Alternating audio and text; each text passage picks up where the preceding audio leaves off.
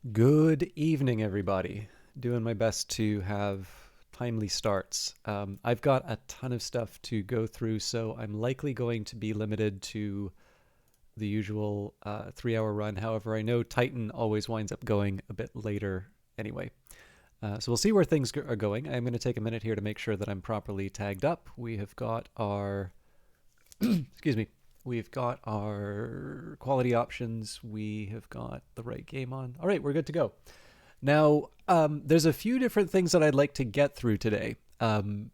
Number one, I'm definitely going to keep the focus on Industries of Titan because the fact of the matter is Phantom Brigade will be out a week from now. And obviously that's another brace yourself game. It's one that I've really been looking forward to. And more importantly, in anticipation of Industries of Titan's 1.0 release, I've been spending a lot more time with it. But there is a time for me to kind of give some of that back and make sure that Phantom Brigade is covered as well. And I actually think to a certain extent people are probably... Obviously, it's not my place to tell you what your interests are, but I get the impression that people have kind of been waiting for me to get back to Phantom Brigade. I'm very much looking forward to doing that. So just to be clear on this, I very much want to come back to Industries of Titan after I'm done some time in Phantom Brigade.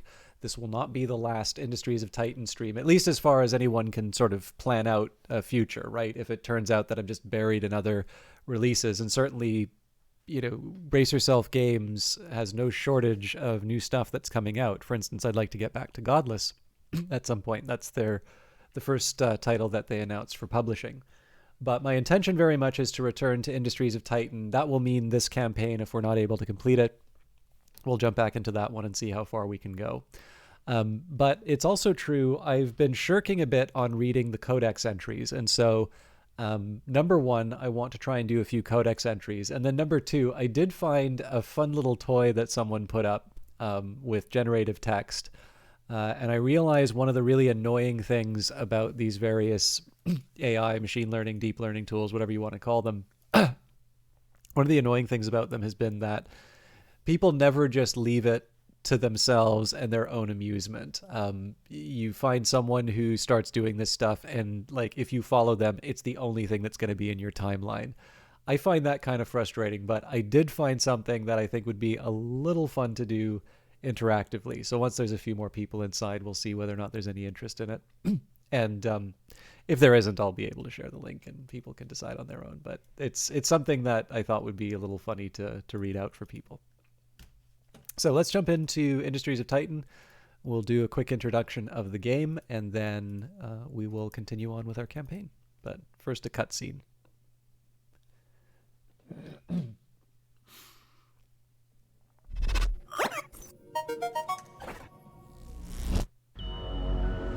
Titan. Everyone comes to Titan with a dream. Our moon is one of limitless wealth. There are ancient riches here for those with the strength to claim them.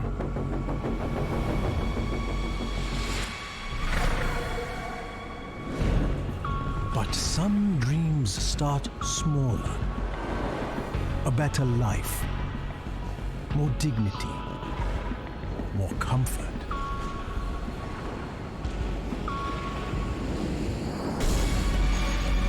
Today, Titan is a place where you can buy those dreams, where anyone can profit.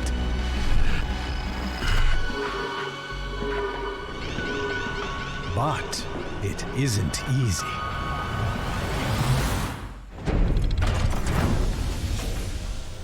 You have to prove yourself here. Those who settle here take that risk. And without their diligent labor, our power grid would fail. Pollution would overwhelm us. And our trade would collapse. It's hard work, but on Titan, hard work isn't enough.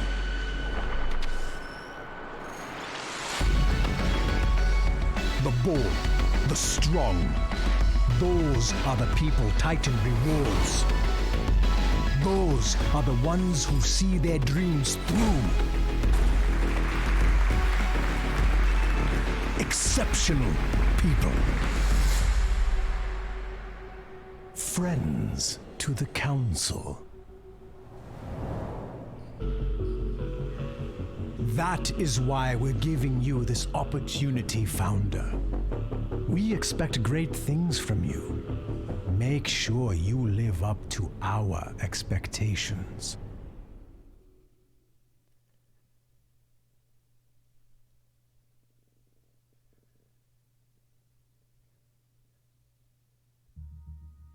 All right, so as promised, I'm going to do some Codex entries, but let's deal with the disclaimers and disclosures at first. So it's no secret I am a huge fan of Brace Yourself games, and this is actually the first game that they gave me a key for promotional purposes. So I've been given a copy of the game in order to stream it. They haven't asked me to say anything about it, and sometimes people do, and you know I like pointing out when people ask me to say that sort of stuff. But in this case here, I am actually quite fond of Industries of Titan, despite, you know, the rather negative reception on release. I've been delighted. For instance, you've noticed that I've hosted Drillion a bit. One thing that's been kind of fun to watch is, I think it's called Dare Drop, but there was this sort of promotional thing that was done where a lot of, it felt like a lot of streamers were trying out the game in order to achieve certain objectives, basically. You know, there'd be things like defeat a rival or whatever. And I was actually really happy to find streams doing that, because as opposed to my actual experience of Industries of Titan lately, which has been to sort of take a look at the Steam page and, you know, be a little upset at what I feel are unfair comments about the game. And I know, you know, some of you got to see in the channel, I try as much as I can to keep the chat open for discussion, but particularly when there is a game that I'm enjoying and someone says on multiple occasions, you know, what they don't like, and it's not really engaging in conversation so much as listing off grievances, or, you know, like, basically once there's no new information being conveyed, and it just winds up being just this repetition of, you know, an opinion, which of course everyone is entitled to, but of course, you know, just like I don't go on repeatedly saying, I don't normally like talking about things I don't like, so I'll just say how much I like Bach, right? Or how much I've been listening to the early music playlist on Apple Music. You know, like, there's a certain point, sure, you'd say that once, okay, yeah, you know what, it is kind of neat to listen to early music. Good choice. I'll check that out myself. Second time, okay, yeah, no, you mentioned that before. Third time, okay, could we move on from this point? Fourth, fifth time, it's like, listen, you know, I'm happy you found something you like, but you're not saying anything new now. And then at that point is sort of, you know, I mean, I suppose if it's positive, it's not as disruptive, but there's just something, I don't know, there's something about coming into a channel and complaining about it that doesn't really sit right with me. It's like there's a Cyberpunk video that I put out, and somebody's like, LOL, imagine buying Cyberpunk. And I'm like, you know, I understand people like to, I kind of understand that people like to still use that game as a byword for failure, but I could definitely do with more failures like Cyberpunk in my life, right? if failing means making your money back on the first day of release, sign me up for more of that. But anyways, I didn't want to focus on the negative, and I did that immediately. So what has been nice is, instead of going to Steam, or instead of, you know, dealing with sort of comments that I'll see inside of my own channel, not frequently, but, you know, it happened, and I know some of you were there for that. I had this delightful experience of seeing people who are not just playing the game, but coming back to the game and really enjoying it. And that's something that I find very heartening, because of course it's the reason why I stream, right? I like being able to share stuff that I enjoy. And, you know, if ever there's something where a consensus view seems to be forming when it's different from mine, it always gives me pause. Like, I do realize I have a tendency for contrarian views, but I definitely do tend to get inside my own head when I seem to be sort of out of step with kind of mainstream views. Not so much that I completely change my views on it, but it's something I definitely think about.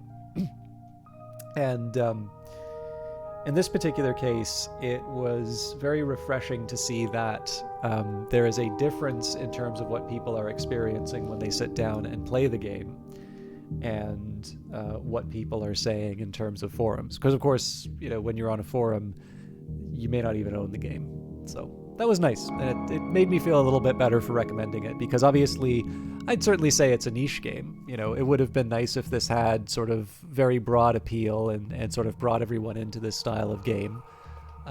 But I definitely feel like there's interesting things happening in here that this doesn't always get the most credit for, and it's been nice to encounter some broadcasters who are celebrating the game for what it is as opposed to discussing what it isn't. So we're going to skip over characters just because out of the time that I have, I'd like to spend it reading things rather than going through audio logs. So we'll maybe that'll be a good way of refreshing us in the Titan world when we take a small hiatus from it. But I will go from reading the buildings. I'm actually going to start from factory down because I'm not 100% sure whether or not I actually went all the way to air purifier or not. So the factory provides ample room for devices, and they can be connected to other factories for additional floor space. Some of the citizens may not like their habitat pods being on the factory floor. Noisy and smelly are major complaints, but many are quite attached to their little pods. Mine. Verum Vect was the first corporation to think about commissioning asteroid mining companies to produce equipment for Titan. When Verum Vect was destroyed by a rival corp, the mining equipment patents were snatched up and are now available to everyone, as long as they can afford to build it. Some environmental extremists might say that the pollution caused is the true crime, but how else is a poor corp meant to enrich itself with resources? Smokestack. The smokestack works to eliminate waste by burning it quickly. While it frees up a lot of storage space and stops your city from getting too grimy, it also releases a lot of toxic chemicals that can be extremely harmful to citizens. This is especially true if you place residential buildings nearby. Air purifier. A fantastic little building that clears some of the pollution out from the surrounding area, but there's a catch. It also removes zethane from the air. It's not that powerful because, hey, if it was that easy to get rid of pollution, Titan's air would be much more breathable already. The industrial fan. The use is simple and obvious. Blow away the toxic air and zethane in another direction. Rumor has it that a Titanian business magnate's rise to the top can be attributed to a single industrial fan at the beginning of his career, which he allegedly used to direct the bad air into the territories of all his competitors, bypassing every known regulation and bylaw on Titan. Business on Titan was smaller back then. Nowadays, that level of passive aggression is at least a multi-fan job. I'm sorry I screwed up the delivery on it, but I actually really like that closing sentence. Storage facility. Shelves upon glorious shelves of minerals and isotopes far as the eye can see. Beautiful, really. They are also rarely checked on by corporate monitors. So many corporations use them to store their more eclectic and possibly illegal items. Roads. Allows vehicles to travel to connected areas of the city. Originally, trucks used the same roads as pedestrians, but accidents stacked up quickly. As it turns out, employees are not the most canny of drivers. Now the roads are sunken and garages are built on the lower floors of the corporations. Accidents decreased by 40% after this move, which is widely regarded as good enough. Transport hub facilities facilitates the construction of roads and the purchase of transport vehicles. If roads are the lifeblood of Titan, then hubs are the arteries that the blood flows from. Energy plants. Energy plants convert fuel from turbines into energy for the grid to use. Somebody just resubbed and then C. McLaugh, been a while since I could catch a stream live. Hope life has been treating you well. Thank you very much for 25 months of subscriptions, and I cannot believe that's a streak. I really appreciate that. So thank you. I've been ridiculously busy. There's a video which I've made some wonderful progress on, but I may be burning the midnight oil to try and deliver as quickly as I can. And then there's a follow-up that I need to do as well. So I'm feeling some pressure there as well as at my workplace. But the workplace, I've just sort of resigned to the fact that I'm being ill-treated and I need to be figuring out my exit strategy. And honestly, the streaming stuff, it's very hard to complain about it. I feel like there have been some opportunities that have opened for me that I'm very grateful for. I wish I had treated them a little bit better because I sort of feel like this wound up being a much busier month than I wanted things to be. But I feel like I'm sort of converging to a close, and more importantly, I'm hoping sort of by the end of this month there's a number of projects, both new and long-standing, that I'm going to be able to put to bed, and that'll give me a little bit of a clean start. It's not exactly the sort of same as a New Year's resolution, but it's about as close as I can get to that. We'll call it spring cleaning, even though it's still winter. So yeah, I wish it was. I mean, there are ways that the workplace could be better, but I also just kind of need to acknowledge that my workplace has made particular decisions in terms of how it wants to operate, and I can raise my fist to the heavens over the unfairness of it all, or I can just acknowledge that it is what it is, and it is better to focus on my stuff and simply keep myself open to new opportunities. So we'll see. Energy plants convert fuel from turbines into energy for the grid to use. The technology for this almost lossless conversion process won awards when first introduced and has since been sold to the other human colonies. Energy Depot. The depot stores excess energy created by energy plants. It's fantastic for saving corporation skins when the rebels have taken out a plant or two. Of course, if one of these gets destroyed in an attack, well, then you're just plain out of luck.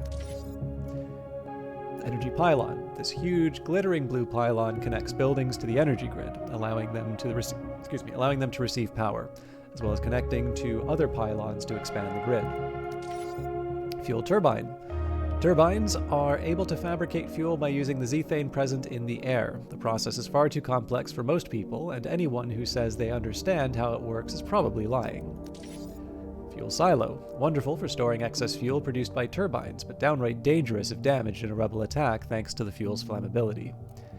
And I was going to focus on fuel buildings, but we'll leave it there, so we actually made it halfway through. Now, I do have a quick question just on that previous topic that I brought up.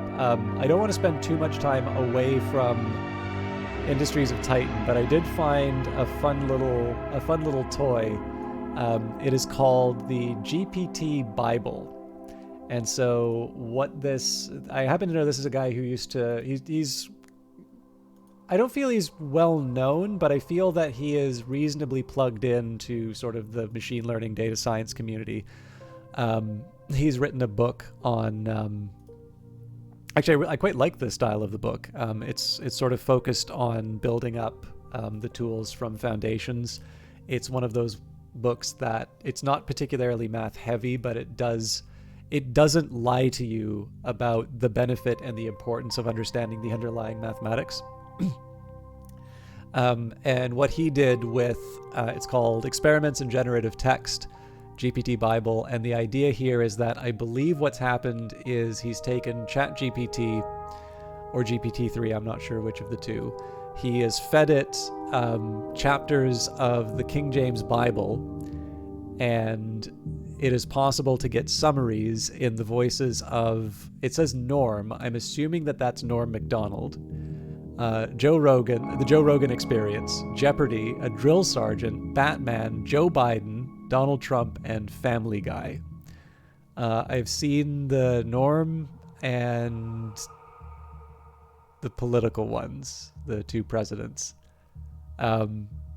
So the chapters are not that long, but I'm curious, because I've been reading the Codex, before I jump into the next one, would anyone like to hear an entry from the GPT Bible? And is there a preference for a character, or is that something that would only be interesting to me and I should leave it aside? Because I am absolutely willing to read a chapter of the GPT Bible to chat before we start each stream until we complete the good book.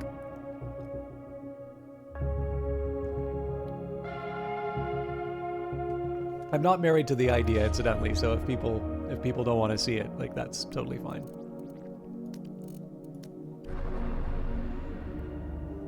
Over the past several thousand years, Titan slowly lost some of its toxic atmosphere to interactions with Saturn's magnetic field. When humans recolonized it, however, they began to rapidly rebuild that smog layer. Go for it? All right. So I think you're the you're the only chatter right now, C. McLaugh. So your options are, if I read the actual King James version, it gives the entire, like, it gives every single verse, so that's too long. But do you have a preference between Norm, the Joe Rogan Experience, Jeopardy, Drill Sergeant, Batman, Joe Biden, Donald Trump, or Family Guy? And if you ask nicely, I'm willing to do more than one so you can get a feel for it. I have some preferences, but I want it to be something that chat will find interesting. We're also going to start with Genesis. So, Batman? Okay. Batman is a two-person job. So, this is the King James Bible as summarized by Batman, Chapter 1. Holy Scripture, Robin. This chapter talks about the beginning of the world. Gosh, it's so amazing that God created the world in 7 days. Oh, please. Sorry, Joker. Oh, please. What kind of silly story is this? Batman. Well, Joker, it says that on the first day, God created the heavens and the earth, and then on the second day, he created the sky and the sea. Catwoman. On the third day, he made the land and vegetation. That's why there are so many pretty flowers in Gotham City. Riddler. And on the fourth day, he made the sun, moon, and stars. Penguin. On the fifth day, he created birds and the fish, and on the sixth, he made animals and man. This one is not nearly as good as the other ones that I read. Robin. And on the seventh day, God rested. Batman. That's right, Robin. It's a great reminder that we all need to take time to rest too. Sorry, that one kind of felt like a bit of a wet squib.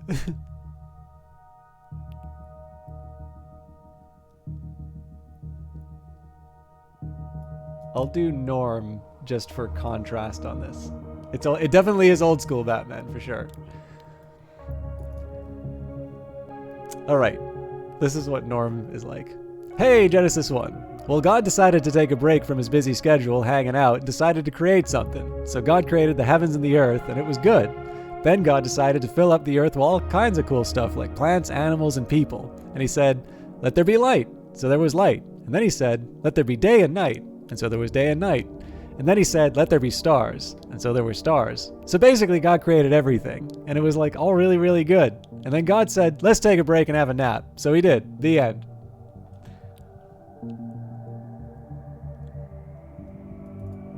There's definitely, it goes through Genesis. There's a couple of good ones in that. And then apparently for the Joe Rogan Experience, they gave a summary on the link where it says, quote, that's insane. What happens after they prophesy? Which I will admit, that podcast is like the opposite of what I'm interested in. With no intended disrespect, I realize that fans of it tend to get a lot of flack for liking it. But I know enough to know it's not my thing. But I will admit, I think that's actually a pretty good little bit of generation out of it. So anyways, for those of you that want to play around with it, I need to figure out the voice that works best. But for those of you that are interested in that tool, that is the GPT Bible. And I apologize, it is not Chat GPT, it is GPT-3. So hopefully you all find that interesting. All right, let's spend some favor. I'm thinking probably lowering the cost of things would be a good idea.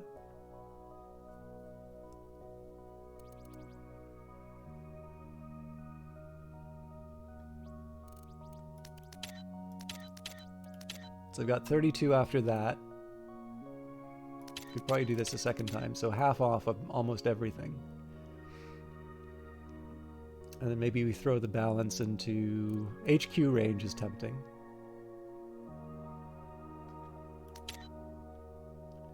So 5 more remaining points. Now the supported employees is sort of tempting here, but I feel like there's something better we can do. Probably influence gain rate would be good. And I think that's it. So the next question is, how do we expand? probably this is my best option because we're going to claim the corporate sector here. The alternative would be...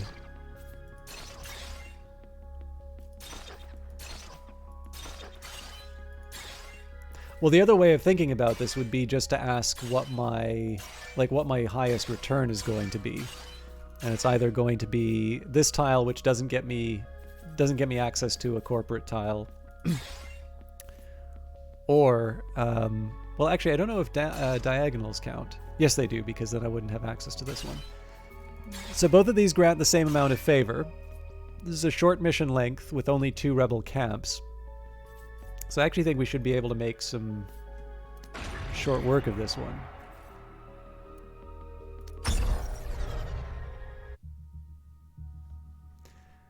Actually, you know what I can do? Next time I do the GPT Bible, maybe I'll just do a random number generator, and we'll do it in a different voice each time. Titan's factions bid for control of incoming migrant vessels. The passengers have no say in where they end up, and some of them have no idea that this will even happen to them.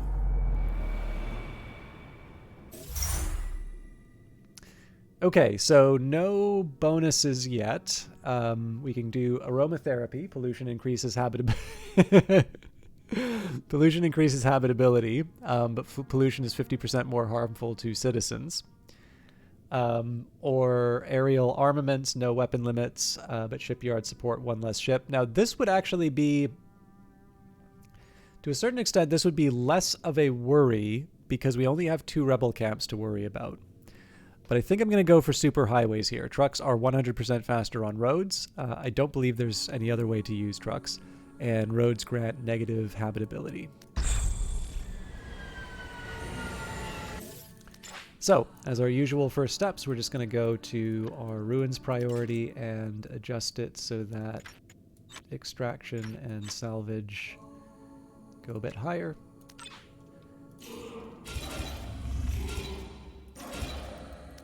Carlos, your manager has been singing your praises, don't you know? I think a glowing performance review is in your near future. I'm well, thank you. I've got a physician's appointment later to talk about fun stuff like cholesterol and blood pressure. You know how it goes. Luckily, I've got some interesting proposals coming down the line, as well as offers and investment opportunities. Yes, I'm in talks, pretty much always. It's good to have your finger on everyone's pulse, especially on Titan. Everything here moves fast, and it gets faster every year. Where does all the time go? Really, though, it's just making calls and checking in with faces you haven't seen since the last fundraiser or stuffy dinner party, you know? Yes, mostly Titan's old guard, the Kirks and the Clarks, Old Man Anshu, some new faces in town too, like that sweet boy Quill. The Garas, well, Kaz Gara mostly, we go way back, but his niece is a real scrapper. It's hard to get a handle on that one. My, so curious, aren't you? Be careful, Carlos, or that thirst for knowledge might land you in hot water one of these days. Come on, I'm just teasing. No need to be so tense. You're young, relax, won't you? You're making this old girl tired just looking at you. It's good to be curious. Keep your eyes and ears on the happenings around you and your mind open to change. It's the mark of a leader. Or a spy. Oh, goodness, didn't I just say to relax? Here, let's get you a cup of tea, hey? I'm liking these new audio logs. So, one challenge we're going to have to deal with, we've got great access to isotopes and minerals. I'm not that worried about access to the resources that I need. Unfortunately, if you take a look at how the wind blows, so all that pollution is going to be wafting over this way, which is going to make it quite difficult for us to... It's going to be quite difficult for us to place residential areas.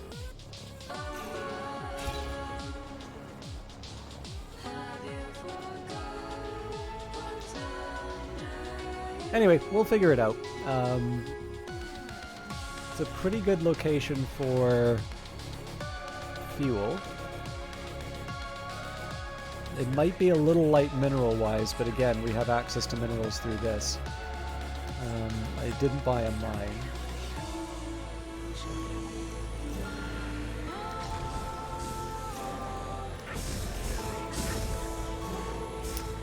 This generates zethane. I think I'm going to extract it. And at this point, I think I am going to grab the minerals and the isotopes.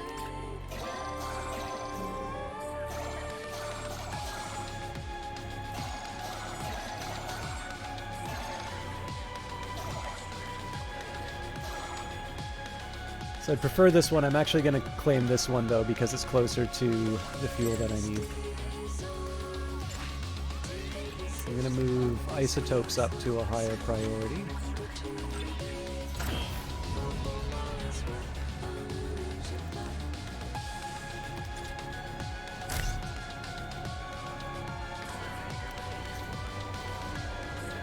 So I'm going to make this one open to everything, but I'm going to start with a dedicated dedicated isotope storage container right off the bat.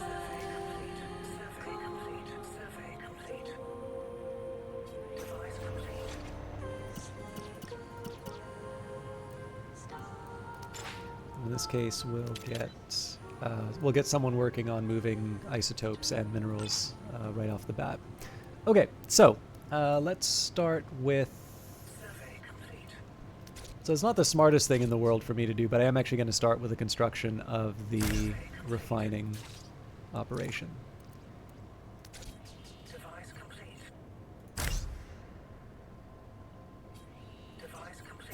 What am I thinking?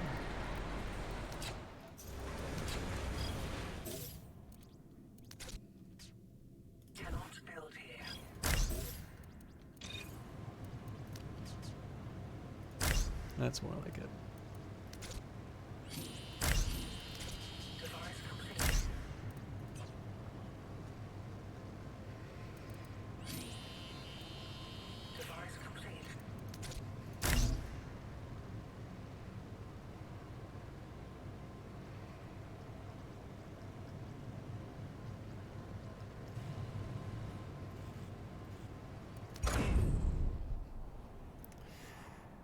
Okay, next priority is going to be to grab whatever resources I can off the ground. So there'll be some other priorities that we sort out, but right now, especially because it doesn't cost me a lot to claim ruins, I want to be claiming the ones that will get me minerals and isotopes off the ground. There's 2 more.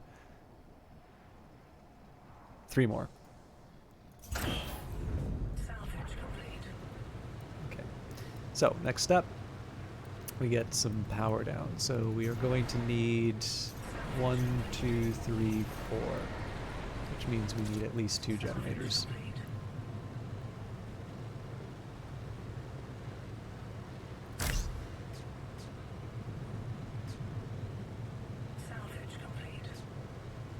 I'm not quite sure what I was thinking there, but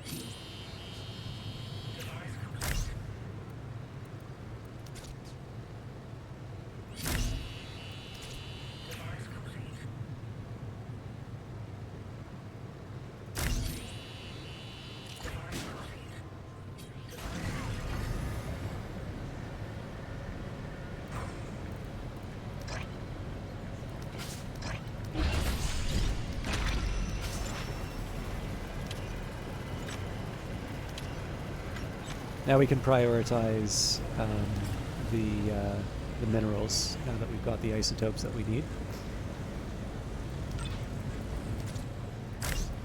And let's take a look at what tech we can research. Now we know that we don't need, we're not going to use the artifacts for employees. We've got 20 of them. We've got exactly what we need right now. So research efficiency is not a bad way to start. I also don't mind reducing the waste generation, but I prefer employee speed, so we'll start with that. Okay, back to claiming things.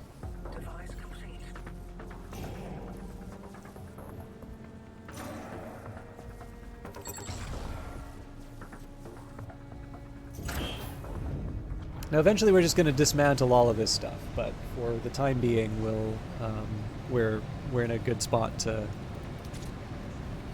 Oh, now that's a shame. I should have been a little more thoughtful about that.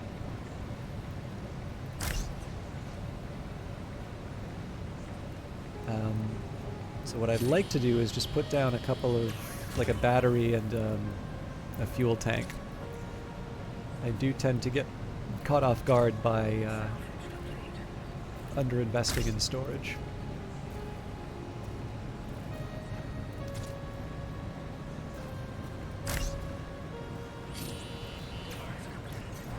And it sure would be nice if I... Alright, unfortunately I have to discard an isotope. That's because I made an input but no output. That's entirely on me.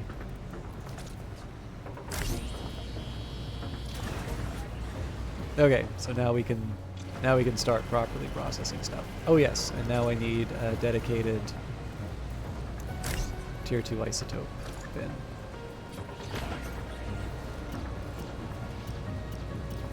That's probably not going to be used for tier 2 isotopes. Okay, so now we're going to start thinking about where do my factories go? Where do I you know, where am I going to put sort of the living quarters? How do I balance that off with energy needs? So I think off the top of my head, maybe we do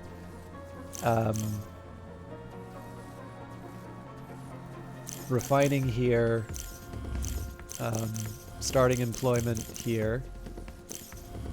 That gives me 2 for I don't know yet. Gun here, leave this open for the roadway. Okay, yeah, that gives me something to work with. Oh, that's upsetting. Yeah, that got filled entirely with minerals.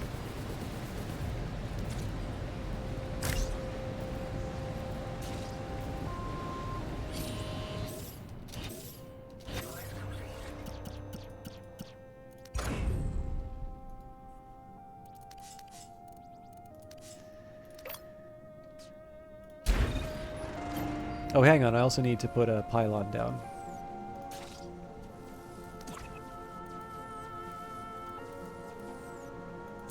And we also need something for waste.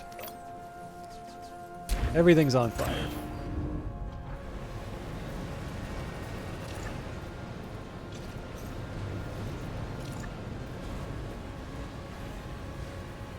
So I'm going to try and play chicken with the...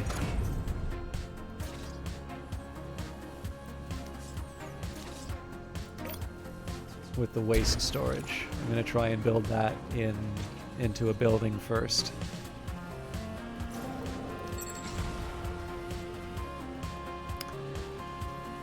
Okay. So the next stage that we want to focus on is... I've kind of got the raw materials that I'm going to use to sort of refine and build up my industry. So the next step is going to be turning that into... Oh, hang on, I gotta think about this for a second. No, I think we can still pull this off.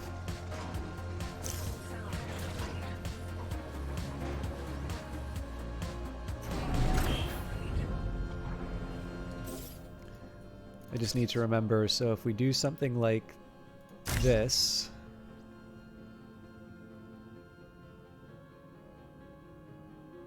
Yeah, it's 3 in the middle there. Okay.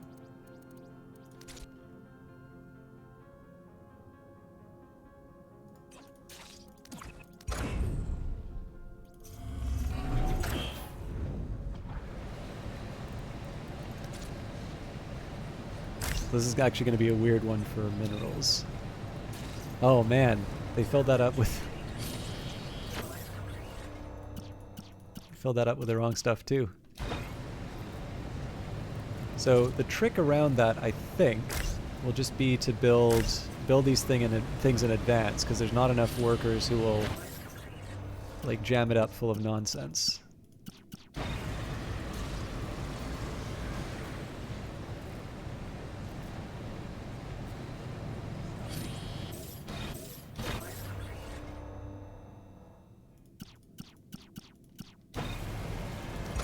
Because right now the lack of tier 2 minerals is going to become a bit of a liability. I think this is my only option here. Okay, so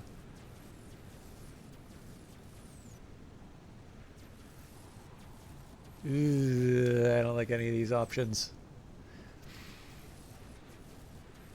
Well, I'm gonna turn it into something huge anyway, so.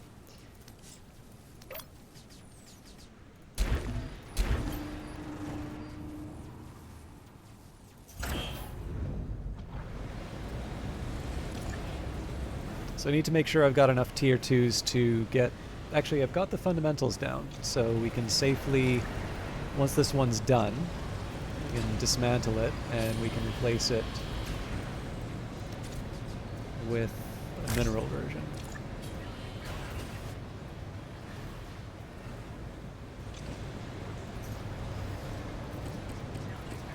Okay, so we'll open that up to everything now.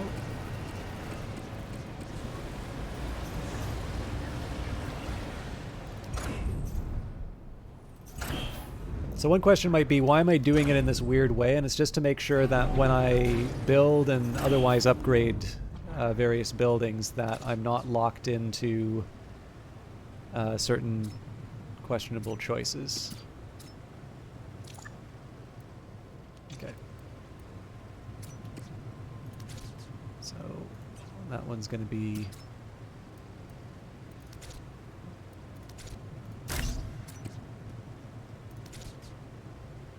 Ah.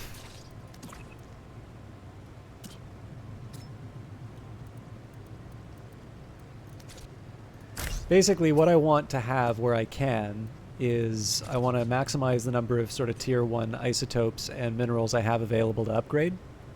That does mean things get built a little bit slower than they otherwise would, but it does mean that when the time comes to... Like when I wind up in resource shortfalls, which definitely is something that can happen to me, I'm in a better position to sort of how do I put it? Like, essentially, I just build up my industry as opposed to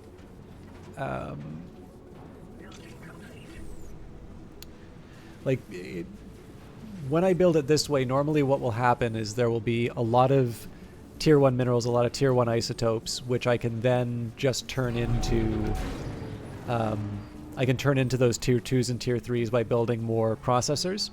And the alternative would be, let's say that I built this factory out of tier 1s. That's 2 for the first one, 2 for the second one, and then 2 to connect them. So that's a total of 6. If I didn't build them out of tier 2s, effectively what I use are 3, so I've effectively doubled the number of isotopes I have available for later construction.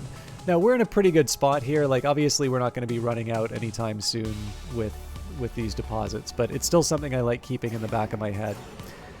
Now, pretty tempting options here, but I think we'll use these for their tier 2s and tier 3s because I am about to build my manufacturing center.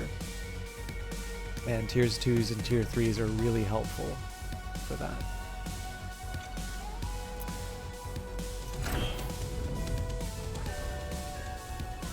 So we're going to build this sort of in the reverse direction, but it still works. So as always, we start with the mineral version.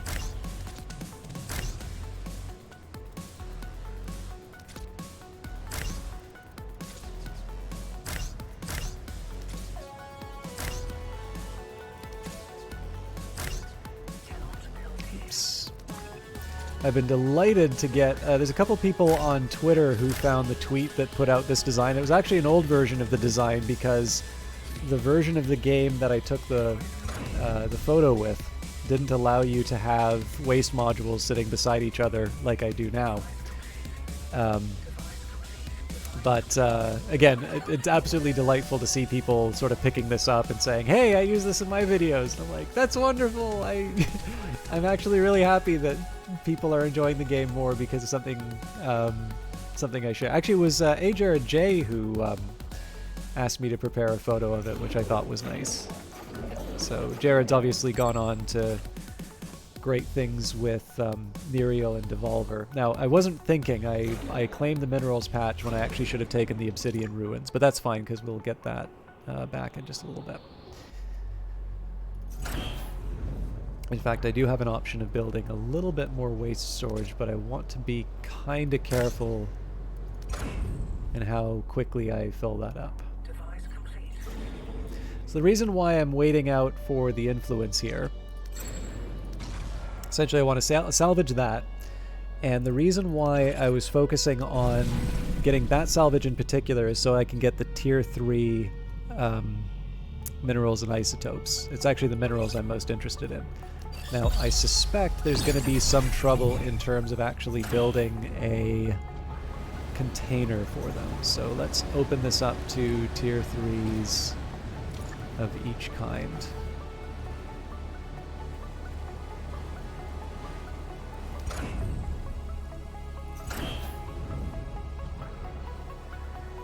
Then I suppose the other option I have right now is I can get my isotope line ready to go, although I'm probably not going to turn it on for a while.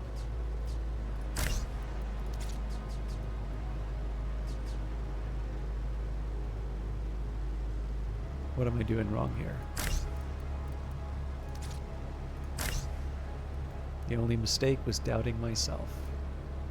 Actually, before I go too far on that line, I do actually need to finish the full setup.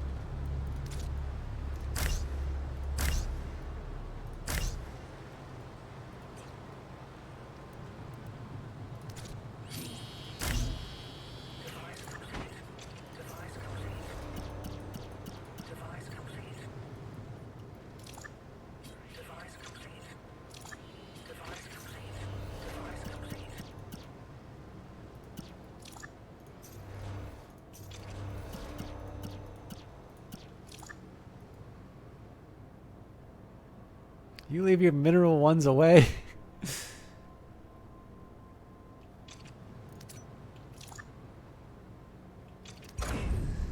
So what's the story on this? It's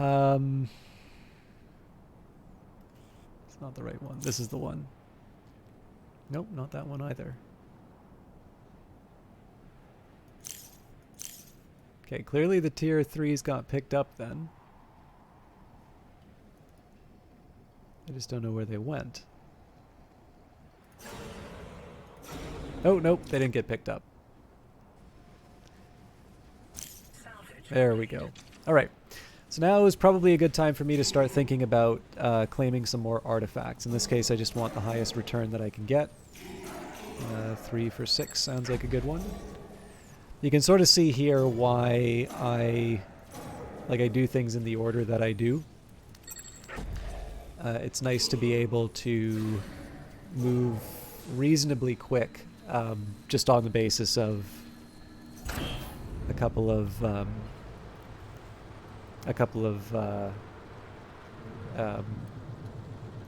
like early, just like a couple of early investments, right? Like lots of employees and lots of actually,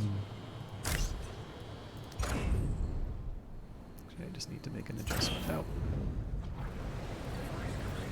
So we'll start by turning off the input module, then we can dismantle it.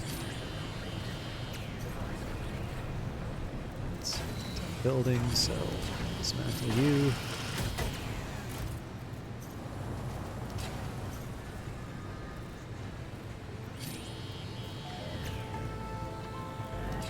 So this frees up a bunch of space for us for future storage.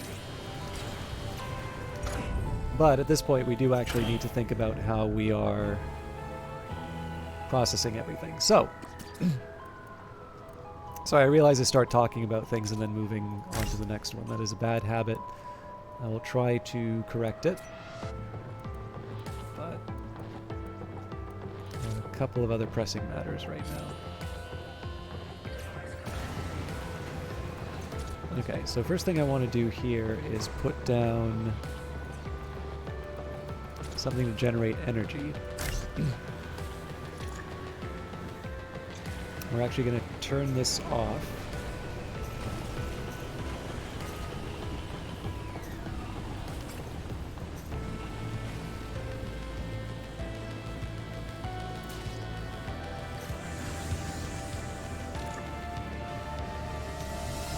Okay, so we're going to get the tier 3s that we can out of this while we've got some fuel reserves.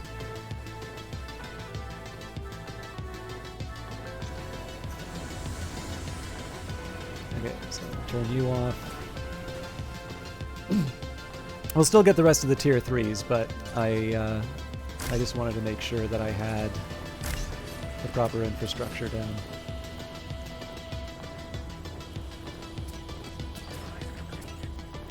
Okay. One for you. One for you. Paz, I'm sorry, I can't approve this time off request. We're shipping 5 recruitment ads this week. I need you here in the office. If you really want to be at the funeral that badly, we can get you there with a telepresence drone.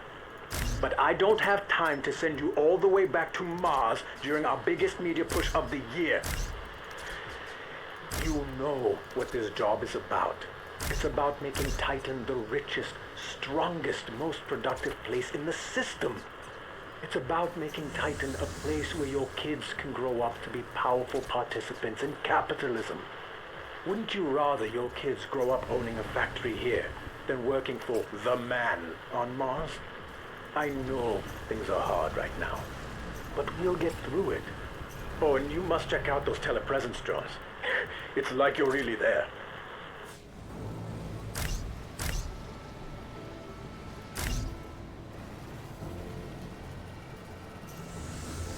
So we'll turn that off to conserve the fuel. Actually, I'm going to turn off the mineral input module temporarily because we clearly need some tier 2s before anything else.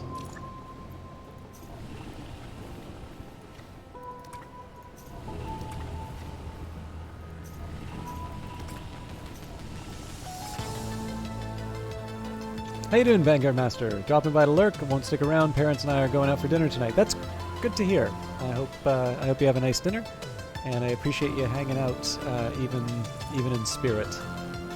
All right, I was a dummy and didn't turn on the mineral input module, so we'll start getting some tier 2s in a little bit. And of course, we will also have a bunch of influence to work with.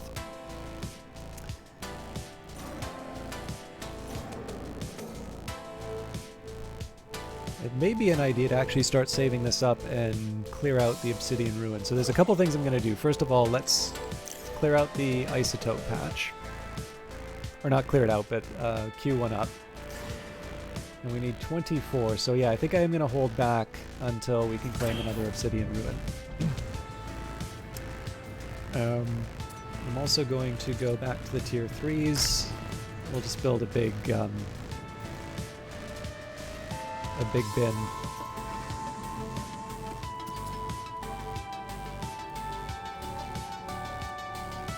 This thing's currently generating 3, so what I'll do is put one in here.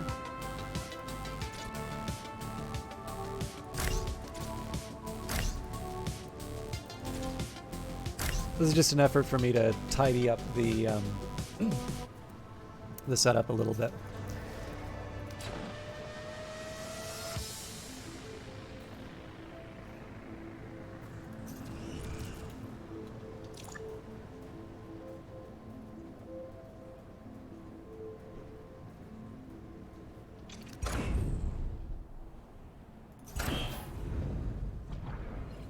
Wrong one.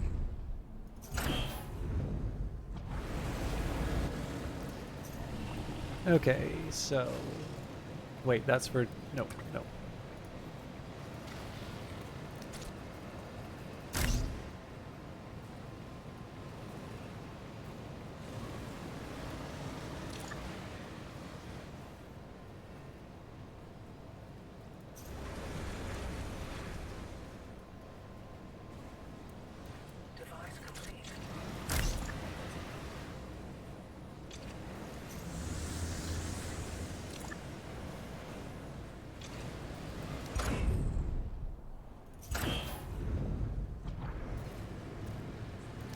Was unexpected. Device complete.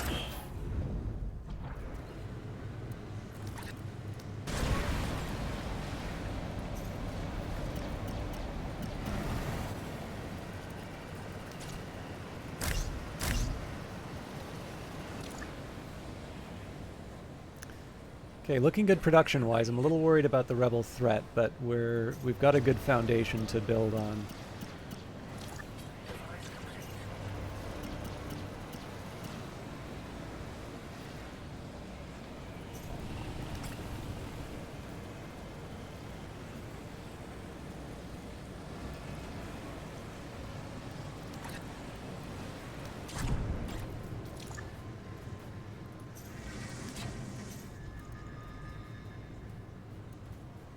I can't quite get rid of this relay yet because we still need to be able to connect this grid. Oh, I see why this other stuff's not getting cleaned up. We don't have the room for it. So, waste receptacles down. And my next focuses need to be on a smokestack and a sort of a work from home setup. Sooner rather than later, ideally.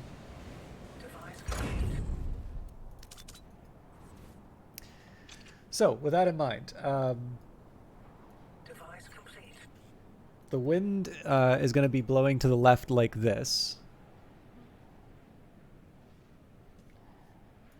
This is always a danger, but I'm going to upgrade. So I have a belief that when you upgrade buildings, that actually will provoke the rebels a lot more than just building new buildings. Now the exception to this is headquarters, because of course I want to expand the range as quickly as possible. But for the most part, I want to stop upgrading buildings when I can. I am also going to upgrade the energy pylon just because I know I'm not going to have the coverage that I need.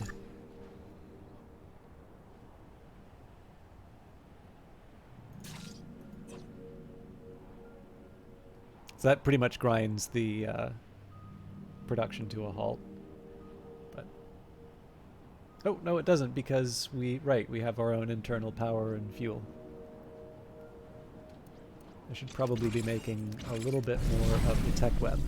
On a totally unrelated note to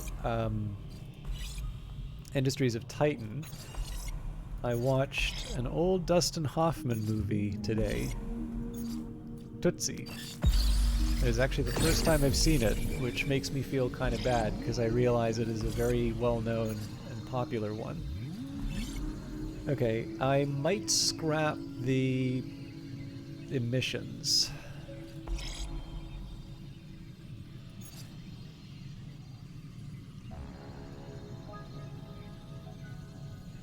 No, actually, I think it still makes sense to have emissions. So, construction time I'm going to dismantle, though.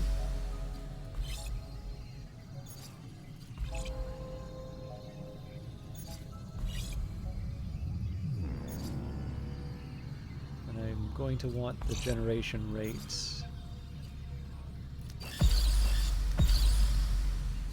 I'm going to need to learn to prioritize these, but I think this should turn out. Okay, let's get the work from home set up. At least the basics down. So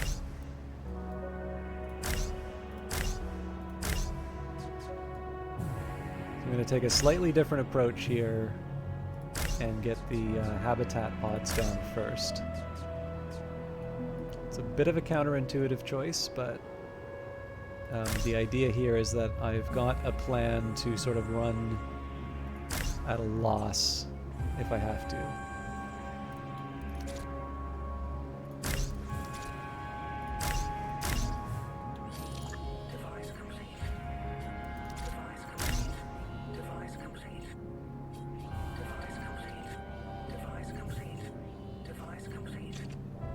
That one's got to get shut off temporarily.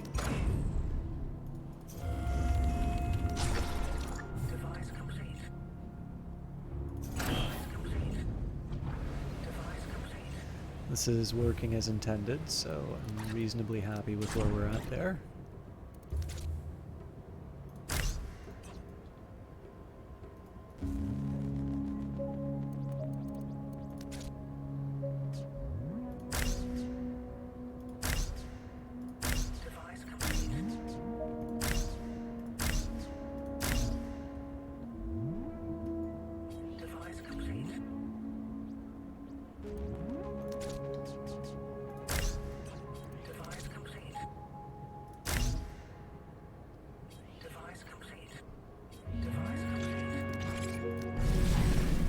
Okay, for tech.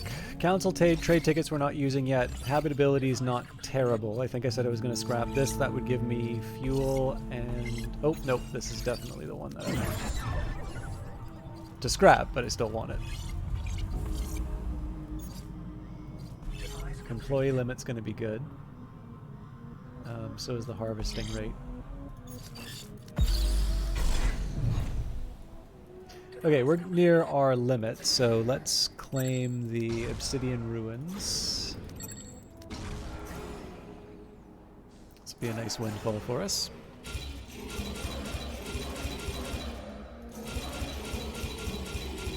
This is tier 3 now, right? Yeah. So 66 threat, that's not terrible. Clearly we're able to get our mining sorted out. Well, clearly. Maybe not the mineral node. Also getting a truck to it's going to be a bit of a pain. Which is kind of important.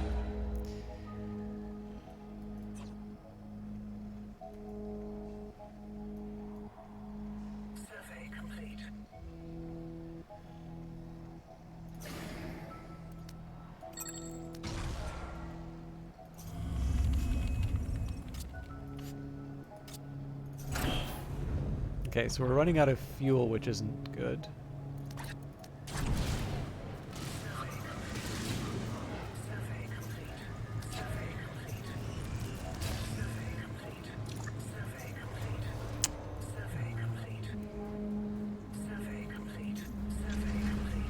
It's all tier 1s.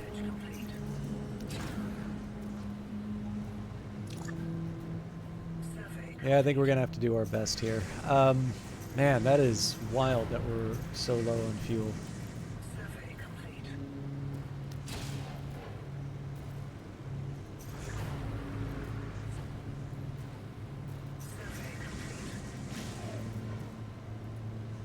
Okay, well, look. I wish it were otherwise, but clearly we can't sustain this kind of power.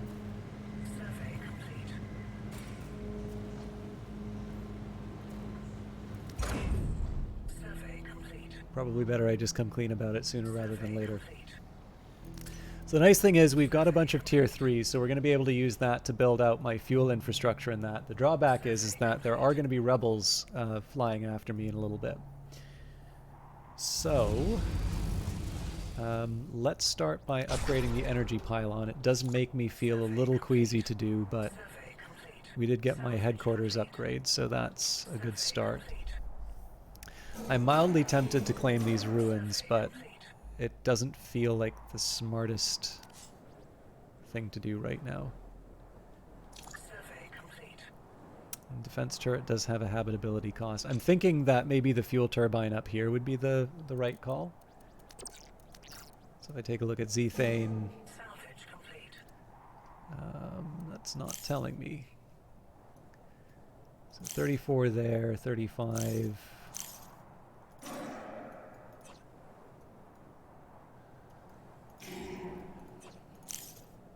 Yeah, I don't know. Feels like this is not a bad spot to do it.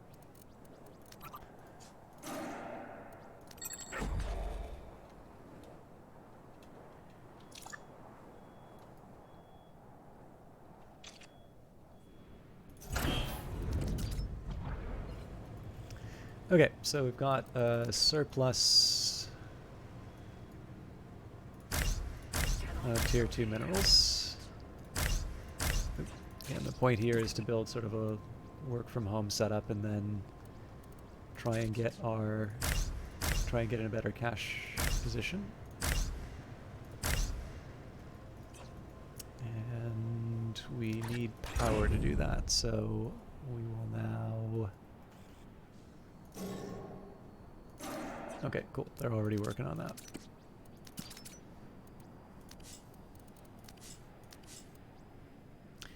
Interestingly enough, we still don't have enough tier 3 minerals. I wasn't expecting that. Okay, fuel turbine's the higher priority for sure. not with tier 1s.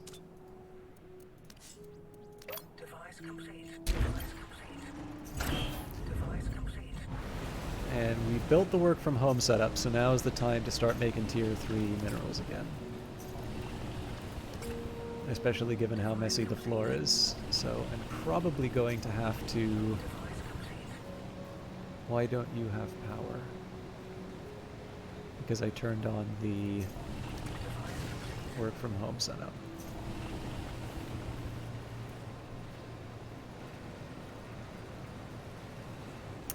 Find one other thing to kill power for. I guess it has to be the employee module. A shame, but... Okay. So I'm in a little bit of trouble here.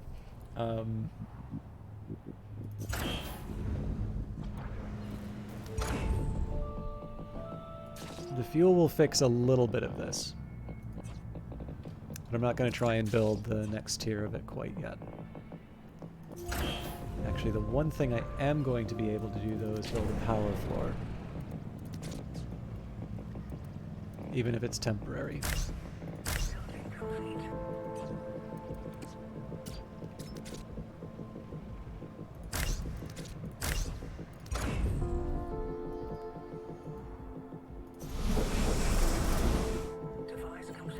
So I think probably the turret's the next thing I need to focus on, given where the threat level is.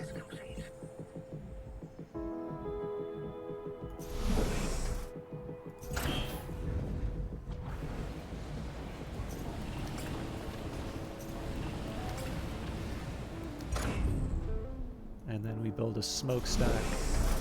So I guess the problem with building the smokestack at this point would be this is the sort of thing that the rebels would be able to really hurt.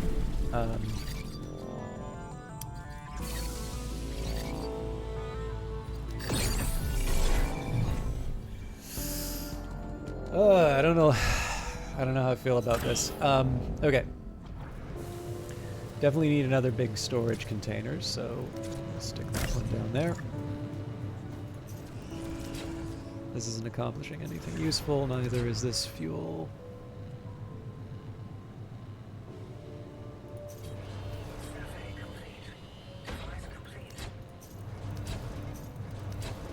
I'm gonna feel bad doing this, but...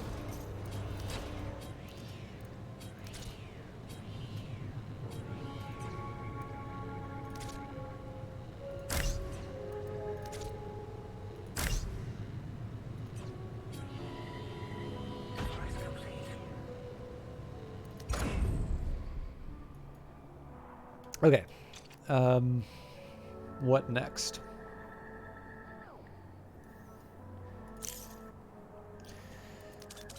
Clearly we need the turret before I do anything else, but the...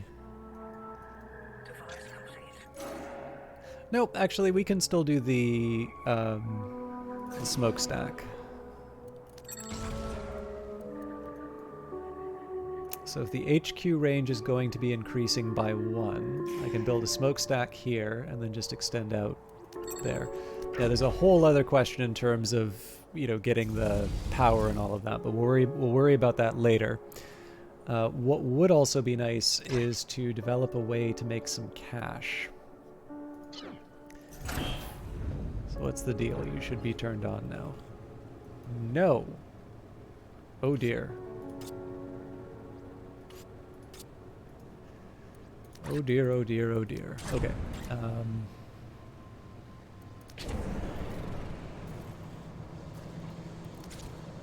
This is gonna put us back a bit.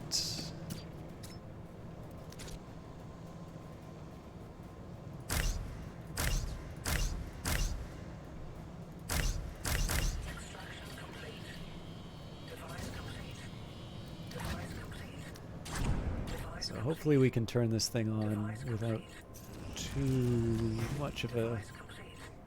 Well, we're balancing it out. Okay.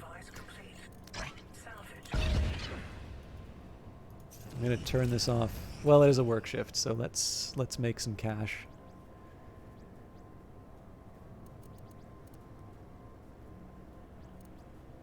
There's no way we're gonna pay the workers, so We'll just turn it off and earn a little something. Okay, let's clear out the obsidian ruins.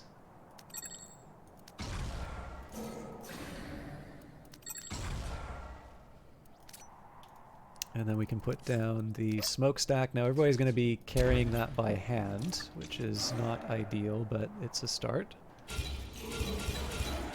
It's nice and far away from my residential. Hey, we found the first rebel camp.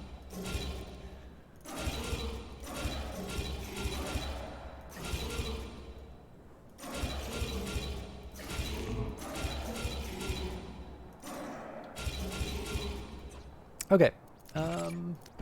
It could be worse. Again, the threat level's the big worry right now. Yes, we want that noticing rate. Actually, there's also something I can do to give myself a little bit of an edge on the net worth. So I do want the command center range, but I can scrap that. And I definitely want this tech.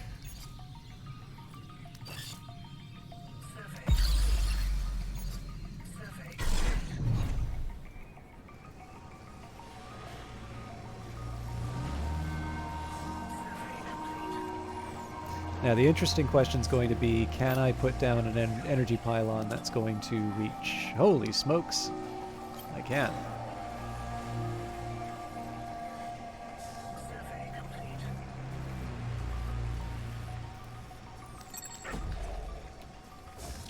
Now the trick here is I'm still going to need the cash to be able to burrow everything if I'm worried about the rebels, but that's a tomorrow me problem.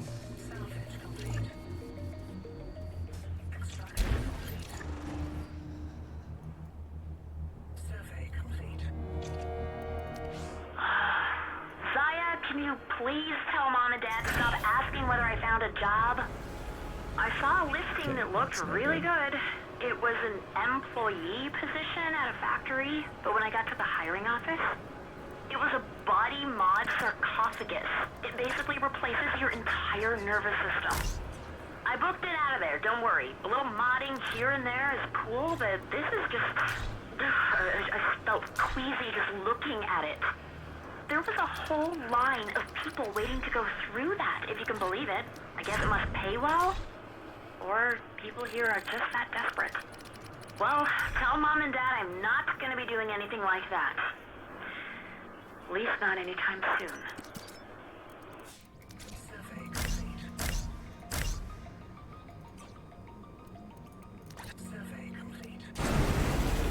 Okay, I think we can afford to turn on the... We can afford to turn on the bridge now. So that's a big hit to our power. Oh, actually, we're going to have to turn that off again to make the smokestack work. Well, sort of.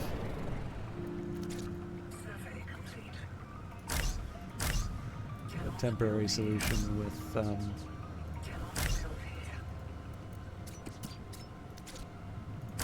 Again, nice of me to assume that I'm just going to be able to build a... defensive structure on short notice.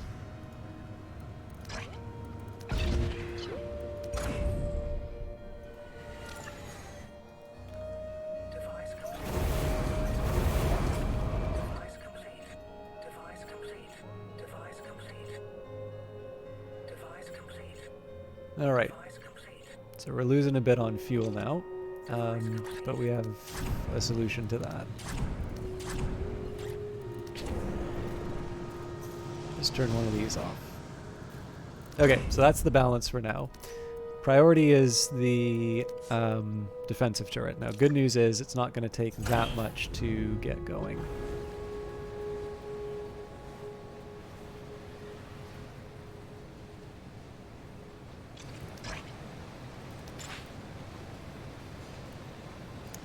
We have to move cleanup as a higher priority, even above processing right now. Oops. And is there any way that I can clear out some of my other improvements? Let's slow down the isotope refining.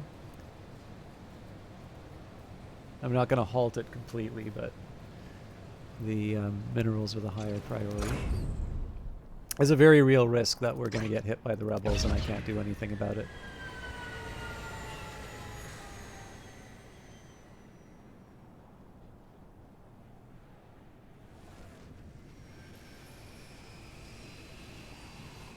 So, what's a sneaky way I can get out of this? Oh, I know.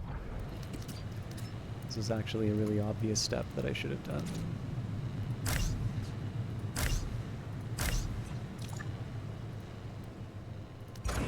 That seems like a little, but the payoff will be clear in a little bit.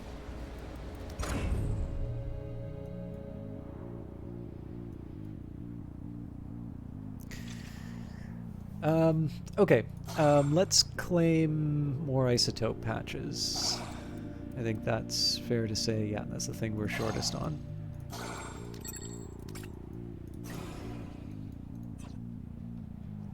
Also just trying to knock the number back on the rebel threat meter. Whether I'm succeeding is another question.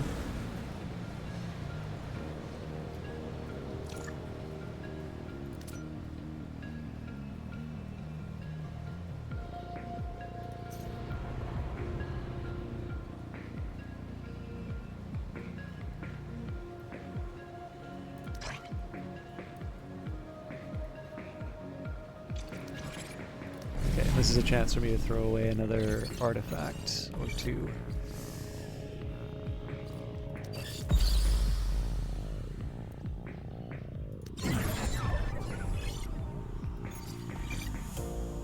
Ooh, killing the employee salary will be a good one too. So that's cleared out as much in terms of artifacts as I can manage right now. We should be able to clean up some factory floor space. Nexus General, how you doing? Does that say raid? If it's a raid, thank you very much. I'm sorry I didn't see the notification. Okay, just need a couple more of those and we've got our turret.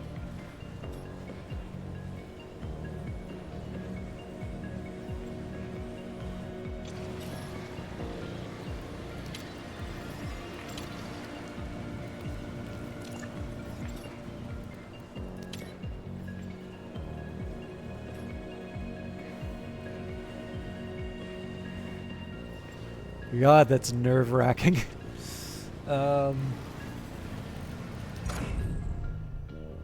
There's got to be something that I can throw into. Of course.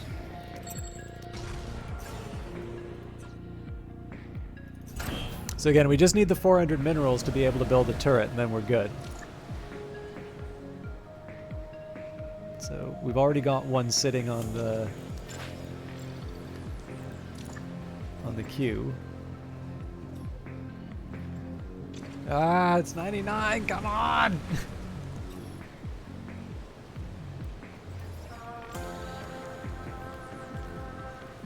Okay, we're at 375, so we basically just need to move this thing off of the factory line, and we're good.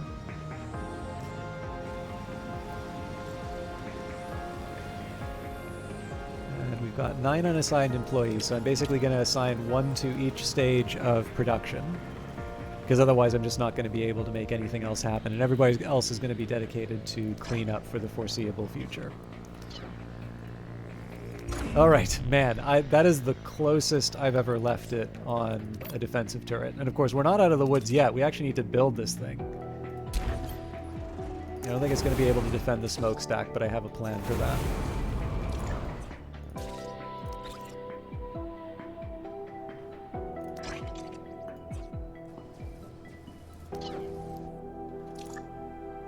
As you can see, the big dip in our minerals has given us a bit of a break on the threat level.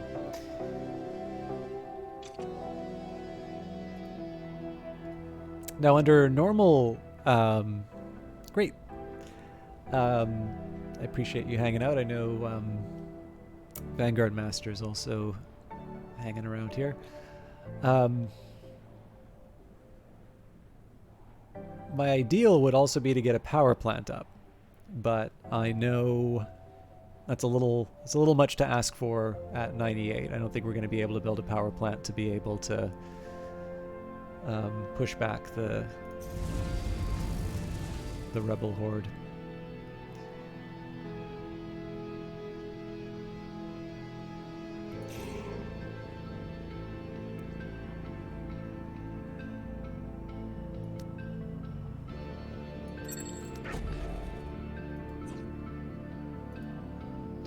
In fact, this turret may not be ready to go in time.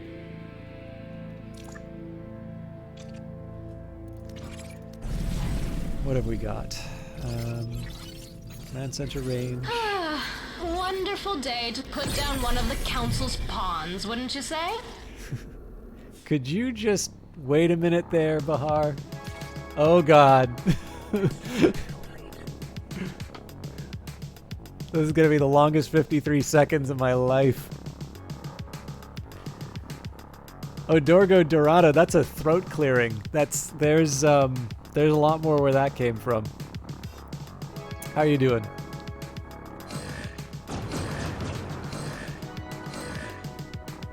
I am glad we did not have the cheap construction materials item. So, in the worst case scenario, we'll assign someone to repair. I just need to buy up credits in that case, but for now, we're just going to enjoy the music.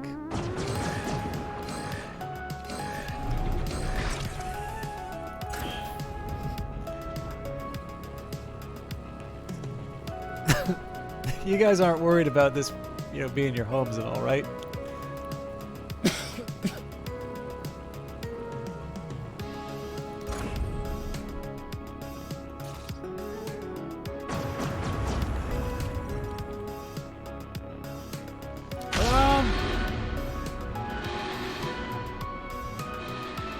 So if I have to, I'll turn off work-life balance, but there we go.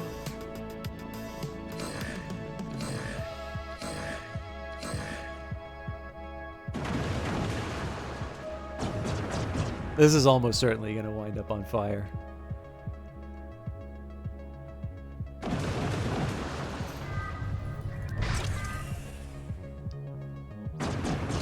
So we're actually generating a surplus right now. That's good.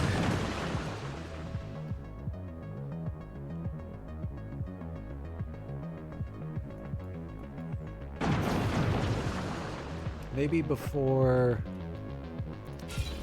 I am tempted to start claiming these ruins, but we've got 100 for our cap.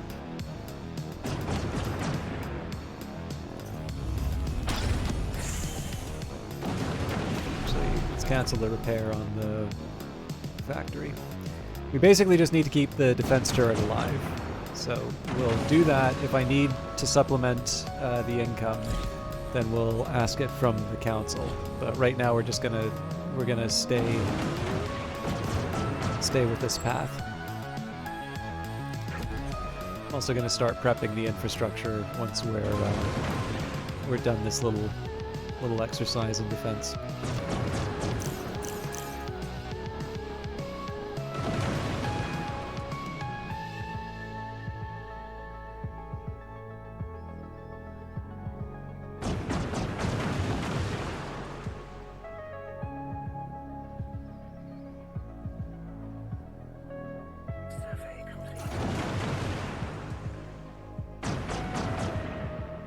I wasn't going to pick this, but I think I might after all.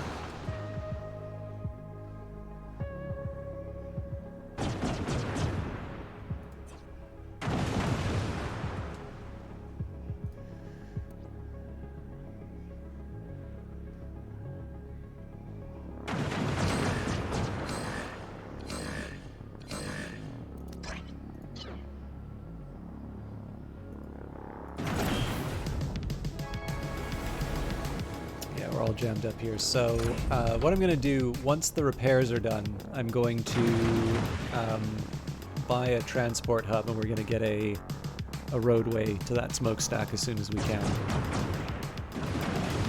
That's also going to require more power, but that's a secondary consideration.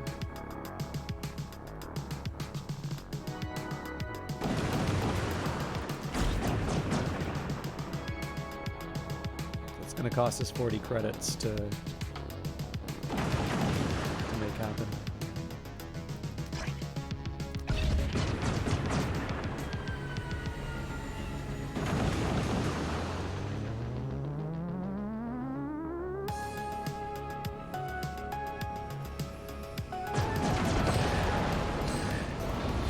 Hallelujah. And here I thought you were just a simpering council sycophant.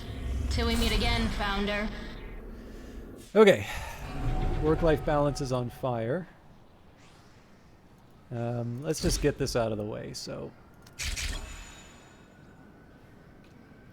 Sorry, I need to be a little more thoughtful about how I do that. Just as long as it's not the end of the day, we'll be fine.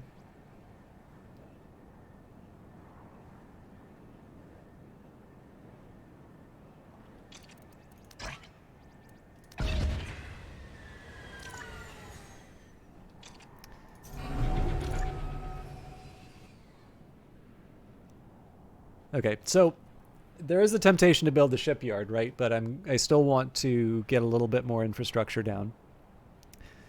What I'm really waiting for is the 1,000 credits to pick up the transport hub. Now we're still going to be short the energy for it, but in theory,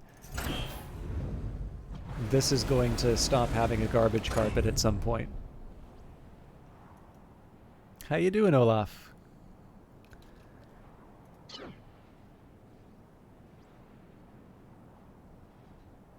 Okay, so play the waiting game.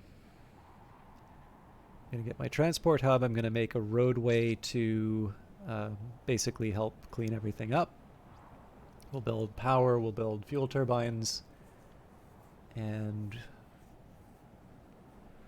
then we can think about a shipyard.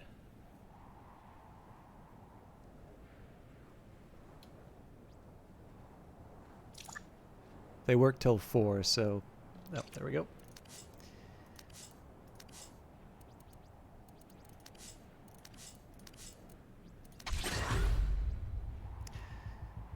So I don't think there's a lot that I'm going to be able to do here, because it's going to take me a while to build the transport hub, and we still need the minerals for it. I think I'm just going to accept that there's, you know, about an hour and a half of wages that are going to go towards my workers when instead they should be spent on new trucks. I guess it's 250 for a truck, so.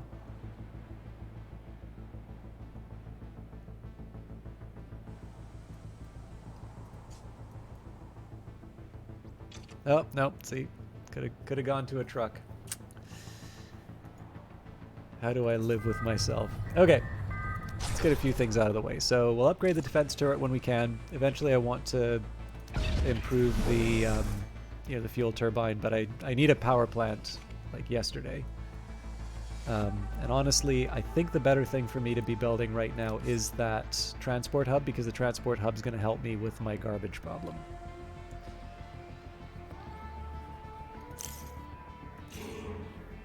So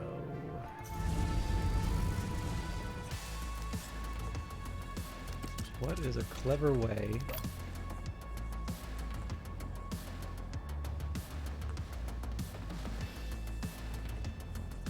that doesn't work?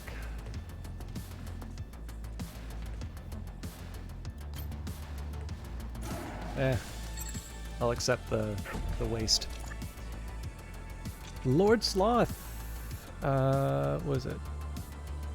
Your career consisted of nothing but lobotomy. Sorry, I thought you were a very strange bot for a second. Oh, thank you. I just saw your Dorgo Dorado. I just saw your comment on what I'm assuming is the work from home factory. So yeah, if your career consisted of nothing but either lobotomies or watching YouTube ads, but without the YouTube for an 8-hour shift, you'd be this is fine about being on fire too. That is a very fair point.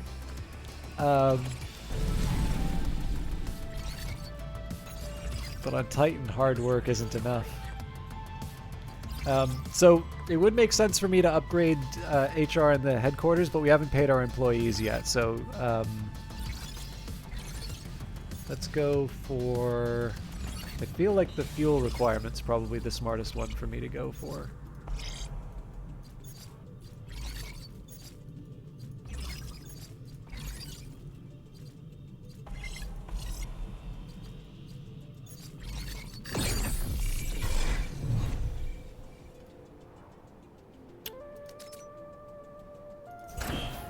Unfortunately, we are still waiting on these guys to fix the waste problem. However, that is something that I can help out with.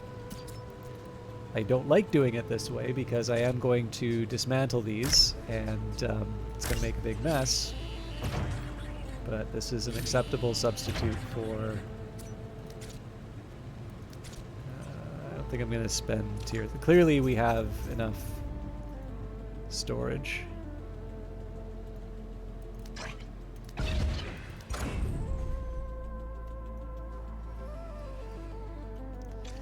Okay, while we're waiting, I'll upgrade the defensive turret. Now again, I have a hypothesis here that if you upgrade your buildings, that will accelerate the rebel threat level faster. I will confess, I don't actually see it in the net worth summary at the end, so I'm not 100% sure how that translates. But it definitely seems to have been consistent that when I aggressively upgrade my buildings, even if I'm not generating more isotopes, it does feel like the rebels become more aggressive. Now, the nice thing here, right, is it is a tier 3 defense turret. It covers most but not all of my infrastructure, so this is money well spent. But it is something I want to be aware of, particularly if I don't think I'm going to have the...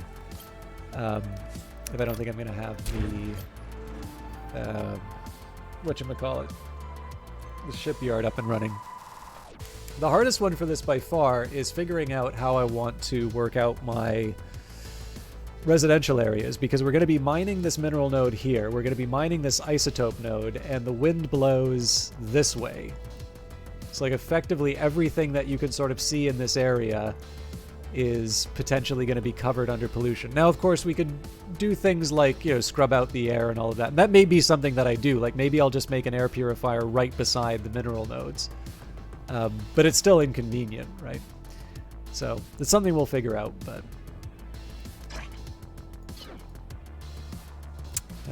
where are we at?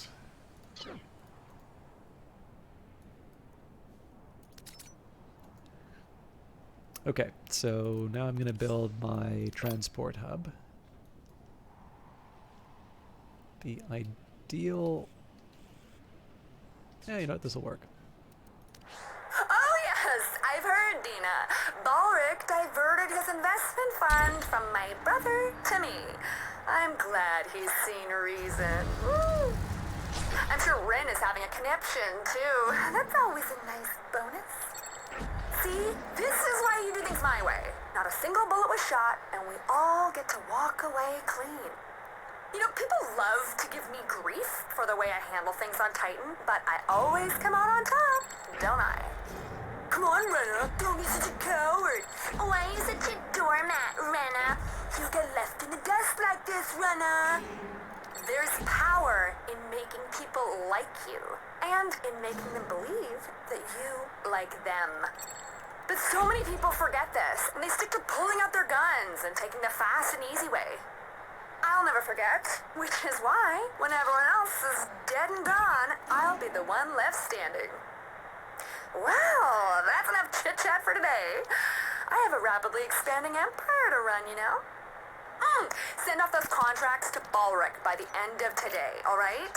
I'm counting on you. Bye-bye. I really like these new logs.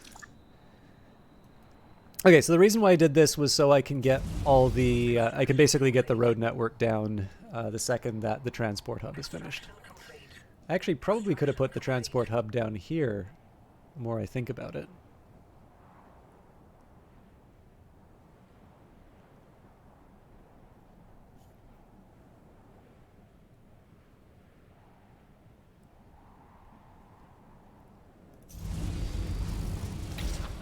there's a way I'll make this work for me though.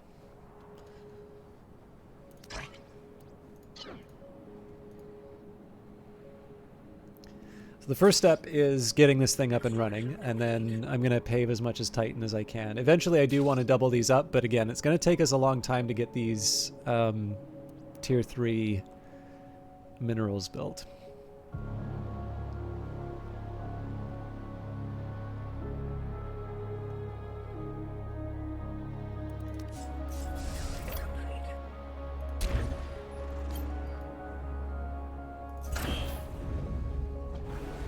I'm just trying to think if there's a faster way that I can try and clear. Well, there is. I need money for it, though.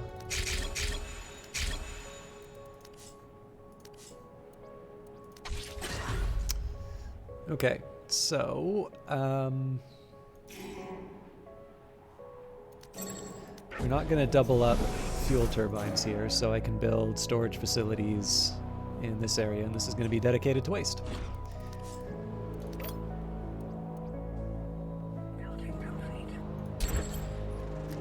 That way we don't need to worry about storing it in headquarters.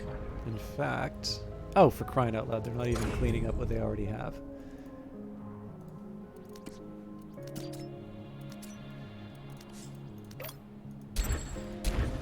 So getting it to the storage facility is priority number 1. Even if we just have to walk it to the smokestack here, that's a significant improvement over what we already have.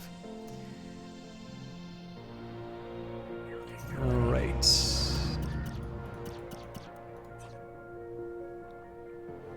Now we've already got the majority of our people working on cleanup, so I don't need to worry too much about clearing that out. I do need to turn on another...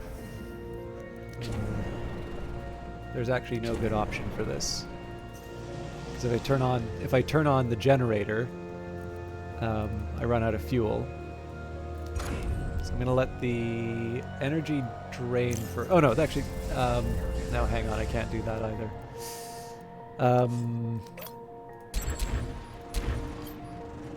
I am going to pray.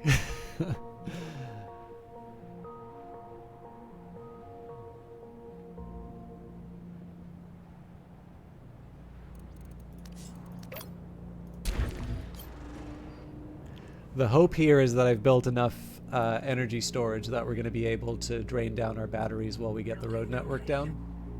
Once we do that, we should see people transporting things into the storage facility. We're going to have a surplus, so I can buy one more truck.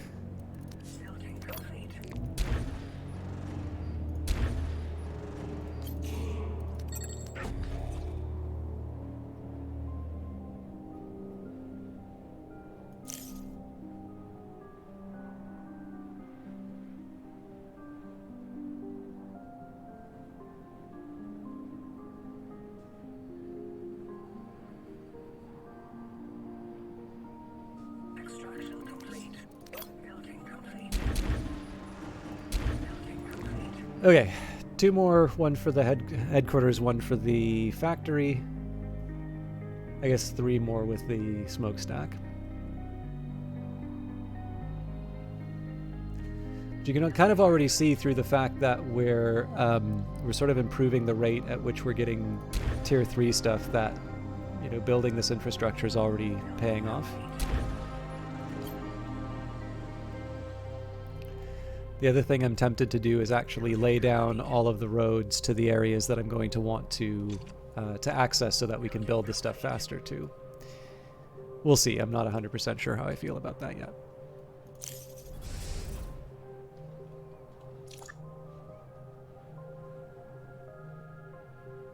Actually, you know what? A storage facility would make a lot of sense here too.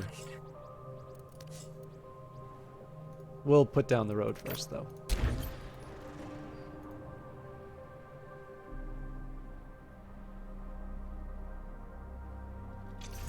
So with that in mind, let's clear out these waste receptacles. It's going to make a mess, but that's fine. It's kind of what we signed up for. Next up, I will wait to put down a storage facility here. That's going to be a general purpose one. Now, my ideal road network surround this for sure. I want to build power at some point. I actually want to build a mine, but let's worry about the power first. So power can go here, possibly also over the minerals patch. I actually prefer the idea of clearing out the minerals patch, so we'll start with that. We're losing citizens, or am I gonna still... I'm worried we're not gonna pay our employees.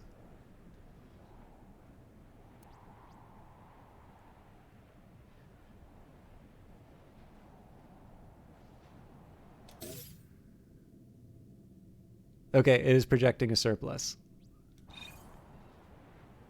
No! Damn it. Apparently we were a couple of coins off. Okay, so that's another day where I'm not going to be able to get more employees. I may want to just upgrade the limit anyway.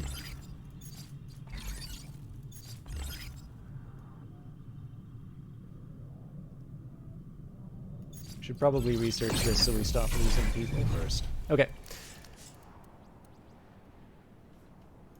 And we're out of isotopes.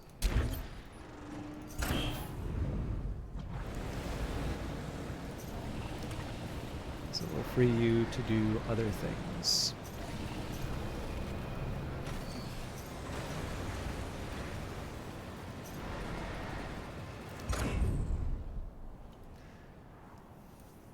Wow, we're short employees now. Okay.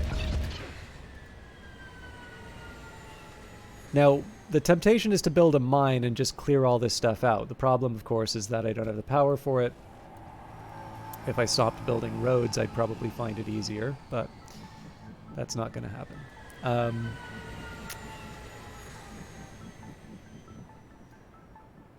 So honestly, the fastest way for me to get some isotopes would just be to clear all this stuff out. Now, let's at least get one sort of mining operation going. Otherwise, we're never going to be finished with these. Now, I'm not too worried about my overall... resource levels, just because we still have obsidian ruins ahead of us, and we've built a nice big... reserve. I think the time has come, though, for me to build a power plant, though.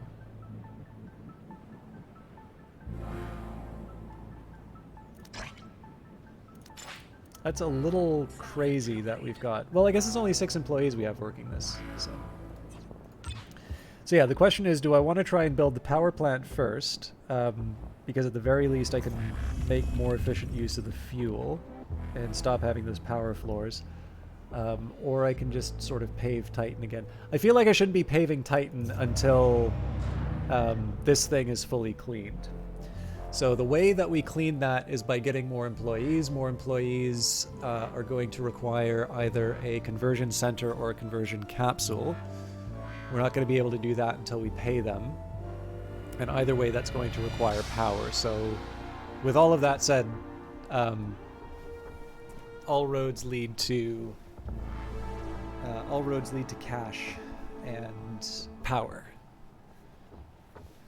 So we're just going to sit, wait it out. We're at 39% on the threat level. The bigger worry here would be the cost of burrowing.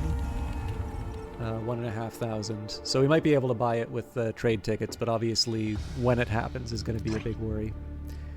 And if I wanted, I can actually build another work from home setup. But again, there's a reason why everybody's dying right now. So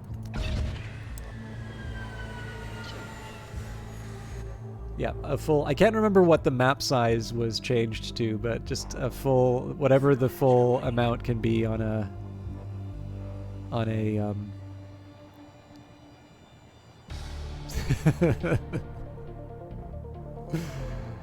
don't know how many of you know Outworld, but Outworld put out a tweet. So Outworld, for those of you who don't know him, has a couple of world records in Mortal Kombat. He's an Australian streamer. Never had the pleasure of meeting him, but I've known him on Twitch for a really long time. And he took what I'm assuming is the first Mortal Kombat movie. Everybody definitely looks like they're in an old movie. And it says, can we all just agree that Mortal Kombat, or hashtag Mortal Kombat, is the greatest video game movie of all time? To which I respond correctly, not Blade Runner. My favorite about Outworld is that he is willing to put up with my nonsense, but he said, I refuse to like this reply, so I was able to get the intended response. And isn't that the true meaning of Christmas? I'm sorry that I gave you the live reading of my tweets. I realized that if you were interested, you would probably already be following me, but then I did just read you the GPT-3 Bible, so I'm sure those of you who are tired of this nonsense have probably already gone somewhere else at this point.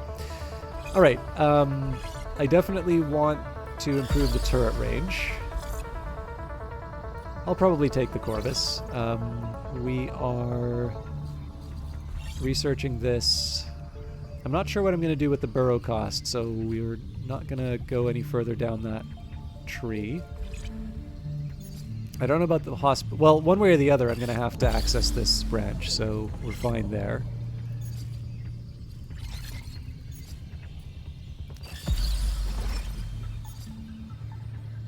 So that's everything I can spend on artifacts right now. And we really just need one more tier 3 and we can start building that power plant.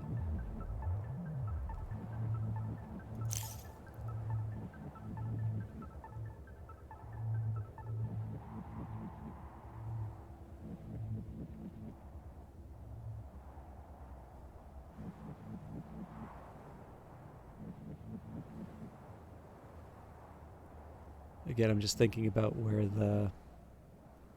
the roadways and the mines are going to go.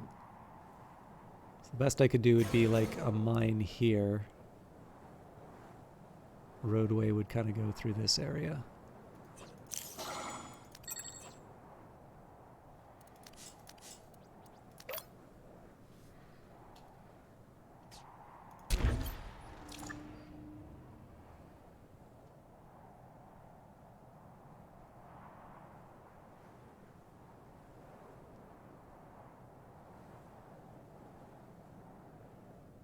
It's a shame, obviously, because this would be a good spot for a fuel turbine as well. I guess we could make like a single one, but I don't know. We'll work it out. It is worth remembering there's only 2 rebel camps on this, so I believe it is Titanic difficulty on this one. I don't know if there's a... Oh, interesting. Normal? I don't know if that's right.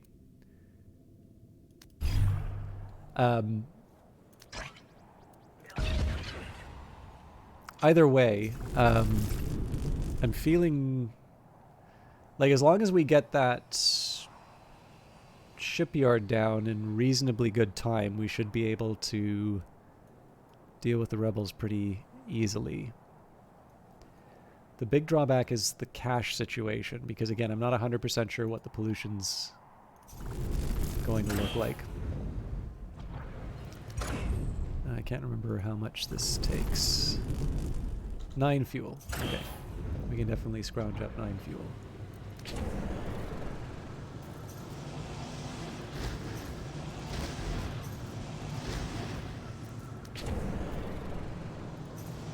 Might even be able to use these floors for something useful.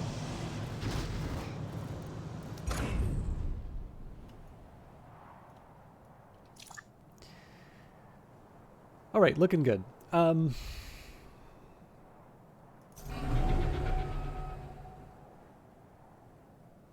What else am I trying to do? Still not at a point where I can build out my... Oh yeah, I want to build another fuel turbine soon, but we'll at least let this load up.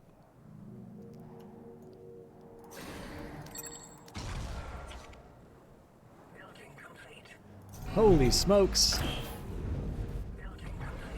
Look at that! The floors are starting to clear up. There's going to be a couple of extra steps that I do to this, but I want to be a little more secure in my power first.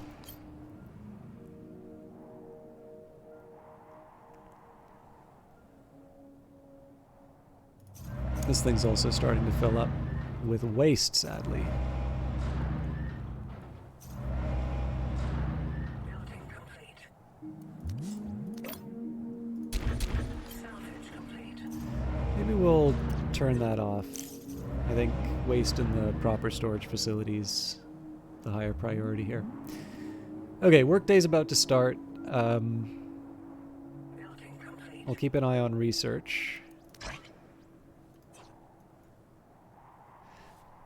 But at this point, expanding the fuel turbine and the energy plant. Energy plant's going to be a little bit harder because I need to clear out this isotope patch. Long run, I want to source from this isotope node, but honestly, we have so many places where we can claim tier 1 isotopes as long as we just pick them up off the ground. A mine should not be a priority there. Okay, so source of new employees. Well, that's actually really easy. There's multiple ways I can accomplish that.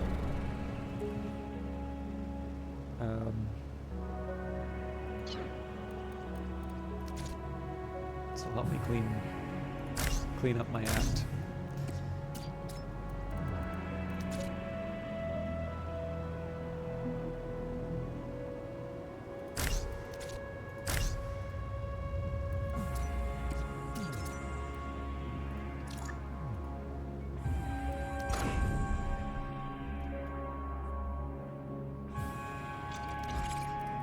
Okay, factory pollution reduction is not a long-term solution, but it at least clears out some of the nonsense. I'm very much inclined for this research efficiency, although I think I also said I wanted the HQ improvement as well. So which is it?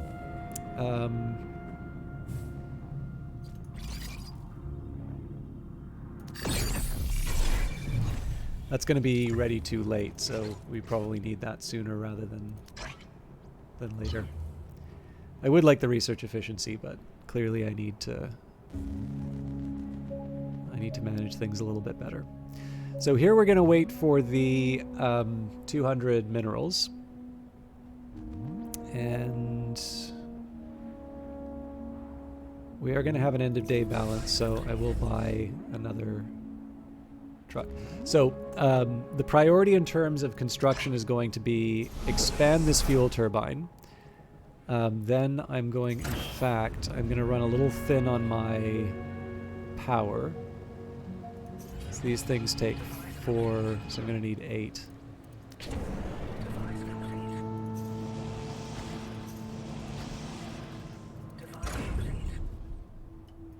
So I want to try and get my fuel built back up so that we can combine these.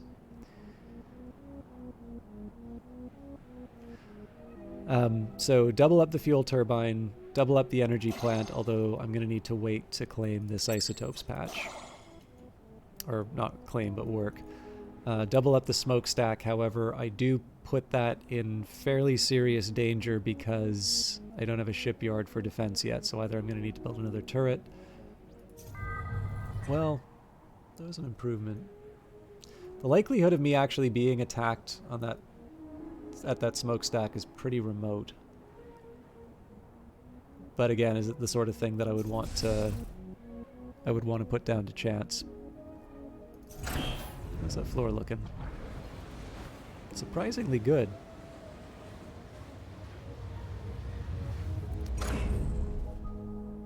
Okay, I think I have some ideas.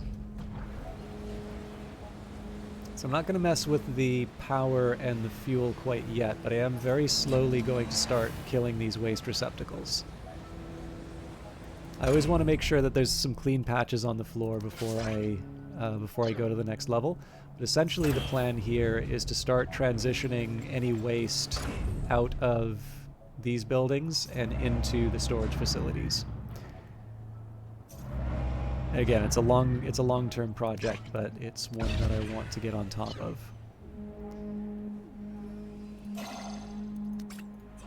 I really shouldn't be assigning another free worker like that, but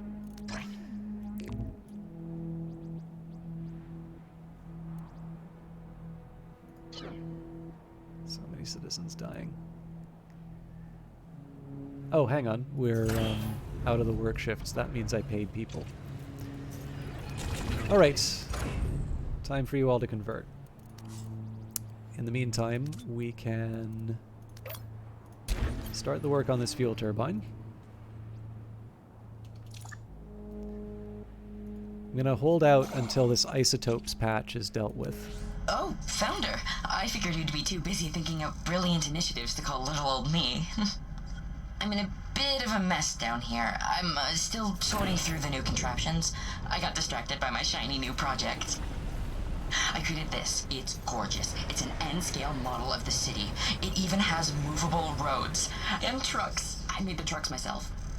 I even made some little employees to go inside, and the windows are made out of spare clamshell packaging we had lying around. I hope you'll like it. Oh, I can't wait to show you. I'm so excited to get these beautiful beasts working as efficiently as possible. With this model, I'll be able to predict if there'll be any jams or delays, and I can account for them ahead of time. Whew. You can count on me to take care of these trucks and roads. Shoot, I've kept you to myself long enough, haven't I? But come back soon, Founder? I've noticed they recorded a few of Sola's lines. Apparently they're based in Winnipeg, which I thought was kind of neat. Anyways, Lord Soth says, I've got the cheap off-brand devices perk, so I just slapped down some blueprint factories to slam down for everything except preventing citizens from dying in the dozens. Yeah, the funny thing is I've noticed that some of the perks that they've added tend to be things that I get through favors, which suggests that I would actually really like those perks up to the point that I have obtained them through other means, and it's actually really hard to get out of my head in terms of, you know, just doing things in what, if I'm completely honest, is probably a really inefficient way. But one thing I've noticed with the game is employees die on the way to the conversion capsules a lot, and it doesn't tell you. So that's a small hiccup I've had with the 1.0 release, which I feel like it could be done differently. I'm just not 100% sure how. Why did the fuel suddenly dip like that? Anyways, this thing's gonna get knocked down for a little bit to connect. I'm just gonna have to accept that life is miserable for a little while. Anyways, what was I gonna say? But one that I'd like to experiment with is the life insurance perk. Okay, you know what? We're just gonna have light switch raves for a little while.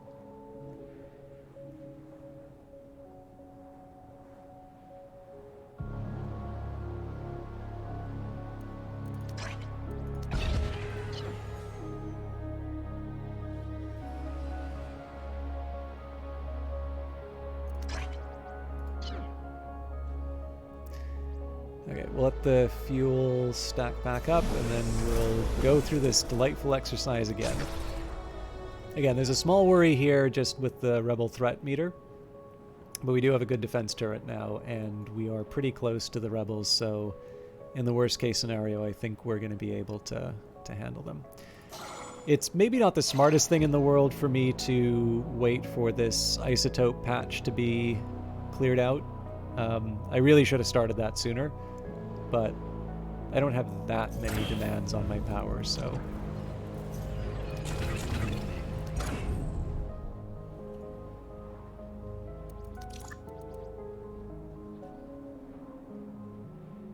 So I'm tempted to go to the third level.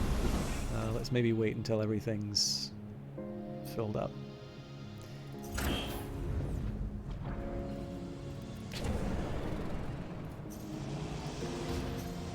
So again, this is a really inefficient way of handling it. If you take a look, basically we're generating 6 for every 2. But if you take a look at an energy plant, you generate essentially 4 for every 1 fuel as opposed to the 3.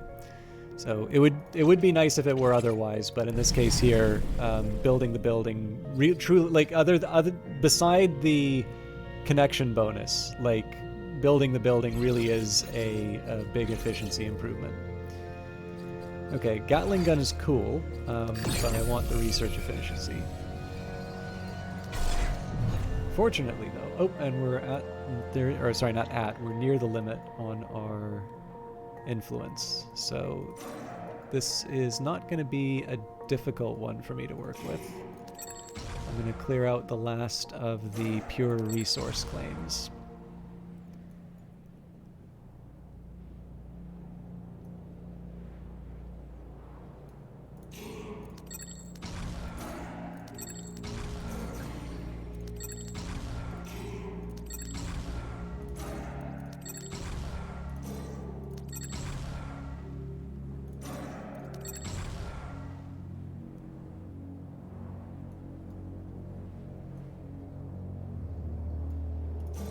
Salvage complete. We're probably not going to use the Z-Thane on this one.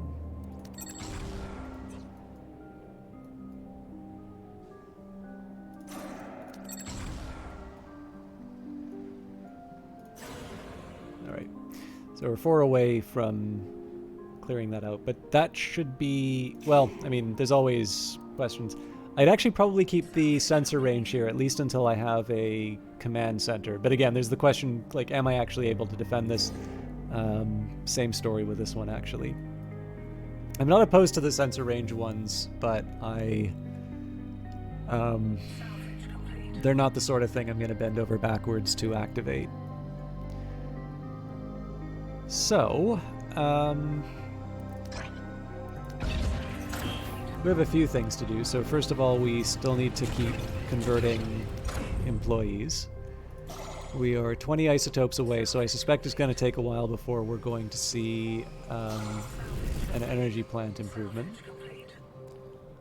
It seems like we've got enough fuel set aside that we can foolishly, or fuelishly, move up to tier 3. We're almost certainly going to lose power off of that, but that's life. We'll get the painful part over with. And then once our cash situation's a little more secure, I think I'm going to do two things. One, I probably need to build another work from home setup. And then I also want to expand the transport hub, although obviously that's not the reason we're at the cap for trash. Okay. I'll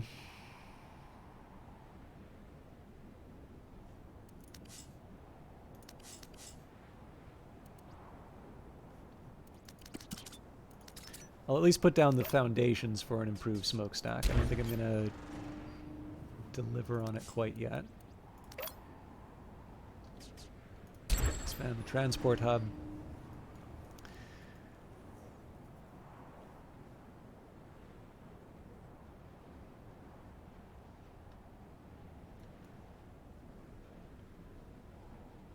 This sucks. I'm just trying to think of what these mines are going to do.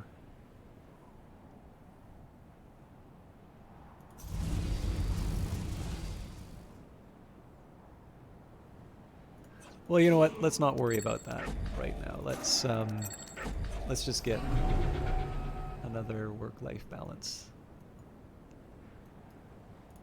setup going. Also, we are a little bit better in terms of employees now, so I feel like I can get the proper production lines up again.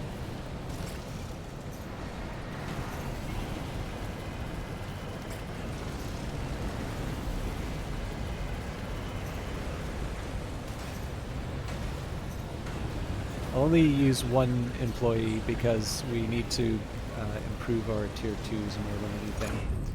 And perhaps what I'll do is... Extraction complete. Well, they're already moving. Minerals. I feel like we're going to be okay as far as minerals go. Another thing I can do is get down that storage facility.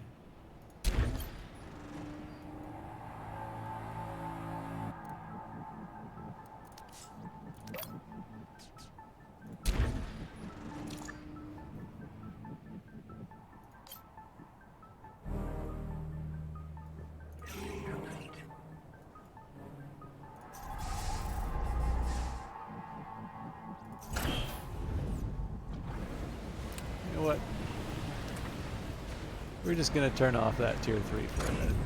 Building complete. Building complete.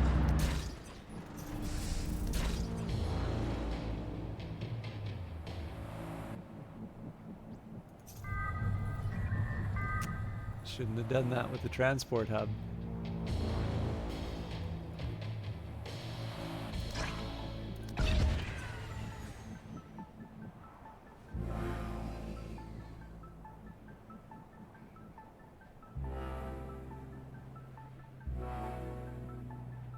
I mean, it's not too late for me to undo it, but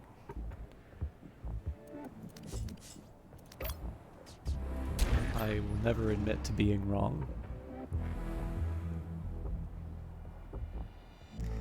Oh my goodness, Momoko and Yu Johanna, how are you doing? I'm so sorry I missed some of the chat messages. I don't think you've seen me play Industries of Titan before. For those of you who don't know, these are two lovely chatters that Kite 260 brought in through his kind words. Actually, Monday would have been a good one for you two because I was playing one of my historical strategy games, or not last Monday, Monday before, one of my historical strategy games called Old World. But it is lovely to see both of you again. And when you last had, when you had conversion devices in the same place as your habitat devices like HQ, they tended to die a little less. And that was what provoked the less Titan air to be exposed to. Yeah, that makes sense. The other drawback is when you have sick sick citizens, they just take so long to get anywhere. So it's sort of you kind of get hit on both ends with that problem. It is what it is, though, right? Like I'm not gonna shake my fist to the heavens for that particular problem. Probably not the smartest thing for me to do to be pulling people out of the labor force for conversion, but that's life. Oh yes, there was another thing that I wanted to do, not in headquarters though. Let's go to our refinery. Ah, yes. No, this is going to take a while I clear out all the garbage. I'm going to be a little bit more aggressive with this. I'm not going to completely cover the grounded garbage, but the plan is I'm eventually going to turn off these generators in this fuel fabricator in favor. Actually, you know what? I can do this already, and that should give me more place to empty the... And that's basically so I can get another stack of tier 2 to tier... tier 1 to tier 2 buildings, production lines built. So what I failed to acknowledge was that by removing these devices, it's actually going to put... it's going to free up more spaces for the waste to go.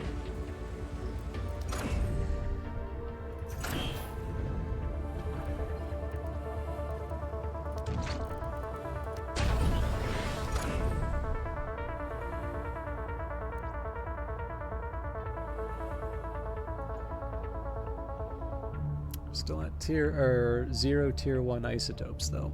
And clearly there's so many of them on the ground, but I guess if I'm only dedicating one employee to that job, that's not really going to help.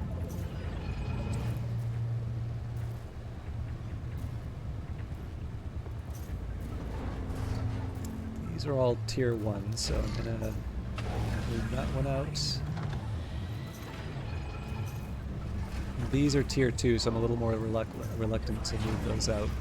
But yeah, we're just going to slowly transition storage into the dedicated storage buildings. And we're so close to the end of the day. You know what? Device complete. I'm going to claim the Obsidian Ruins first. Device complete. Device complete. And then I think I'm going to ask the council for some money. Device complete. Device complete.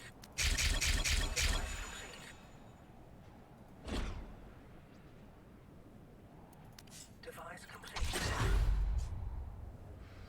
Device complete.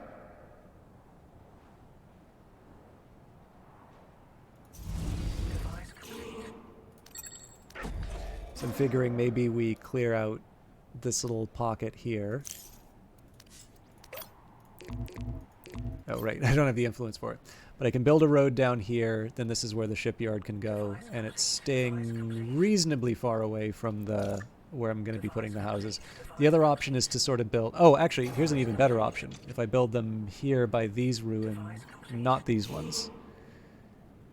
Okay, so clear this for the artifacts. So clear these. I can still build a road along here. And then a highway can still go through this area, except that I want to keep that for storing the energy. Nope, that still works though. Device complete. Device complete. Device complete. We're going to be short on influence for a little while though.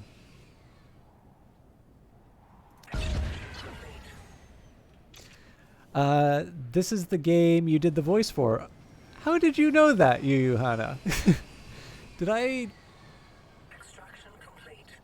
I point that out while you were here? It is. That's amazing that you know that. I'm delighted that you know that, actually.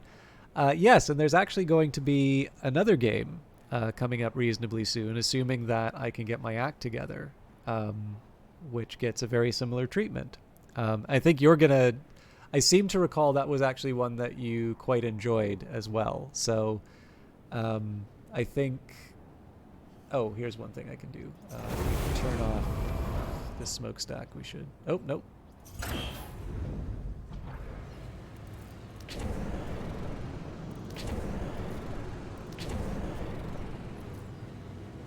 Yep. Yeah, no, you absolutely got that right, Momoko.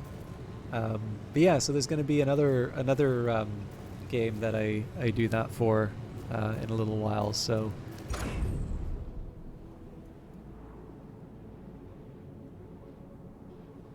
oh, actually, I should clarify. So there's one that I did on my YouTube channel, but I was actually also able to do that on Steam as well. So when you went to the Steam page, there was a video of me doing that. So we may be speaking about different tutorial videos. Either way, though, I'm delighted you are familiar with my work.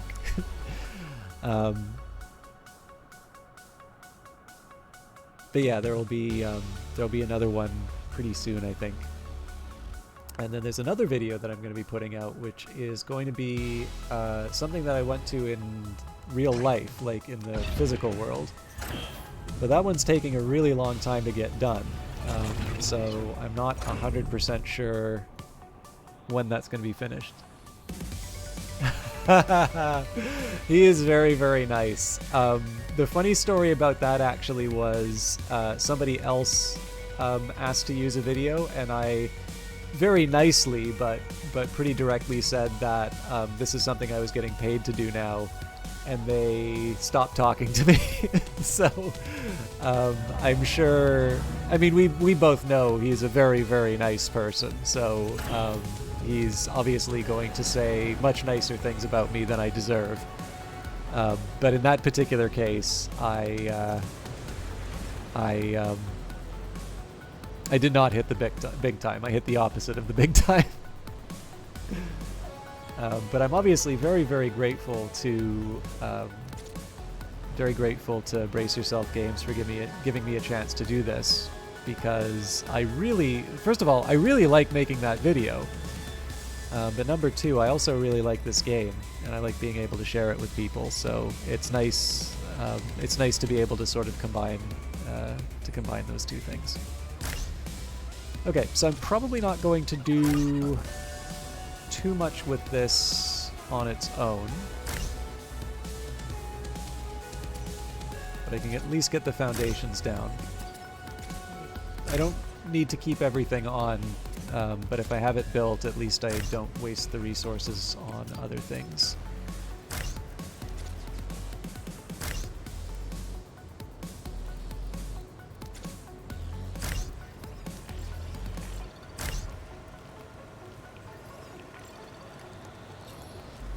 Oh, thank you very much.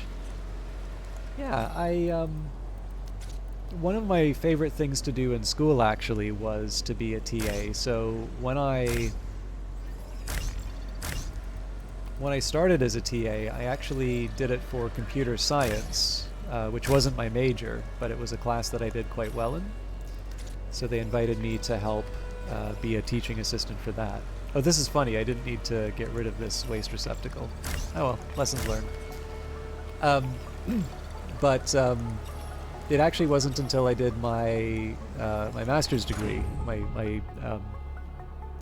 until I did grad school, when I finally got invited to TA an economics class. And even then, it was actually something I had to specifically ask for, because usually what will happen if you get along well with the professor, or they think you will do well with research, they usually want you as a research assistant, and that kept happening. And it's hard to complain about that, because obviously that's something that a lot of people want to do, and not everybody gets to do it. So I absolutely don't want to complain that I was in demand. But I obviously enjoy teaching, and I like being able to explain ideas to people. So the eventual deal that I struck was I would do the research, but I wanted at least one term where I would be able to be a TA. And it was just like Econ 101, like it's principles of microeconomics. I tried to make it interesting. I mean, I got some very kind comments on my TA reviews, and I'm actually in touch with a couple of my students still. But I actually really, so number one, I really like doing that. But number two, sorry, I gotta sneeze. I think it actually worked both ways in terms of streaming and teaching. I feel that running a broadcast has sort of helped me get a better idea of how to communicate certain ideas in a certain way. I think that's given me some public speaking experience. Not that I was lacking it in the first place. Like, it is something I've always enjoyed doing. I've never quite understood when people say they feel nervous about public speaking, because it's something I really enjoy doing. But obviously, everybody has their own interests, right? I'm certainly not going to say that it's bad that people, have nerves. I think it's good to be, honest about what you enjoy and what you don't.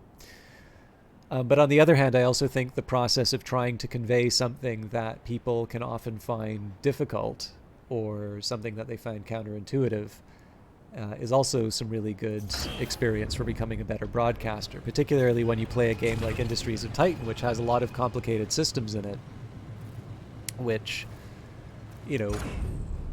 I feel like I've gotten worse at explaining this game over time, actually, because I take a lot for granted. But overall, is still a game that I like a lot, and I actually really like answering questions for.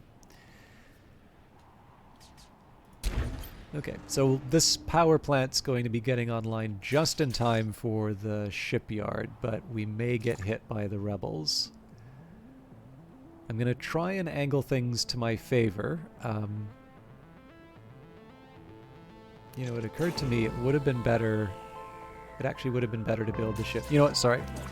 I feel like a clown doing this, but I am actually going to shift it over, because it occurred to me that there's something I can do beside the council hall that will be good.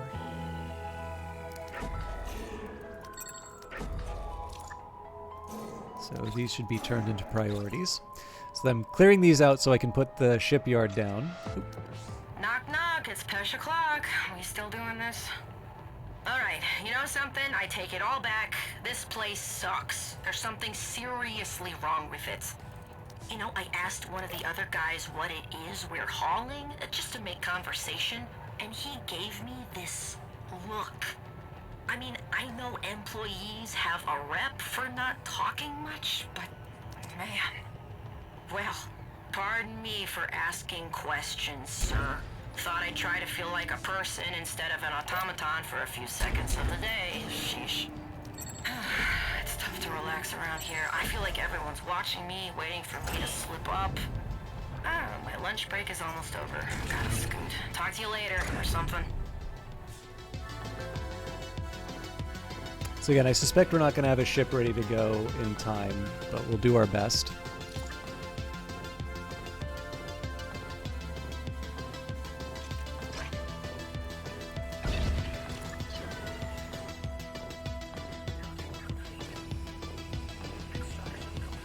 So the reason why I moved that shipyard over is that even though I'm going You to... think the council will protect you?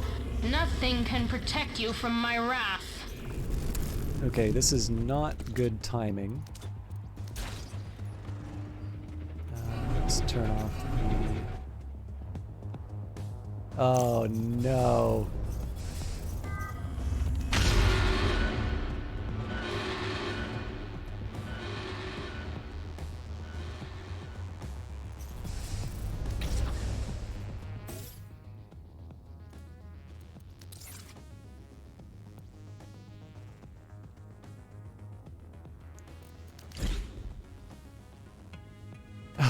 Oh, geez. Okay. I don't have the trade tickets to get enough money to get the thing burrowed. I need 1.7k credits.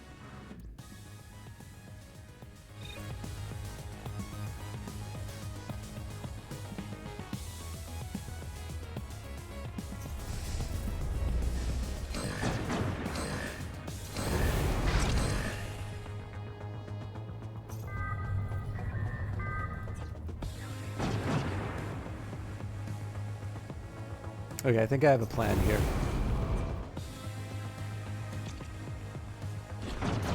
So I need this thing up and running first. Oh, Jesus, there's a second one coming too. So we need the energy plant up and running. I need to get the defense turret going.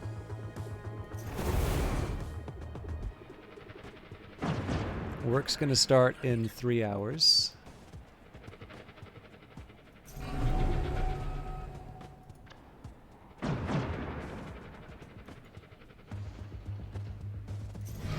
Okay, so here's what we're going to do.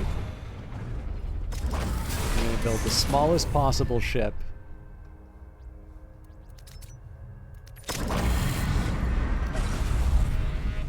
And I'm going to do just the minimum of what I need to launch that thing and throw it in front of the hammer. Okay, we're still at -10. What can I turn off?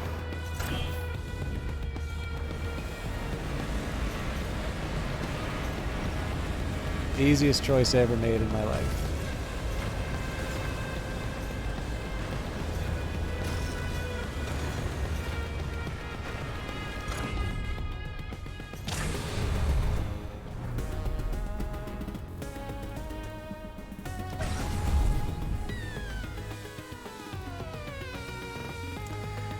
Okay, again, this is a complete gong show. The good news is the common salvation is done for. The question now is going to be how quickly can we take out the hammer. This is going to cost us an arm and a leg in terms of credits, but it'll be worth it.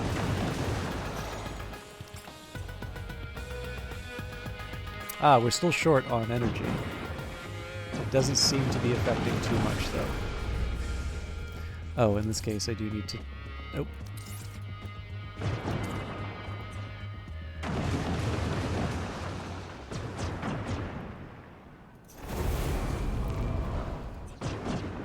Alright. I'm pretty sure we've lost this thing.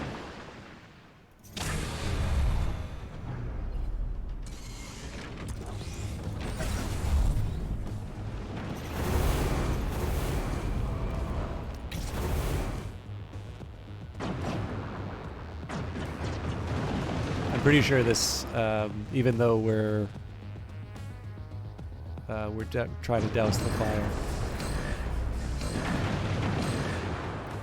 So it looks like this is going to be under attack next. Yep.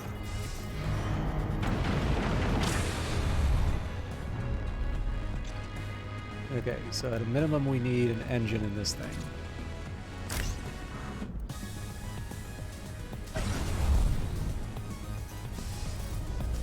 Now, this is going to be a fairly important one for us to keep.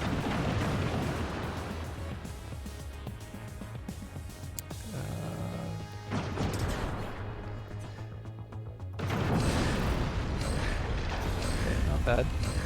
This is a fairly important one for us to keep because we've got 4 trucks, so that's about 1,000 credits worth of infrastructure that's under attack here.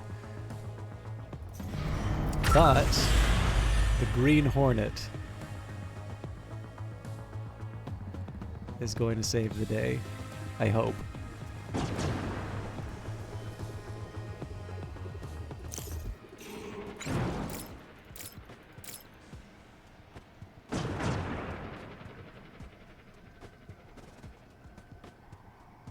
So again, the aim here is not about fighting it, it's about drawing the attention away from the transport hub.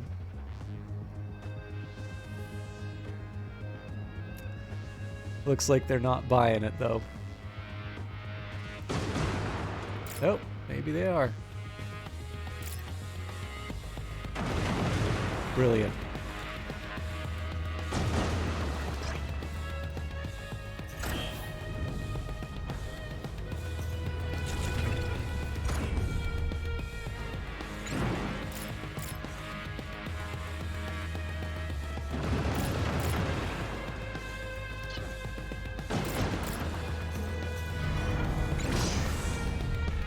Oh, that's a shame. So there's nothing I can do to... Well, maybe I can land it on... I'm curious, if you're without an engine, I'm wondering if I have to blow this up. Because this is a lot of mineral construction units I'm going to have to blow up if I self-destruct. But we'll worry about that later.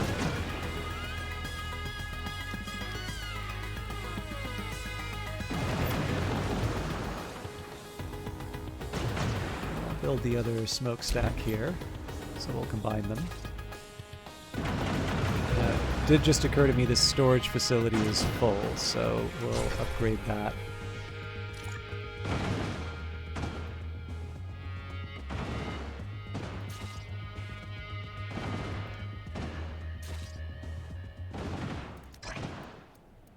What's the cache look like? Conversion complete.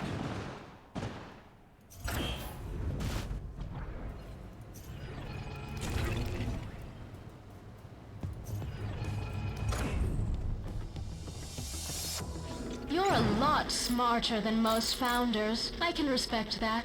If you can respect that I will be back for blood next time. Oops. I don't like the sound of that, Founder. Let's make sure we're prepared for their next attack.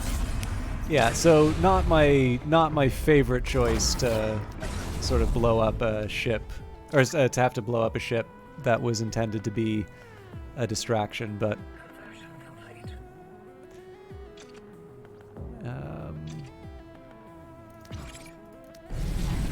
So one thing we can do, there was a turret range upgrade that we could get. I should have gotten that much earlier. Maybe we already did. Nope, there it is. So we'll pick that one up first. I'm really not sure about the reinforcement pillar. Well, no. I know exactly what I'm doing with it. Pollution resistance is probably a good one to have. Repair cost, I'm not 100% sure about. Normally I'm doing okay for credits. This is a bit of an exception. Okay, so I guess the question comes down to, do I want to buy certain buildings right now? I think there's a small argument for things like residential and office buildings, even though I don't have great locations for any of them. I think it's better than relying on these factories. Now for that, I would want about 3,000, no, sorry, 2,000 for the residential office. But then we would be able to earn that, so... Yeah, okay, here's how I'm going to do this. I'm going to convert the last of the employees, then we can afford not to pay them again.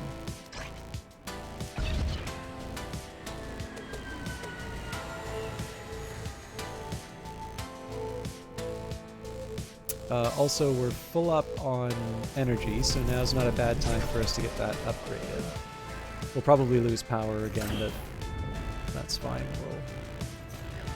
We'll learn to deal with it.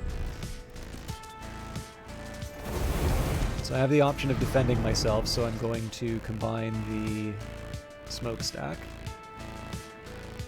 Okay, so we buy residential and office. And again, the pollution's going to wind up going sort of in a straight line here, so this isn't necessarily the best place for residential and office buildings. On the other hand, well, maybe a fuel turbine. I don't know. Like, I'm probably going to wind up building it here, even though it's going to be close to the mine, just because in the end I'm going to build, like, fans and purification systems and all that.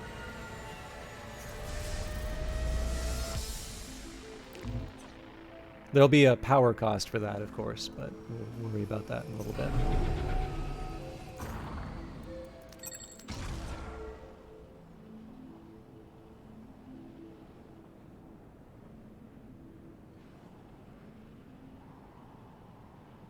In fact, it just occurred to me what we can do.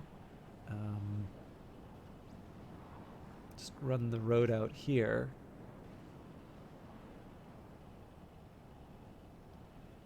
Yeah, so residence, office, residence. Kind of build the first line sort of along here. It's close to the energy plant, but, you know, can't have everything.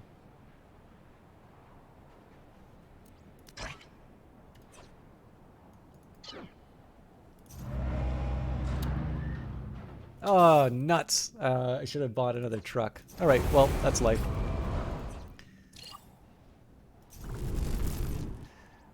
So we're doing a fair amount on power. It's pretty clear here that we're short on fuel, though, which is surprising given that we've got a Tier 3 fuel turbine here. Mind you, it's been running in the area for a while. So let's take stock. This is going to require another 12 fuel, and how much you want to bet if I get rid of some of these? So that's 2, 4, 8.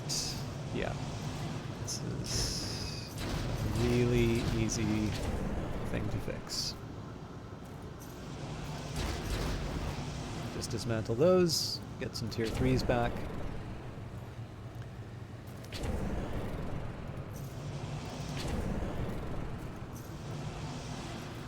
In fact,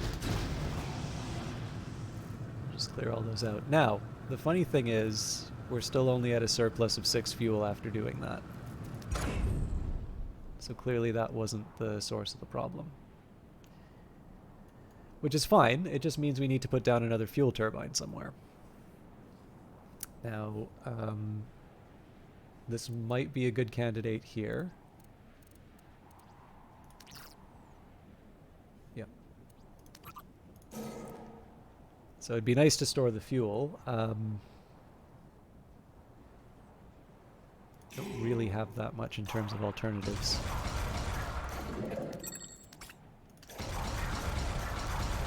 Okay, so we'll clear those rocks. When the time comes, yeah, we'll take down the ruins, and this is going to be my next fuel turbine. Now, we don't need to get this energy plant up to Tier 3 right away. This is kind of aspirational at this point. I also need to think about how I'm going to power all of this stuff. I can put a power plant down here, but doesn't feel like the most exciting option.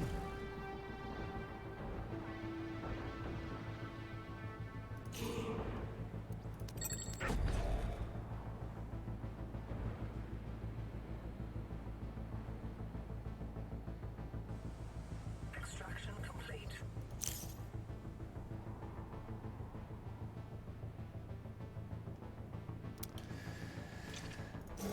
Okay, so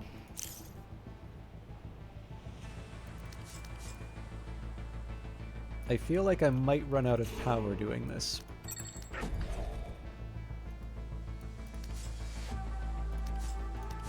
But let's get the residential and office buildings down.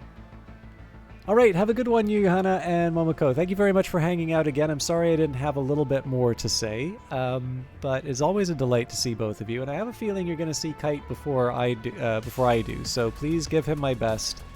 And I really appreciate you two hanging out as often as you do. Have a good time in class, and we'll see you again soon. Even if you only get the residentials, the pollution protect. Yeah, I think so. The tricky part here is I'm trying to think of a decent layout for the city. So like I could put a power plant here, but that's putting it like right across from the residential and offices. Now on the other hand, like maybe this is where I put the hospital, or maybe this is where I put the, you know, the park or something like that. This is going to be where the road goes. The drawback is that I need to think about where the power comes from. So I guess I'd have to put down a energy, well, yeah, okay. Energy pylon here, maybe? We'll work it out. Okay, so fuel turbine first.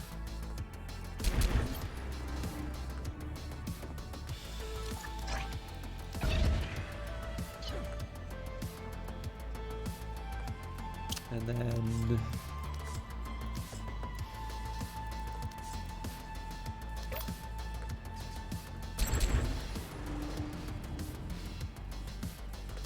I have a lot less in terms of minerals than I thought I did. Also, let's do this a slightly more intelligent way. Let's at least build things where there are roads to accept them.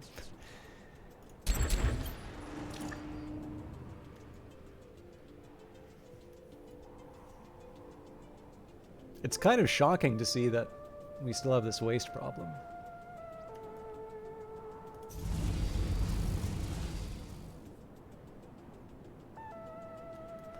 I guess I can anticipate the power needs, so if I stick it here...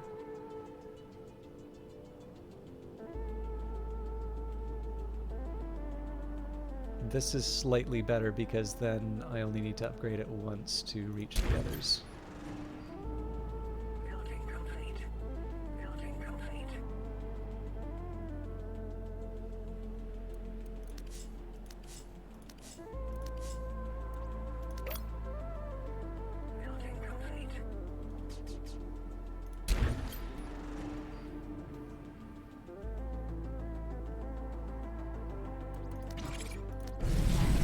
Now, long-range ballistics research is not, like, that's not the last word in terms of what I need. Should have gone for the resistance. Oh, wait a minute. No, I remember now because I was thinking of scrapping the repair cost. Alright, well, that's too late to fix that.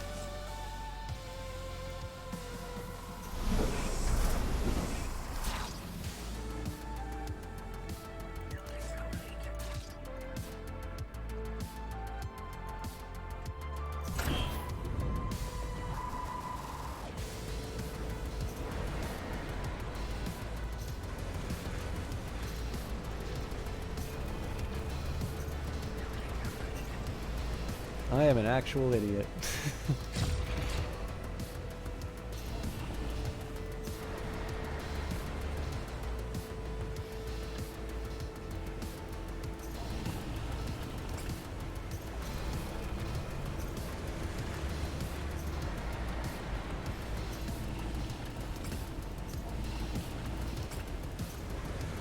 I feel at this point we can get the full production lines going.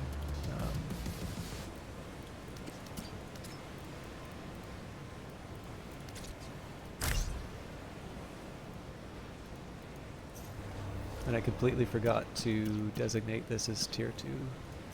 So this is going to take a little while to sort itself out, but... Oh wow, we still don't have tier 1 isotopes after all that. Okay. It does mean that there's sort of wasted employees for a bit, but I just don't have the heart to mess with all of this. Okay.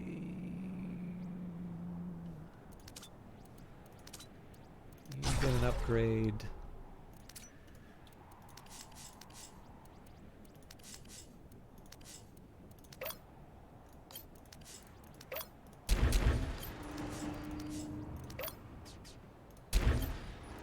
I'm kind of hoping we get all this stuff laid down before it's... I mean, they could. I still like having the smallest possible distance for traveling, especially because they're going to be close to these mines. I realize it's like a super minor point. I believe offices are... Or hang on, I can't remember if they have their own habitability or not, because there used to be a desirability of work. Now they're going to be... Like, they're the only game in town, so I don't actually think it's that big of a deal either way. But I don't know. I'm not opposed to building the park beside the power plant. Okay, ad revenue will be a good one to get. Let's get the pollution resistance though. That'll save UV influence.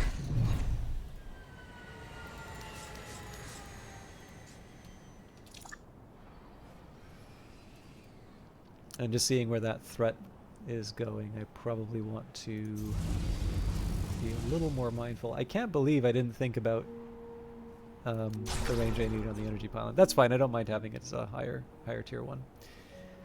It's going to be just a prelude to setting up a command center there anyway. Okay, so you get a connection. You get a connection.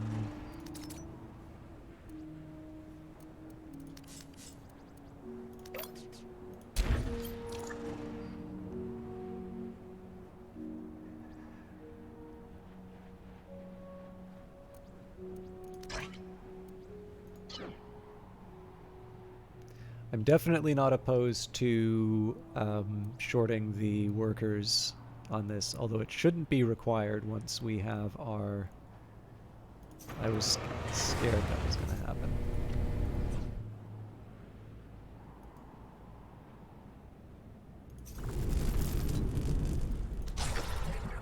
This couldn't have been done at a worse time, but...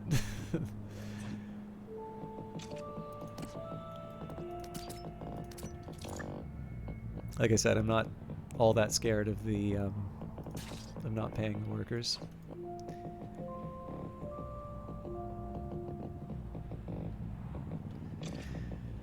In the meantime, I guess I need to claim more isotope patches and have people mine them, and mine them quickly. This is so incredibly wasteful to put 4 employees on it, but... Oh, curses, I actually paid them all. Alright, well.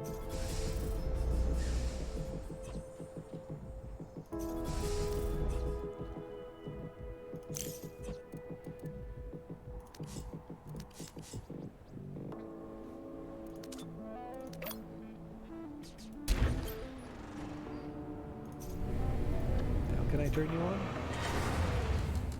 It's a little risky, but... managing. So again, there is a temptation to build another energy plant here, but I think that'll probably wind up going where the these isotope patches are. I'll get the road built.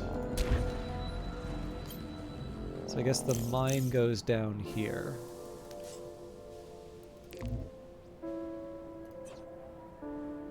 So mine here.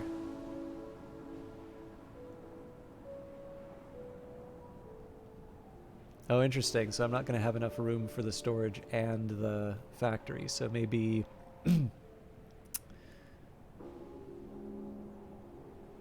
huh.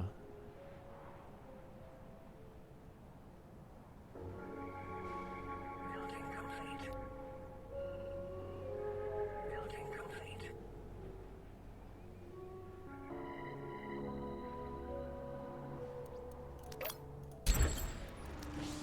Hey, yeah, you. Tell the marketing team to pack their bags, get moving on finding replacements. Yeah, for all of them.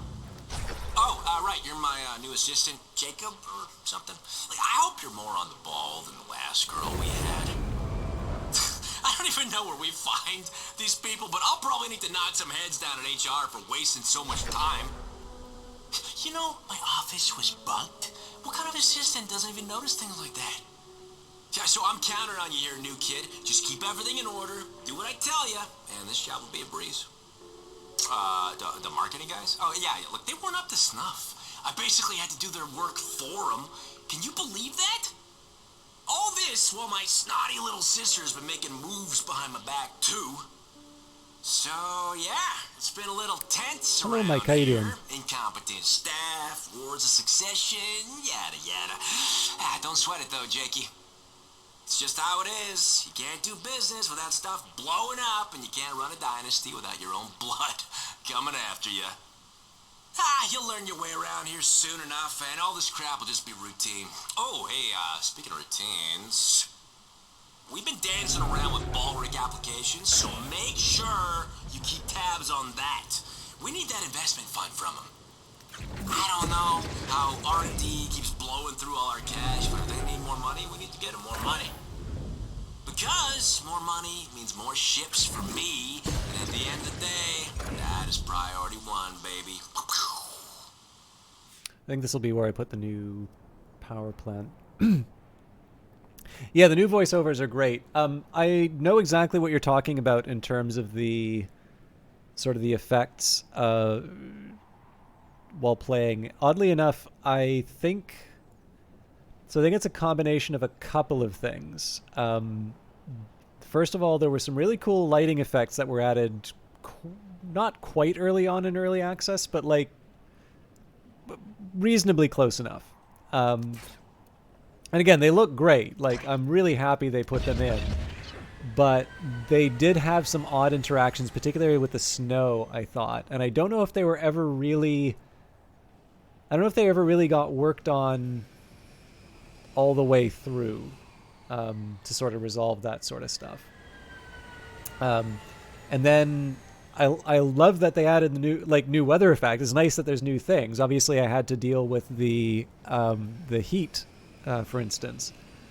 But again, it comes at a cost. Like, there is this bit of strangeness here where, I have to kind of squint to actually see how all this stuff is working sometimes. So overall, I'm happy enough with how it's turned out. But like, I'm pretty sure I can't even remember all of the weather effects. But there's definitely a handful of them where I just sort of accept that I'm not going to have full information for a little while. But yeah, no, like you said, the voiceovers in 1.0 are great. I was actually very surprised that there was more than what we'd already heard. But of course, I was also delighted by that. So the brace yourself giveth, and the grace yourself taketh away.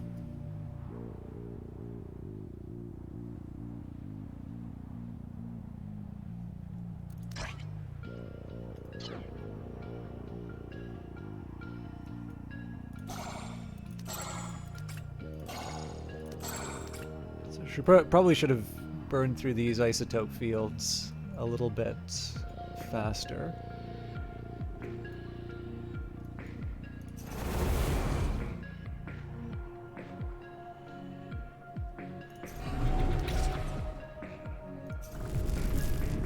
This thing needs 45 fuel, so we should be able to build the power plant right away.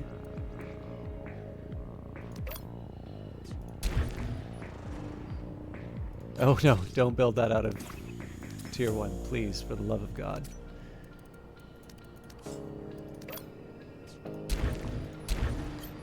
A little surprised to see this getting full of waste again.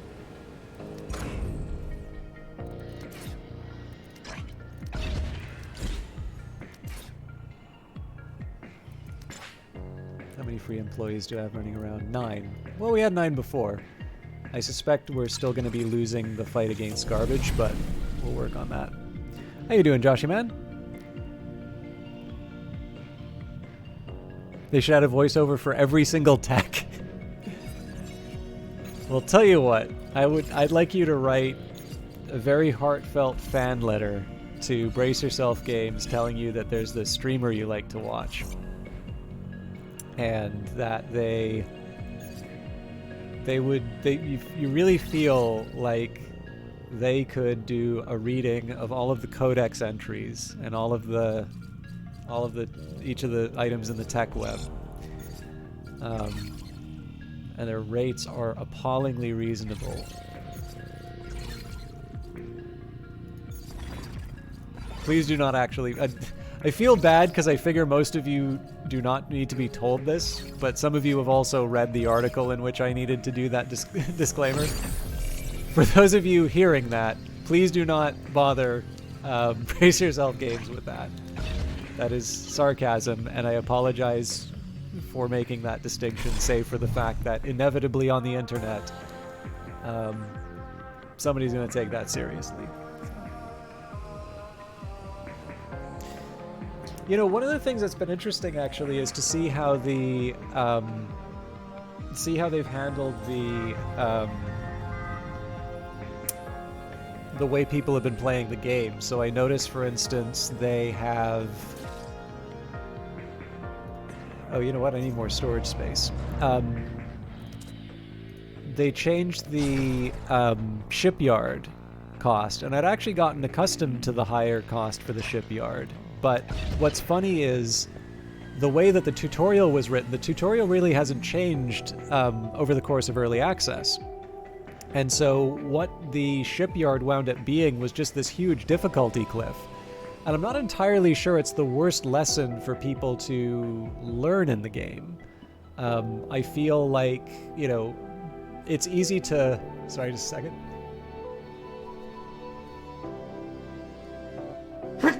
Like, in the essence of this game is all about resource management, right? So you're going to have a certain number of priorities, you're going to focus on certain things, and there's going to be, like, there's usually a handful of things that people miss out on when they're playing.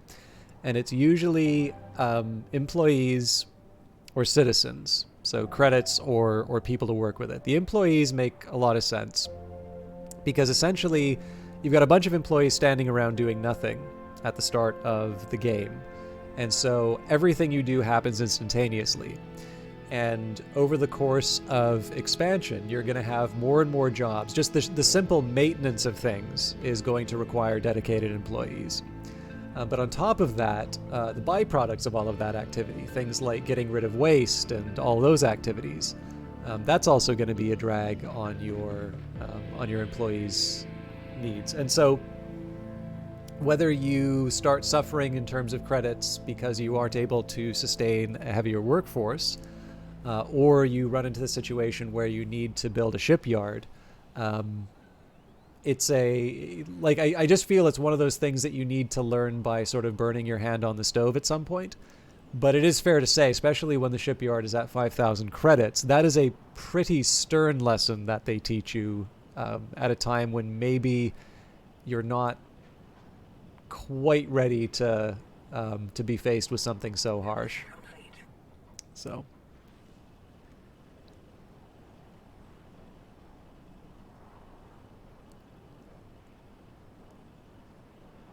I don't know. It's actually funny. Like I do know a lot of people who seem to get very confused about the different tiers of resources, but I can never really remember a moment where I sort of like sat down and learned it. Like I actually remember when they first introduced it, and I'm pretty sure they asked me on the stream. I can't remember if it was my stream or the Brace Yourself stream, and they said, how do you think the resource tiers work? And I was like, well, you know, you just do X, Y, and Z, right? It's like, you know, you upgrade something and like you can either build like 20 tier 1, you know, units because they're worth 1 construction unit, or, you know, you can build something with like 4 of the tier 2 because they're 5, so 4 5s is 20. And like there was this look of relief. You're like, yeah, he gets it. And I was like, oh, does nobody else get it? Now, obviously, you know, I'm not the best one to check on that because it's something that I thought was intuitive, and it so obviously is not. So that's obviously that's not me sort of saying, this game's for smart people. But I was surprised just because there's a side of me that says, well, how could it be any other way? But again, like it's very clear that this is something that people have had some difficulty with. So.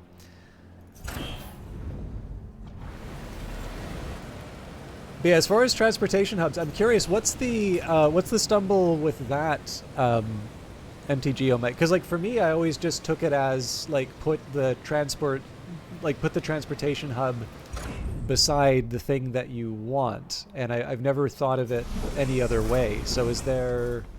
I feel like there might be a subtlety that I'm missing in terms of what you're talking about.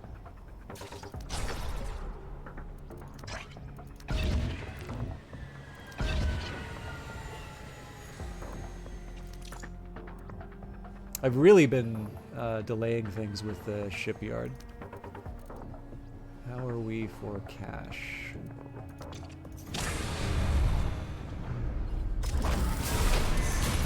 If I can, I'd like to get a pair of Cathartes right away, so that's 7k.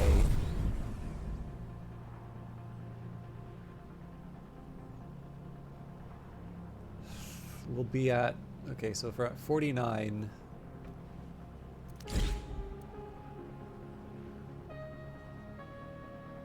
Yeah, there's no way I'm making that. I can get close.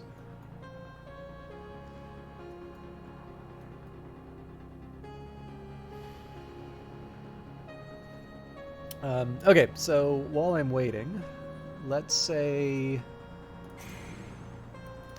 I'll claim the artifact patch. I don't know if I want to work it yet.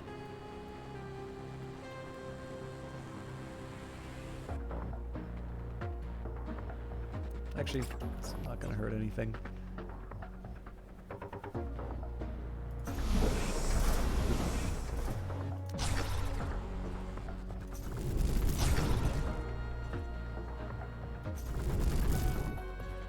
Oh, why did I do this during the workday? I'll figure it out.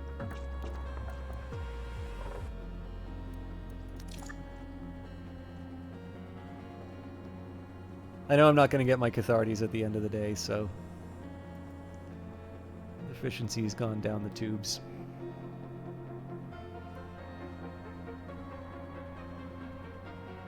Although maybe at this point, I will request the credits.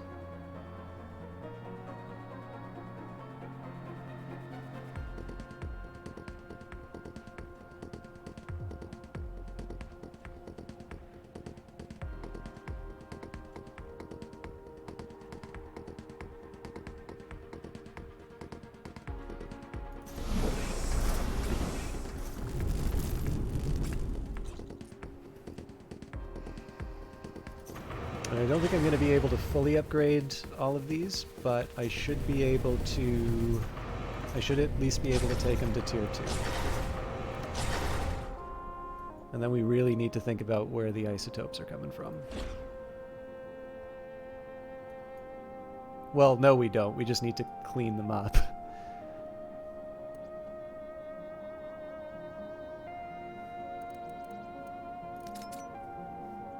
Okay. I also am going to hold off for tier 3 minerals because those are... If I want to build a Cathartes, I'm actually going to need... I'm going to need those pretty quickly, I think.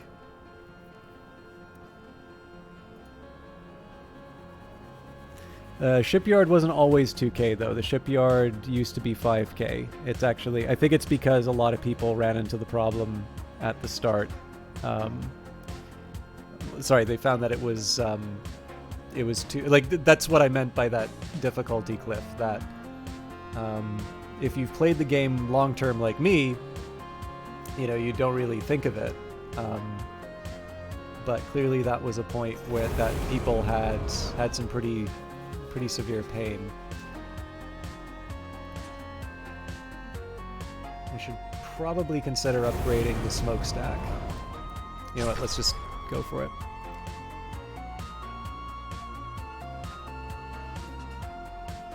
Well, yeah, because the trucks will transport so much more and they'll transport it faster, right? I think probably employee movement speed, whether they're as employees or as trucks, is significantly underrated.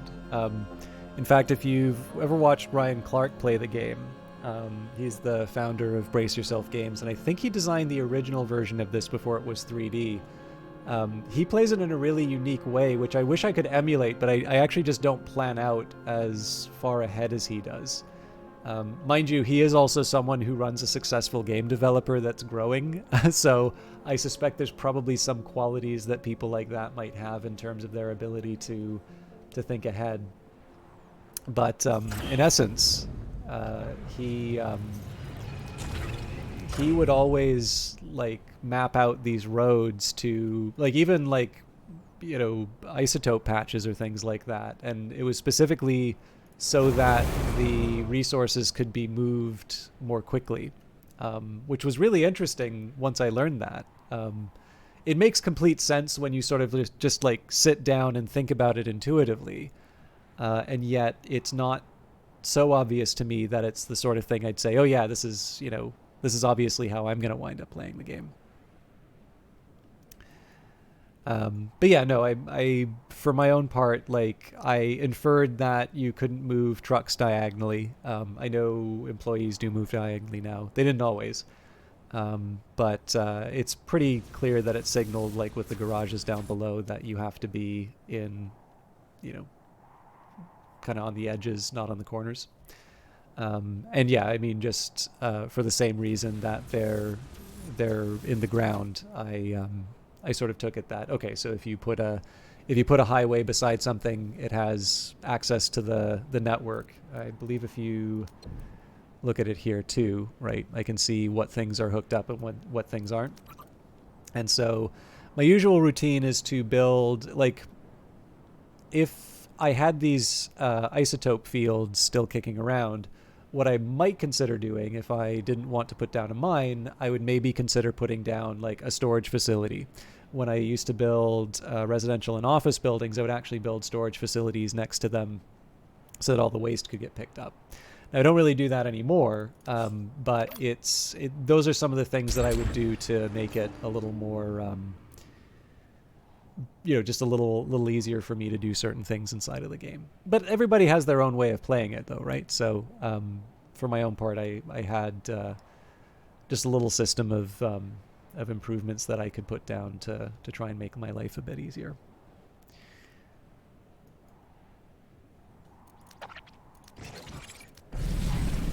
I don't think I'm going to make any serious progress on my objectives. I do like the idea of getting bigger Gatling guns.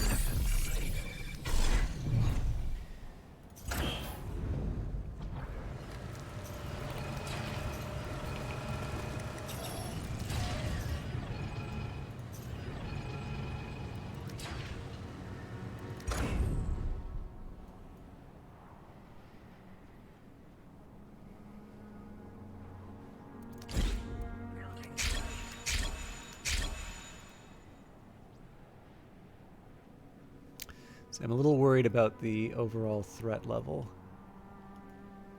Obviously, I went on a big upgrade spree in terms of the energy plants. I feel like that was the right call, but until I get my next works cycle, I may wind up in a similar situation to what I had before, as far as the rebels hitting me in a sensitive place. The other alternative, of course, would be for me to put up another defense turret. Even two. The only thing, of course, is that based on... So, like, we know that there's a rebel base somewhere here. There's a rebel base somewhere here. So give us enough time, we'll be able to eliminate the rebels, and then we don't need to worry about putting down turrets anymore. So we're going to race ahead. We're just going to let... nature take its course, and by nature I mean capitalism.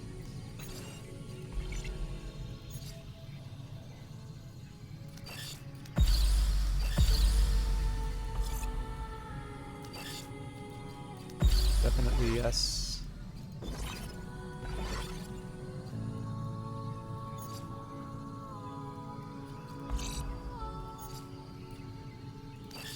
Why not?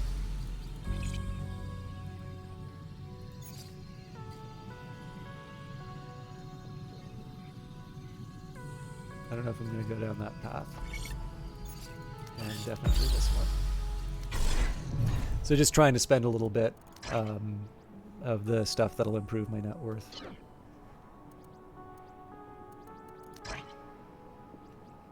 I'm tempted to buy the spaceport storage, but not until I've got the Cathartes. At this point, I want to make sure that all the money is going towards things that I need.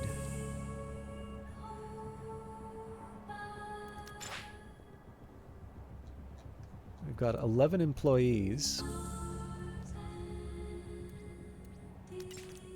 Oh, but you know what? Cleanup isn't as big of a deal now, so we'll move you up.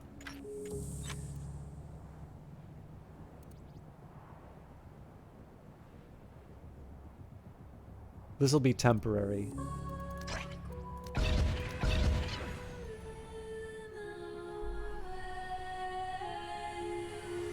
Jesus, 92, huh? Oh my god.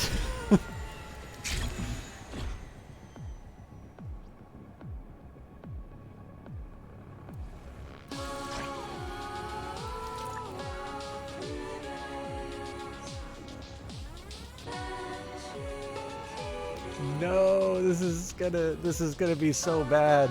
I'm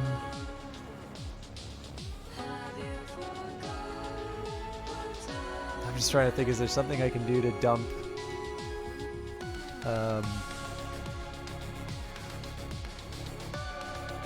I could build another waste storage thing.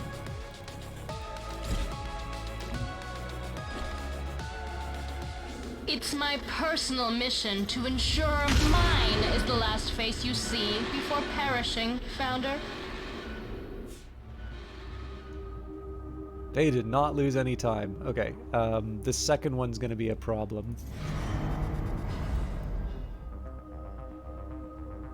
Okay, we're at 7k. This is a really risky thing to be building with Cathartes at this point, but...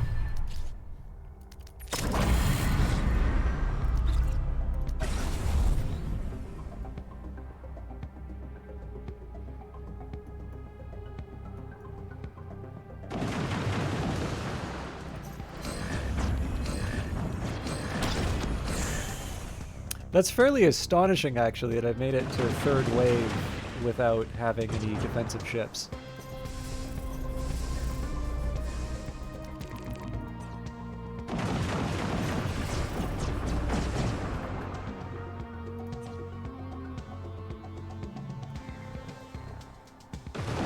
This does not look good.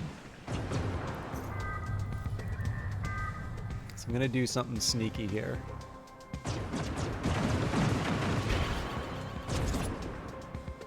So we're targeting this one so it can get driven towards my turret.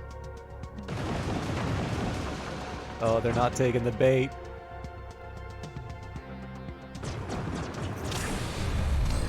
I thought I was so clever.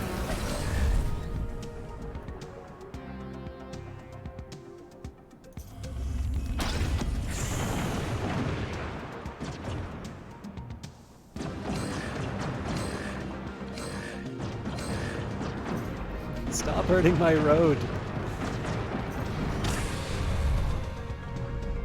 Okay, whether or not the road survives, there's nothing I can do to stop it, so... I'm gonna start with some beam weapons. We may change that later.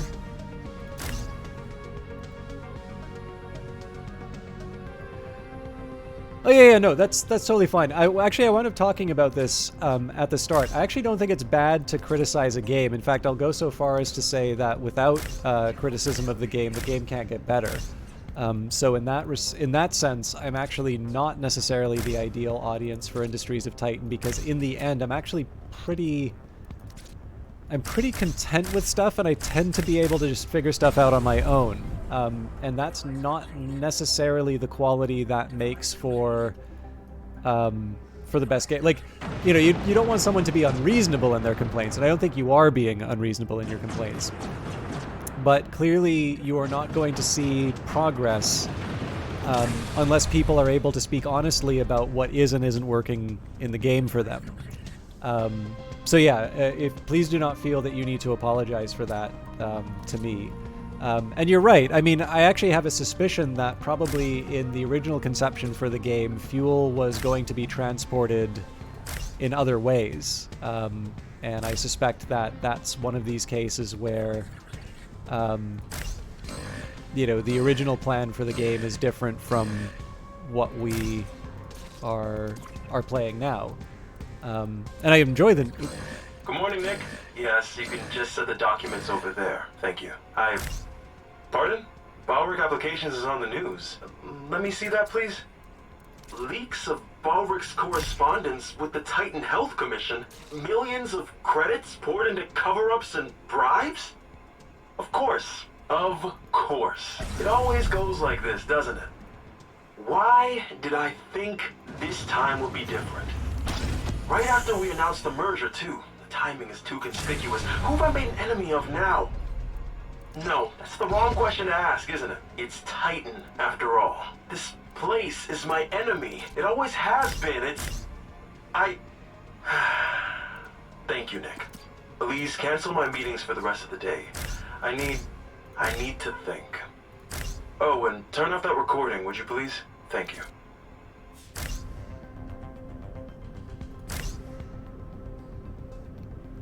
It's not the best layout. Actually, you know what? I'm going to try something new here. I'm actually going to try redundant life support systems. I feel like that's probably a good idea that I should have taken advantage of before.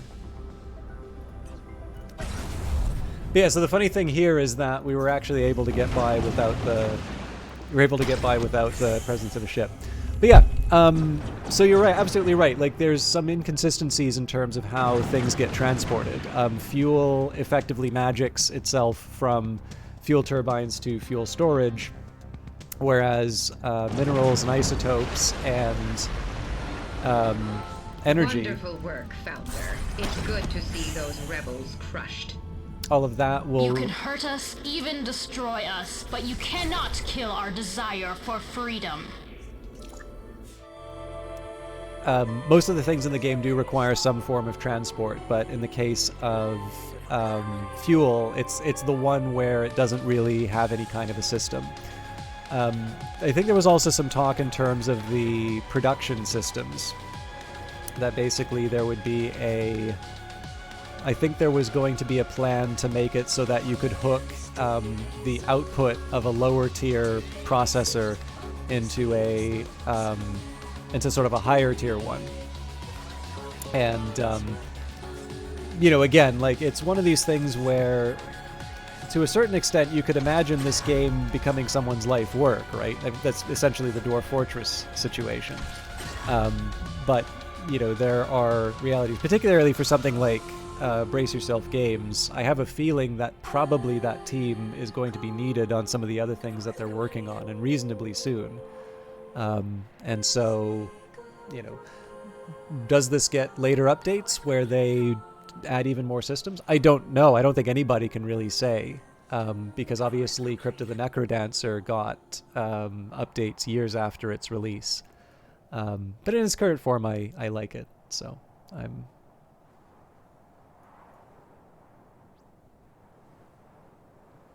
You can go through crew pods. So, like, I could put crew pods all the way in here, and people would just walk through them. The rest of these, everybody's got sort of a free movement. Oh, wait a minute. Right. That's the... Yeah, I can't do the redundancy because if I do, I don't have the energy for it. Shucks. Well, no, hang on. I don't need to freak out. I just need to turn it off.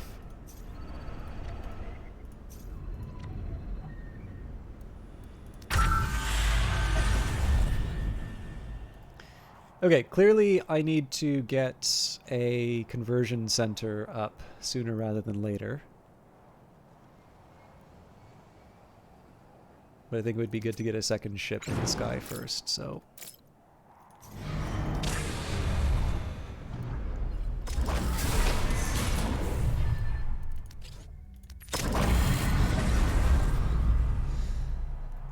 Okay, let's get some resources.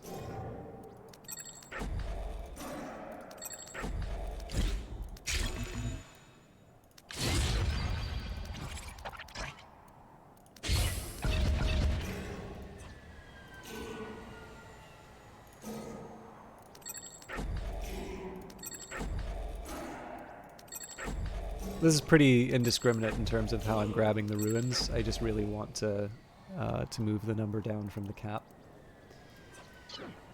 Okay, so I can fill up my batteries a little faster if I turn off the lasers.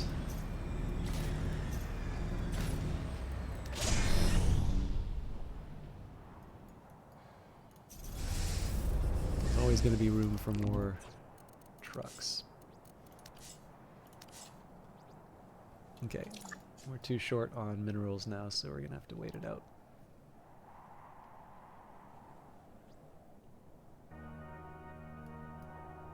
I actually really don't get why I'm so far behind on waste. I have had to build a second smokestack before. I've just normally... Oh, wait a minute, I know the problem.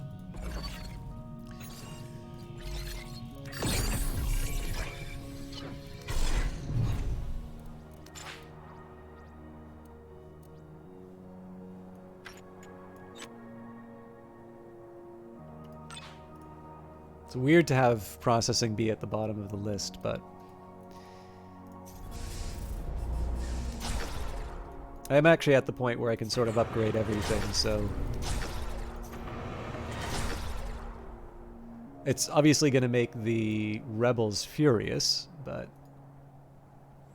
I'm getting close to a point where we can get rid of them.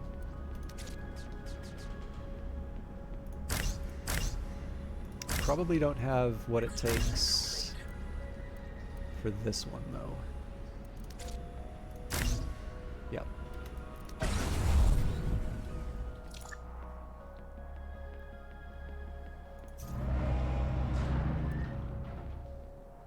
Oh, now I've gone and done it.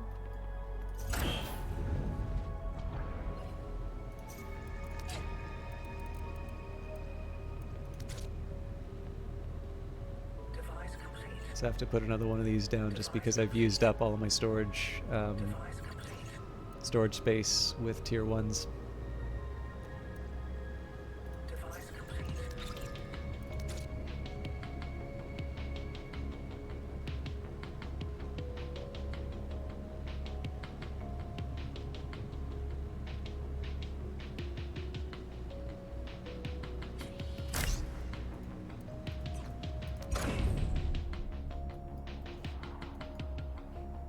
I thought I was being clever, and then I was confronted with the results of my choices. Alright, let's do what we can with the tier 3s.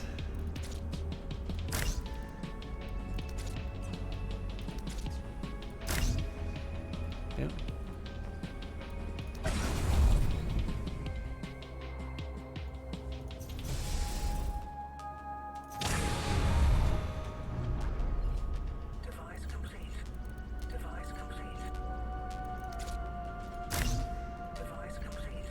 I'm in no rush for this thing, so, you know, if it takes a while, it takes a while. The hookups for the energy relays are... Yeah, actually, once I get the last engine down, maybe I'll move aside and build up some tier 3. Actually, I might as well do that now. What else can I do while we're waiting?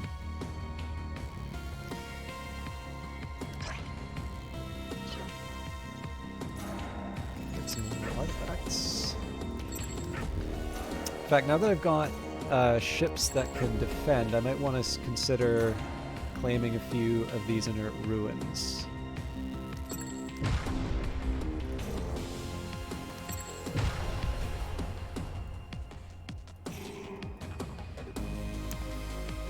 not strictly necessary, but may be useful.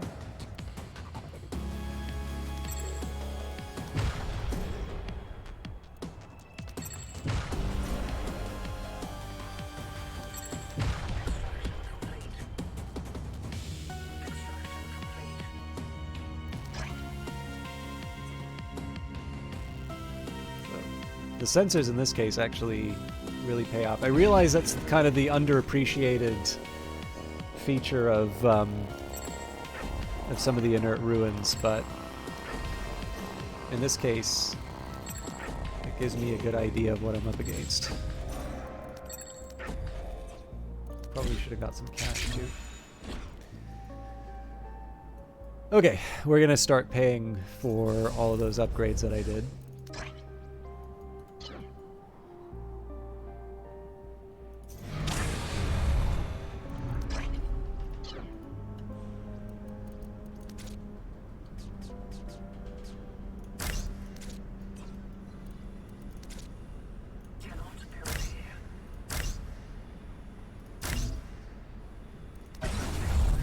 Yeah, there's a couple more things I could do. Obviously, nothing is forcing me to do this out of tier 3s. I'm just very stubborn when it comes to those. I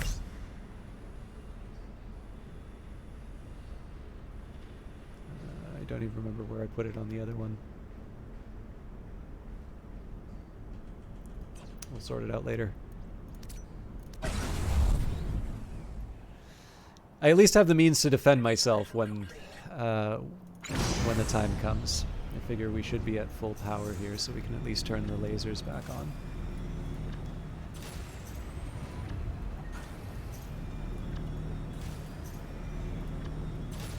Yeah, so the idea here is that this life support isn't even going to get turned on, but when I'm in a situation where either this one or this one gets taken down, we just turn this thing on and we stop losing crew members. Because I tend to find this is a pretty fearsome ship, and the drawback is that the rebels can get lucky on a couple of shots and effectively take the... Okay, yes, that's always going to be on there. But yeah, they can get lucky with a couple shots, and effectively I lose 3 employees just because I don't have the means of... serious? Well, actually, that's not the worst thing that could happen. It saves us from fighting them in the future.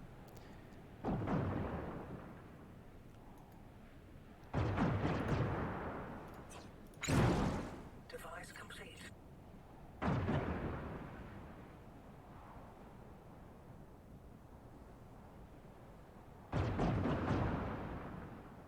I am not answering that question, Lord Sloth, because you should know by now I don't like being told how to play the game.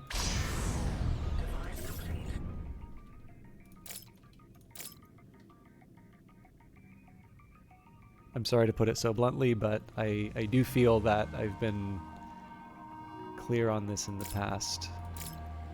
And I'm already kind of in over hours, so with a lot of stuff to do, so when stuff like that happens, my usual response is to stop streaming.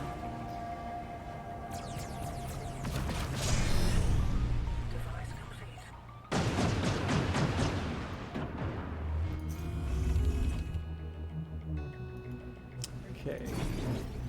We got somebody on the way to repair. The question is whether or not we're going to arrive there in time.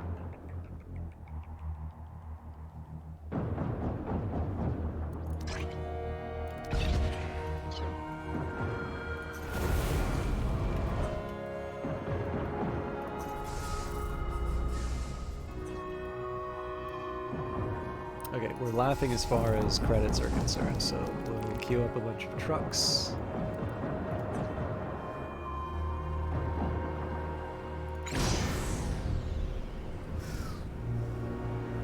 It is a little silly that these things are still kicking around, but...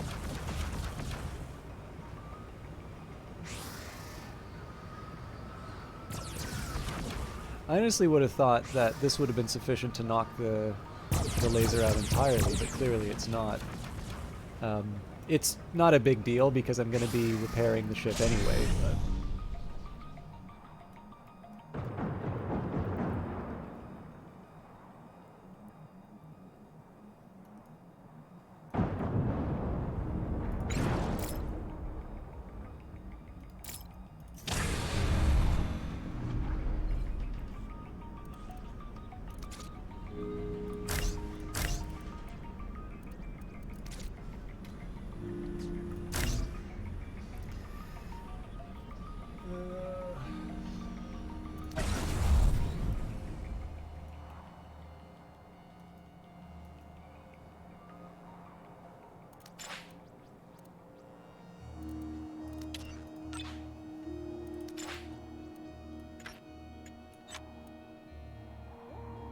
This is probably where move resources should be at this point anyway, because our problem isn't that we don't have resources. It's a question in terms of how much we're processing.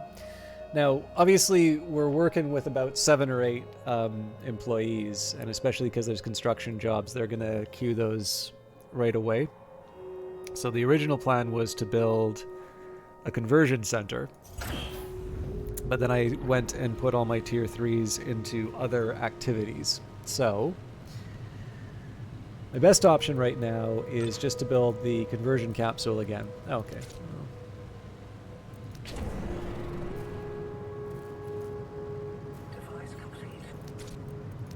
In this case, I'm going to build it out of tier 2s just because I already have the... Like, they're all just on the floor below. So this will give me more than enough to replenish the missing workers.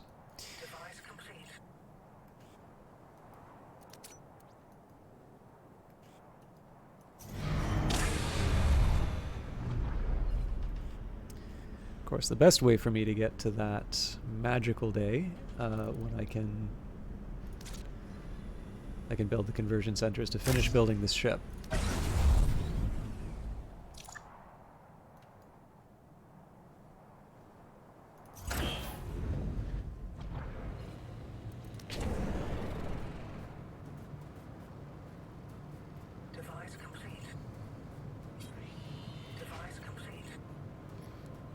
It can.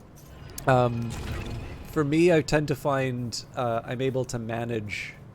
So, like, one of the ones where I think it tends to change would be when you're using that. I actually had the option of getting the starting bonus where you can put the like a given number of weapons on smaller classes of ship. Now, there are space constraints at a certain point, so even then you're probably going to want to go for a bigger ship. I'll be honest with you, like, Phantom Brigade has a bit more sophistication in terms of small groups of people, taking on larger ones. I think that's probably the game that more effectively handles the breakdowns. But the truth of the matter is, like, even with the largest ships that I have, I've definitely had fights where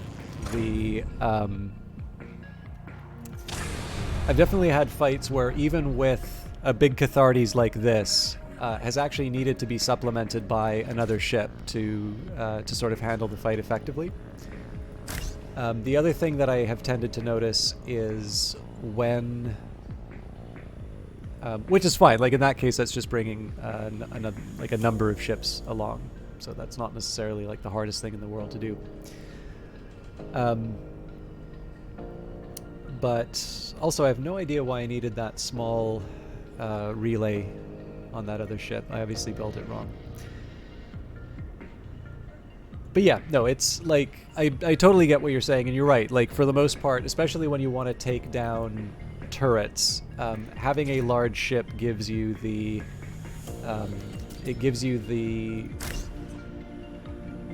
power to be able to withstand the hits from large turrets, which is a really big advantage.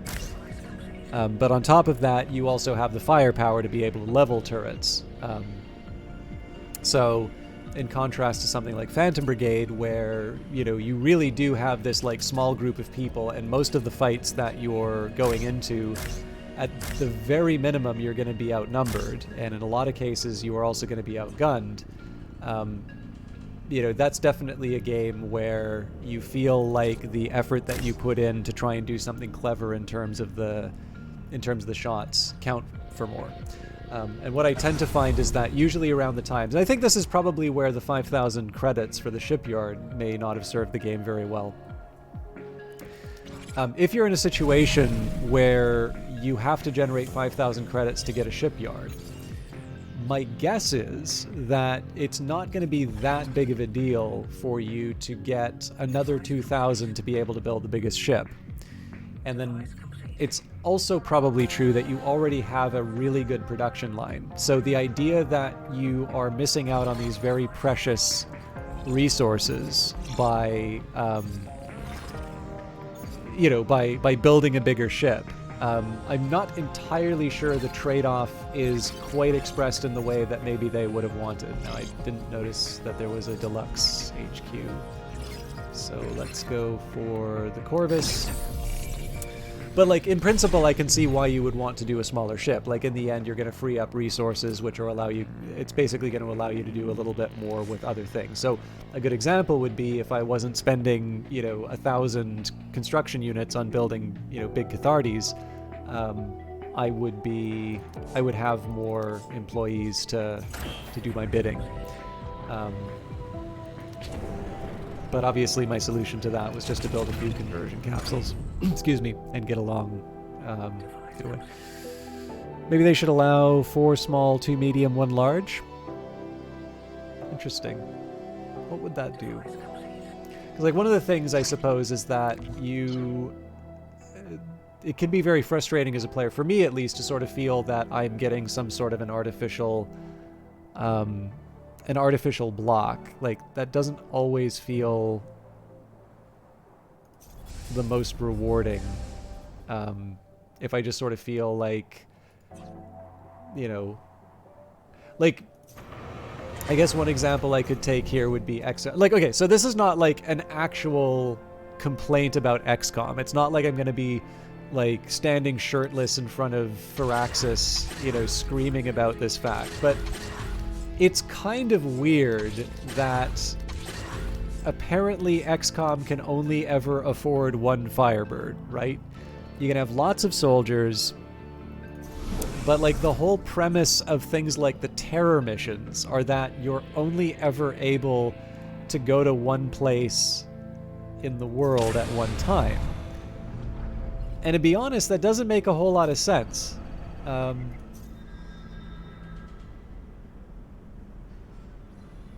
This has got to be a...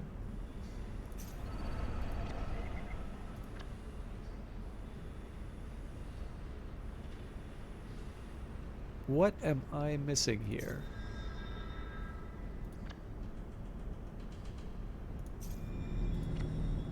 Oh, right. So yes, it is a battery thing.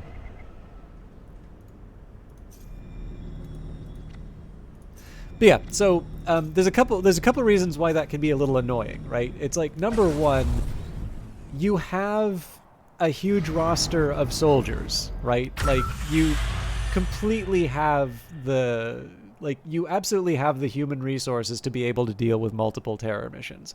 The limitation is on the transport to it. And, like, you can afford multiple fighters, you can afford just about anything in XCOM. But for whatever reason, like, the way you apparently defeat XCOM is to just blow up the Firebird, and, like, they're never going to be able to build another one, apparently. And I think one of the reasons... So again, like, this is almost like sitting down and watching Terminator and saying, "Ugh, killer cyborgs don't exist. This movie's a pile of nonsense." Like, obviously you give people some leeway for the fantasy. But where I feel like this becomes something that people get justifiably annoyed at the new XCOMs by, and to be honest, I'm actually not that bothered by that. I know I'm going on about it, but, like, this is just an example I want to give to the point you were making. Like, the original XCOM, to my understanding, had a geoscape where you could build multiple bases and you could build multiple transports. So I think the Firaxis XCOM is an excellent game, and I think it has many improvements over the original XCOM. I've not played a lot of the original XCOM, and I think for the most part I do have a taste more towards modern games than older games, so I actually really appreciate that fact about the modern XCOM, for the simple reason that I very likely would not play... I probably wouldn't play XCOM that much if there wasn't the Firaxis version of it. But I definitely became much more aware of this by playing Phoenix Point, in which you are able to do similar base building and multiple transports. Well, I was beginning to think you skipped town, Sid. Am I to understand you have a lead on the Will's whereabouts? My uncle? My parents left their assets in the care of my uncle? Not only that, the executor's office allowed him into the vault and let him leave with it? What were they thinking? My uncle is an unemployed... Oh, pardon me, he's an activist. An unemployed activist out on some dried-up colony fighting the good fight for, resource equality or some such nonsense. Sid, this is a man that actually pays his taxes. He's a complete embarrassment to the Gara name, my name. They may as well have doused the Will in fuel and set fire to the whole thing if this is how stupid they were going to be with it. I can't believe it. I knew I should have sent someone to bug his office, track his correspondence. How could this... If he gets his hands on that money, on the estate, it will all go into some dead-end charity. I can't allow that to happen. Even if I get nothing, I can't let that happen. Now it's become a matter of principle. I have some calls to make on some very encrypted channels, Sid. I will talk to you when I talk to you. Goodbye. Another quality entry in the logs. But yeah, so like the challenge here is that there are limitations that make a game feel very fun, and I'm really on board with those. And yet, it doesn't take a whole lot to introduce a similar kind of limitation to all of a sudden feel like you're being hard done by. So that's where I'm trying to think, like, what would the 4 small, 2 medium, 1 large equivalent do? Like, as far as the number of guns that supports, it's basically the same. The actual equivalence would be 8 small, 4 medium, 2 large. But I mean, that's effectively creating the same breakdown, right? It's, you know, multiplying it by a constant I don't think is a very interesting... I just don't think that's a very interesting innovation on my part. And the idea here is that because the shipyard supports 2 ships, and the largest can have up to 4 weapons, that's sort of why I doubled those numbers. But I think you get where I'm going with that. But I'm trying to think, like, how would I feel if I was presented with something like that? Would I feel like that was a worthwhile addition? Would I feel like I was being sort of jerked around because there wasn't a convenient solution to something? I'm not sure. I should think about it. But yeah, I sort of feel like probably if you feel like it just boils down to like the biggest gun and, you know, float it over the enemy city like it's, you know, Independence Day, probably that speaks to maybe a deficiency somewhere else inside of the... I hate to distract you from the all-important inside of the work combat? of subjugating your citizens, but I've come to end your reign of terror.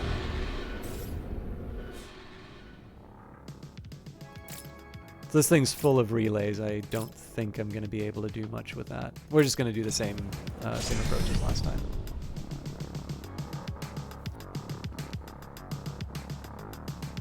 I'm guessing I may have a big delay here because I feel like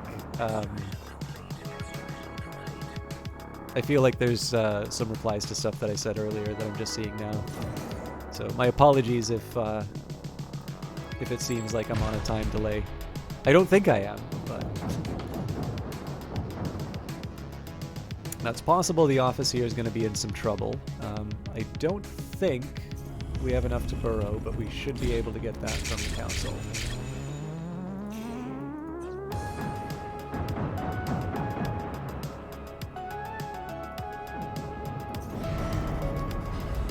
they're flying into range now, so we'll be good.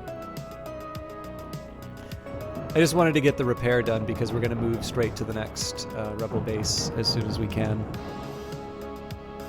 But yeah, like, just to be clear, I think what you're referring to here, Joshy Man, is my little rant about the Firebird. Like, just to be clear, it's not something I really think about,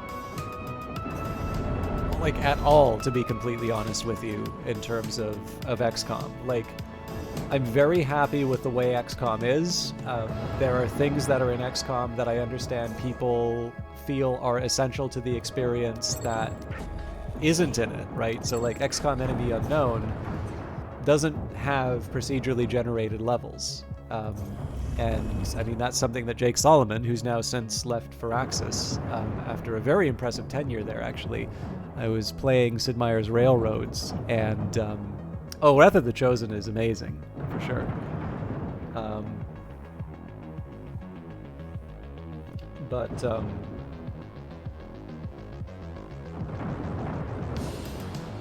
But yeah, like, you know, XCOM Enemy Unknown, compared to the original XCOM, so far as I can tell, original XCOM had procedurally generated levels.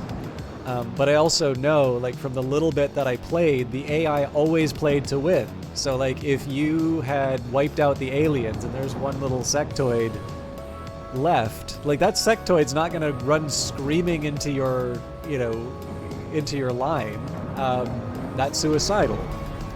It's going to play to try and win in whatever way it can. And that usually means sort of like running and hiding and, you know, just generally avoiding your units. So is that quote-unquote realistic? Like, is that an example of a good AI? Like, in one sense, in terms of behaving like a player, absolutely.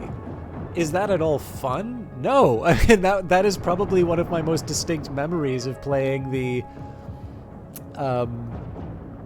you know, the original XCOM for the first time. Was like trying to find out where the hell this alien is, because it refused to lose. It would not lose gracefully, and so, you know, it's one of these. Whoa.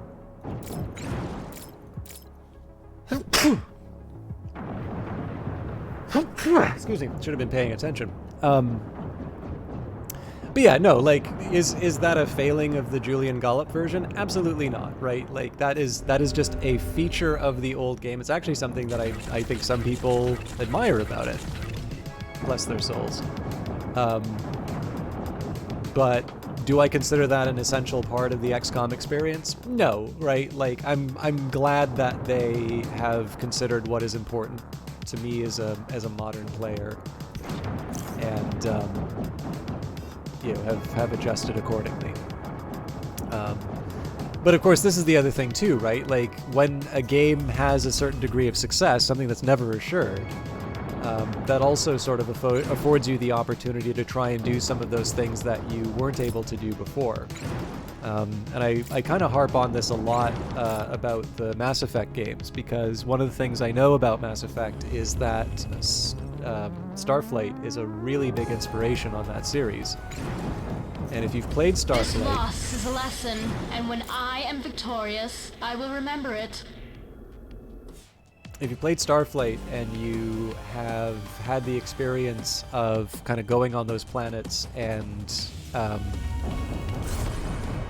like mining for resources and all of that, it makes the Mako make sense. It makes the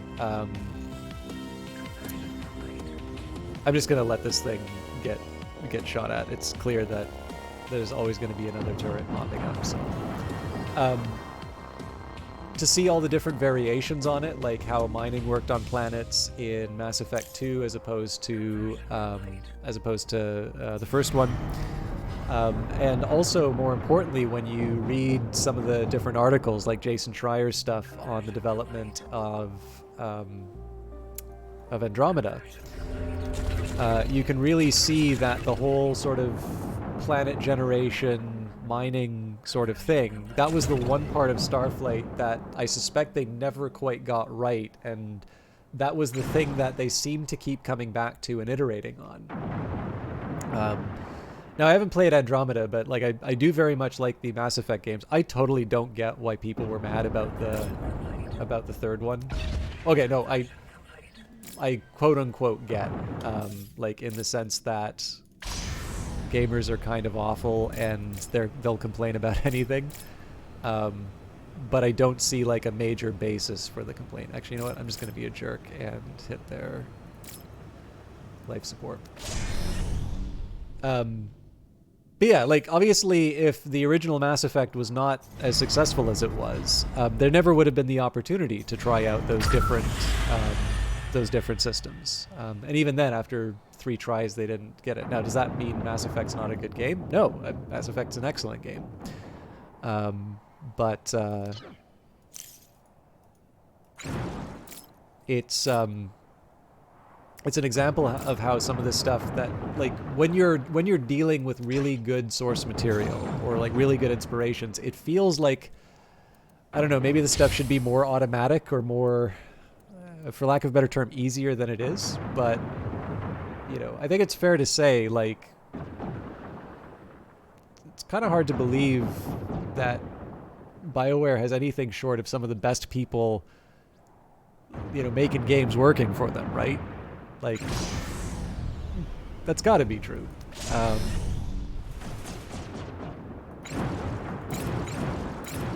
But it's still, I mean, they had 3 or 4 tries to get it, and it was still something they struggled with, so.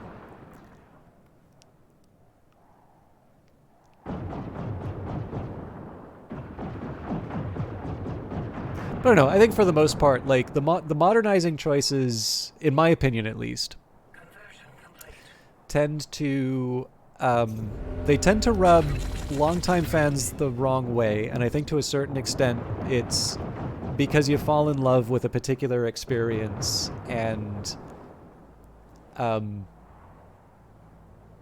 you know, in the end, it's never going to be exactly what that first experience, you know, it's kind of like how I have this theory that like everybody's favorite Dark Souls style game is the first one that they played.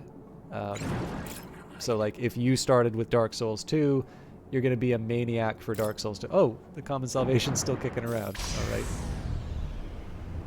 Either that's a new, no, that's got to be a new ship. So yeah, like if you started with Dark Souls 1, right, like, you know, first time you experienced a game like that, you know, with that level of difficulty and you know, just hard enough to, you know, make you fearful, but not so hard that you give up. I actually gave up the first time I played it, but I went back. It was that first boar in like the Undead Parish that almost ended my journey through through Dark Souls. But like it's also fair to say, like Elden Ring is by far the most popular out of any of the stuff that that From Software has done. And so far as I can tell, each subsequent Souls-like entry has sold better than the preceding one. And clearly the style of combat in something like Bloodborne is so much faster and different than that original, you know, that original game, Dark Souls 1. But I'm still pretty sure there's going to be a group of people who will, you know, insist that it's all been downhill since the first game. And in the end, what you're competing with is that experience of playing something like that for the very first time. So I'm sure the truth probably lies somewhere in between. Like, I think my biases definitely tend more towards modern games. I also think there's good reasons for that, though, right? Like, in the end, modern gaming has the benefit of essentially, like, all of the lessons that people have learned from the games that came before, right? Like, Mass Effect was able to build on Starflight. No Man's Sky was able to build on Starflight. Like, obviously, there's a lot of games that owe a debt to those early procedurally generated games. And I mean, in the end, the procedurally generated games were not doing it because, you know, roguelikes were a thing, or like a big genre, or they were good on Steam, or, you know, you can make good TikToks out of them or something. I think those games largely had the shape that they did because in the end it was the only way that they would be able to realize a... Sorry, for some reason I always avoid mentioning Elite in these. I haven't played anything even remotely close to the original Elite. Like, I've played Elite Dangerous and that's about it. But yeah, where I'm going with this, like in the end, they were solving a very different problem from what I think a lot of game developers who use procedural generation are trying to solve today. I mean, in the end, they were dealing with hardware constraints, whereas now, procedural generation's almost, I don't want to say a genre. That's not quite communicating the thing that I want. Actually, honestly, there's no point in repairing this thing. That's going to waste more time than I need. But yeah, it's fair to say, like, procedural generation is one of these things that people now seek out specifically because of that feature. One of the reasons I wanted to mention is just it's a chance for me to talk about Crypto the Necrodancer too. Like, Crypto the Necrodancer is rogue with a rhythm component. I'm pretty sure Ryan Clark's actually told the story of this. Like, I think for him, he likes the game Rogue, but the one thing he feels... I don't know if I want to say is a failing about it, but I think one of the things he was trying to address was the fact that you can play Rogue and, you take an action and you can get up and walk away from your screen and the game's just going to be sitting there waiting for you when you're ready to take your next turn.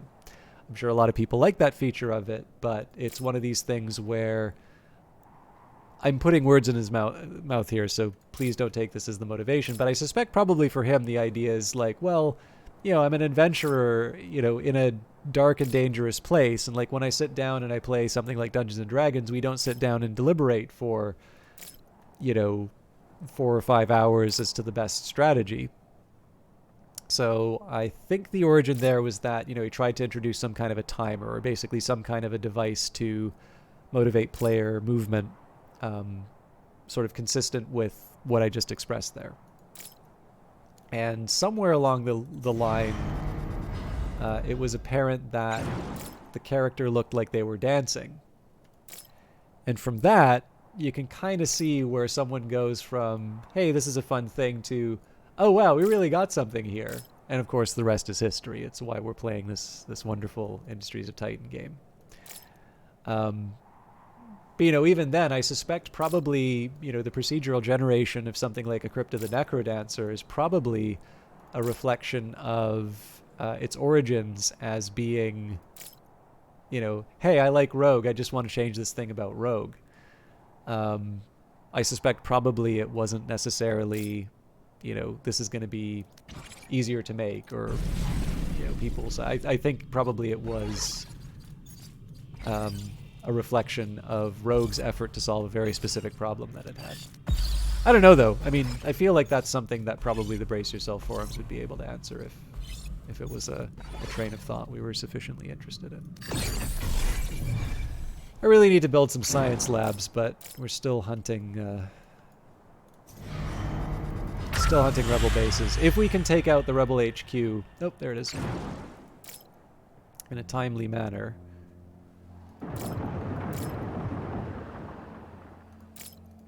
It is not worth it to try and take all of these on at once.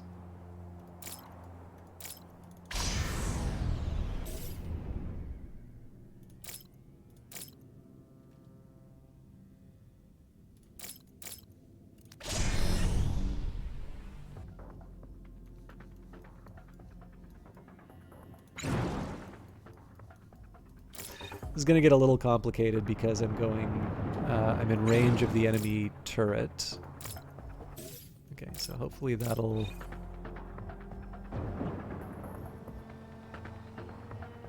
keep me going for both.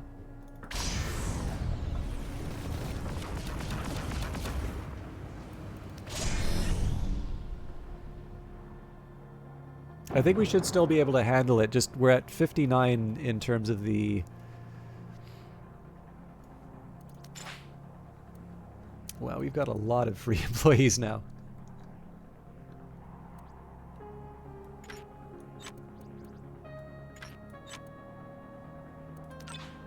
I didn't even really get my industry up. I've been too busy hunting rebels.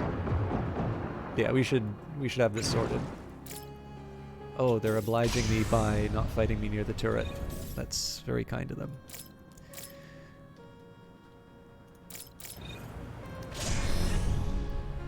But yeah, actually, to your earlier point, MTGO, about like the size of the ship, right? So, in principle, trying to figure out the puzzle of the easiest way to defeat a rebel ship in terms of its layout.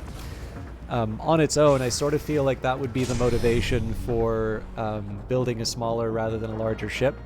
But on the other hand, I am in broad agreement with your point, which is that by the time that I'm building ships, particularly, I think this has gotten better now with the lower cost shipyard, but basically by the point that I'm building this sort of stuff, like what am I really giving up by building the biggest ship? I already have a good production line, you know, I've already got access to a lot of different resources, and so it feels like, you know, it's not that big of a deal for me to just throw as many resources as I can at the problem. So I'm going to try something a little different here. I'm going to go after the turret. Ah, nuts. So this one I suspect is going to be a little trickier. Not unreasonably so, but we can't get mean with the life support. So we'll just go for the guns. That's a good example. This is a good example of a ship where, by the way, thank you whoever followed. Ruhuan? How do you get the starting bonus? So that comes at the very beginning of the game. So like each map that you start, let me just bring this up. Do you mind if I ask what mode you're playing out of curiosity? So in this case, the starting bonus that I picked was Super Highways. So what should happen is when you load up the game, there should be a screen that pops up that gives you, by default, it should be 3 options. I believe you can spend favor to get a 4th one. And basically you pick one of those, and then, or you have the option of skipping. Skipping's not necessarily bad for the first time that you play, but I do think that they add something interesting, so I usually go for them. And then I believe, I don't think this has changed, but as you begin to start neglecting certain bonuses, you will actually be given a credit bonus. That was how I used to get the shipyard early, actually, was to spend a 5,000 credit bonus for picking a bonus that I don't normally do. But yeah, basically when you start a map, there should be a screen that shows you 3 options for the starting bonus. Is that the one that you're referring to? Uncle, I'm surprised you accepted the call. Is that a soft spot I'm sensing, or have you finally gone senile? What, no pleasantries for your dear niece? Fine by me, let's get to the point then. Which is this? You have my money. Yes, my money. My parents put you on the will when it wasn't their place to do so, so I'm going to rectify that mistake. Rescind your role as the beneficiary, sign everything over to me, and this conversation won't have to start involving gunfire. Oh, please. Uncle, there's only one way a firefight between us would end. With me getting everything I want, as always, and you poked with more holes than a mining colony's ozone layer. No, God, Uncle, I'm not above using force. Wow! With something like How this many at stake, engines does you'll this thing find there are have? very few lines I won't happily cross. Think it over. Consider what's best for you and the future of this family. I'll be here when you have your answer. By the way, I hear you're due to give a talk at the Martian Environmental Conference. A prestigious affair, so I hear. Well, best of luck to you, Uncle.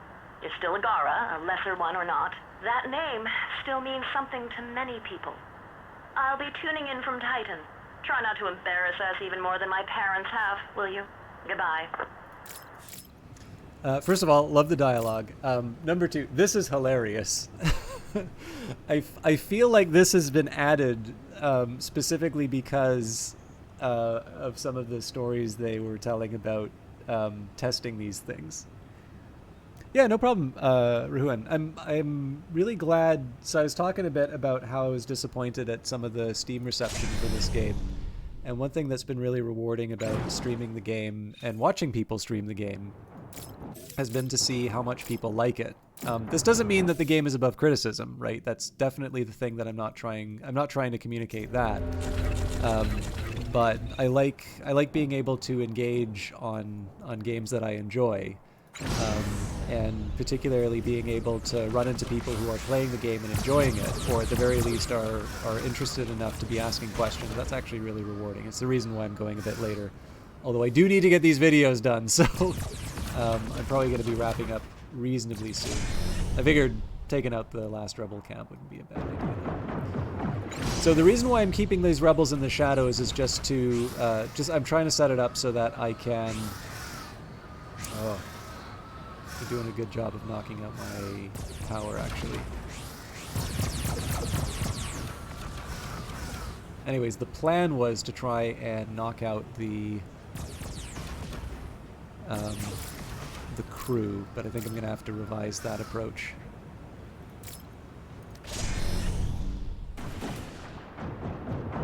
Yeah, this is just to avoid the turret, because in the end,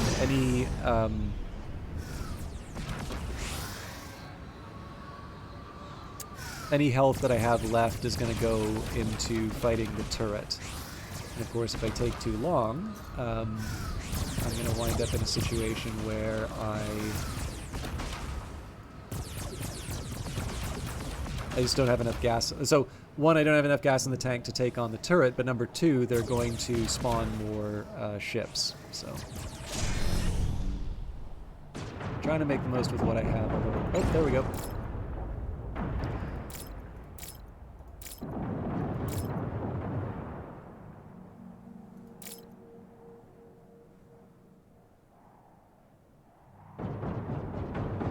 So if I want, I could give some backup against the Nomad Alliance, but in this case, I think we should have a handle on it. We actually have less health than they do, but we should be hitting them harder. So they're at 222 compared to my 170. But we take them for 15 compared to their 8. Needless to say, this is not screening against the rebel turret. Incidentally, if any of you, it doesn't, not just for Ruin, but for those of you who do have questions about Industries of Titan, like I said, I am probably going to be wrapping up reasonably soon. But if there are any lingering questions as I take out the last of the rebel bases, I'll do my best to answer them. Okay, Coda is at 5 on their score, so we should feel pretty safe. I definitely want to get the fuel silos and energy depots down sooner rather than later. And I should have the resources for it. Obviously, my industry's been running by on its own pace. I gotta be careful about this, right? If I feel like I'm in a spot where we're not going to be able to deliver the final blow, we should get out of here. Truth of the matter is, like, we're still, like, we're behind in terms of overall HP, but I think we're winning the race in terms of the ability to knock them down faster. So we're sort of at parity, but they were able to get a couple extra hits, and so I think the rate at which we're going to be able to complete these attacks will win the day for us. Kind of a big assumption, though, right? If I'm wrong on that, I need to get out of here. But as you can see, we're now ahead, even once they add their extra shots. So we should see things through. Also, we're about to take out this rebel turret, so the only thing I need to be worried about is if I take out the rebel turret and it spawns another rebel attack. I do need to be a little more worried in that situation, because it's going to be hard to get my people back to my base for repairs. I'm not going to lose my nerve, though. Once the rebel turret's done, we're going to move straight onto the HQ. If I'm lucky, this will all get destroyed at the same time. Also, hopefully without employee fatalities.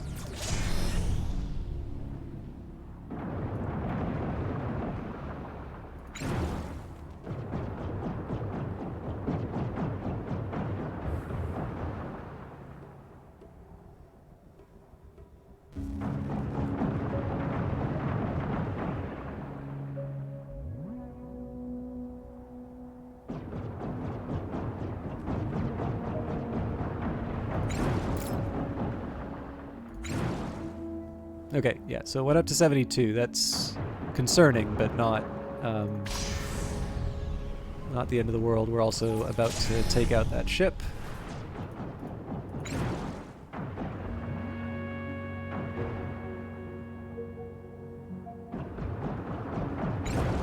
There we go. So unless they pop up a surprise turret, we don't need to worry about the rebels anymore.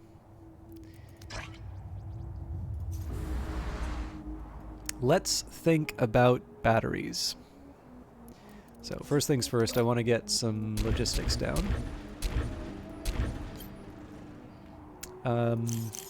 Here's a good place for some batteries.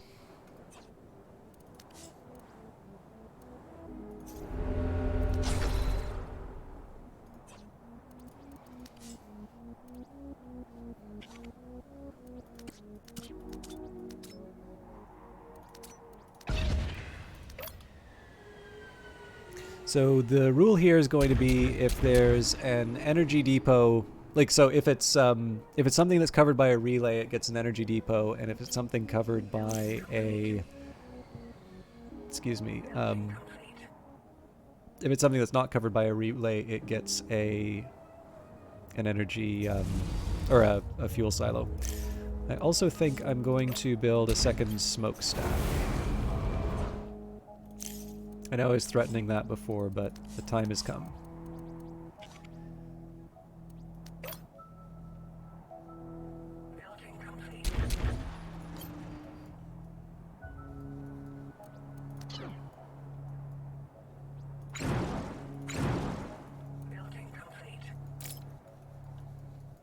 So if we want to take out Coda, we do have that option as well. I will blow up the rebel shipyards just because I feel like being mean. But looking good overall. So my goals, 2 fuel silos, 7 energy depots. So in theory I don't want to link these up, but I feel like I can probably make a big field of batteries without too much difficulty.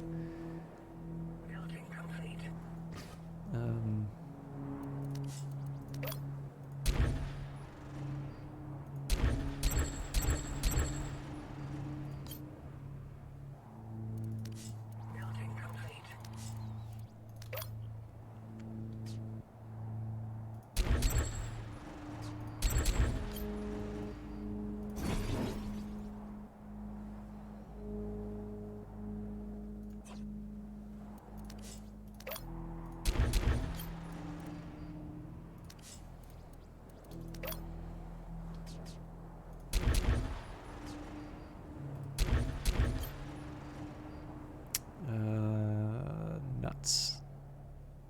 I may need a command center to sort out the rest of this.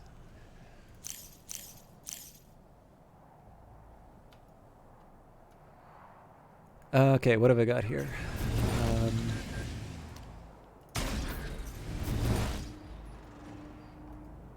3, 4, 5, 6. Yeah, I just need one more.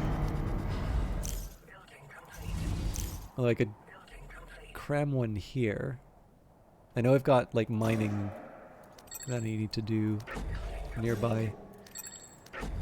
Trying to avoid putting the batteries and fuel silos next to the residential areas. This would... No, can't put a fuel silo there because of the residential again.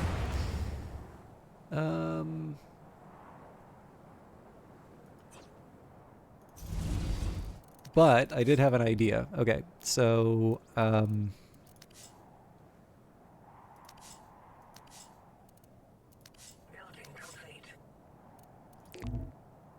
Right.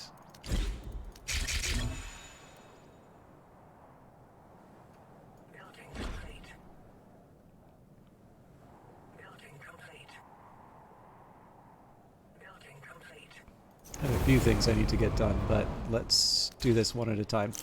Okay, second smokestack for production.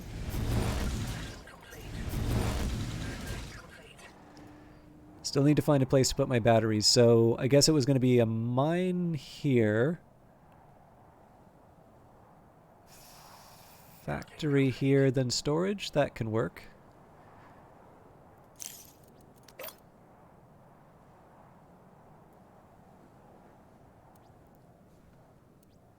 I don't really have the minerals for it, but okay, so mine, road.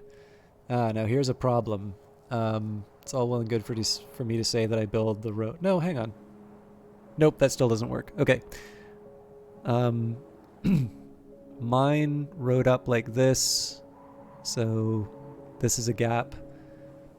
Factory, storage. This is open. I definitely have to have the factory here because of the pollution considerations.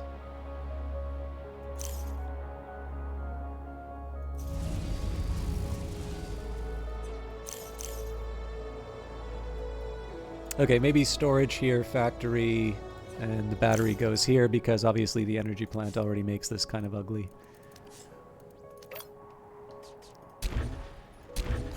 There's my 7th battery. Okay, so now we got to think about... well, okay, so if this is the worry in terms of habitability...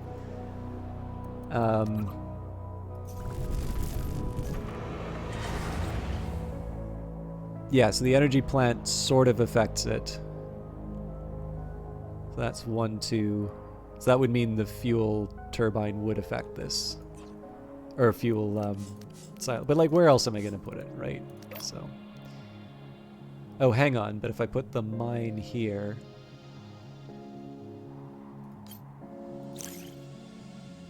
I guess I put the fan here. No, this still works for the fuel silo.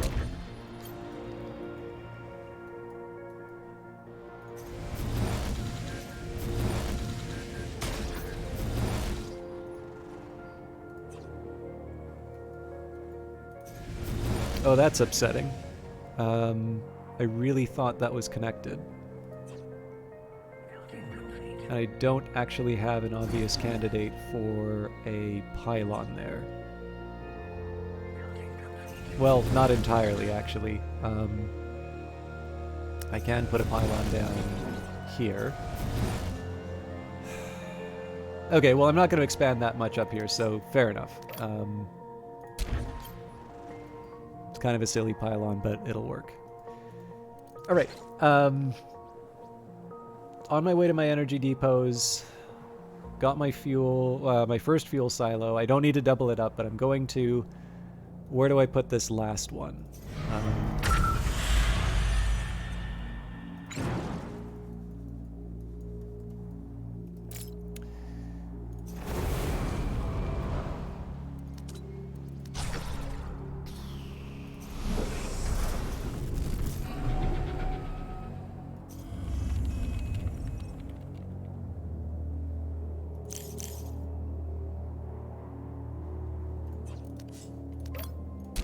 Taking up much needed space, but it's better to be honest about what my needs here are.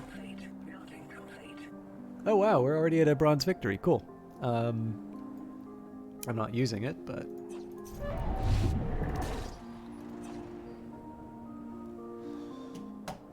Okay. Clearly I need command centers, but the problem is that all these places I'm going to be building command centers are not really ones where I would want to be putting fuel turbine. Okay, well actually this is an empty plot that's not really being used for anything, so... not a fuel turbine, a fuel silo. So everything doesn't have to be doubled up. It's nice to have it that way, but it's like it's not a requirement. So yeah, I guess what I could do... In theory, I could put a fuel turbine here, but maybe we'll worry about the fuel turbines somewhere else. We're certainly doing well as far as power and fuel are concerned.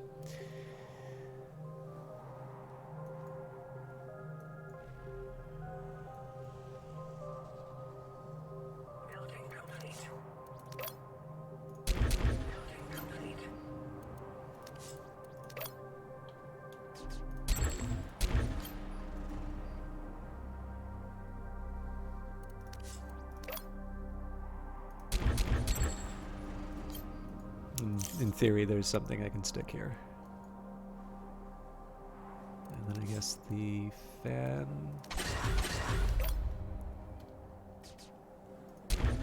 And would go here. I still need to find some sort of a power source for it, though.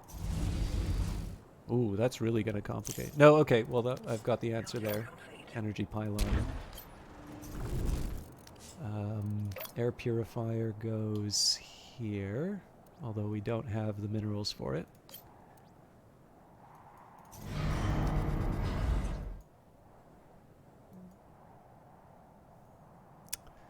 Yeah, so basically, once the mining gets started, we are going to need to clear, we're going to need to clean out the, sort of the waste, the byproduct of it. Oh, you know what? I made a problem for myself in that I'm not going to be able to access this mineral node. So, as a consolation... Building complete. Building complete. Building complete. I'm going to build a different energy depot. Building complete. Building complete. Building complete.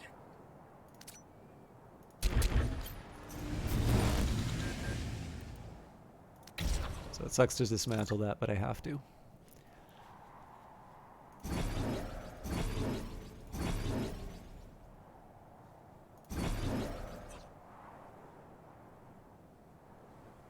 So yeah, eventually when the time comes, the fan... Actually, I guess I can get that fan running from the start. Okay, so the big question is with a mine. Yikes.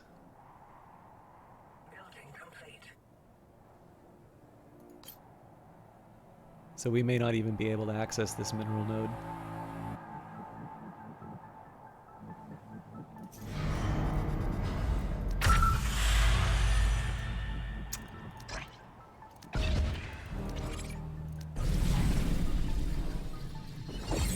Ah, but this gives me my HQ range. How much you want to bet I can access it now?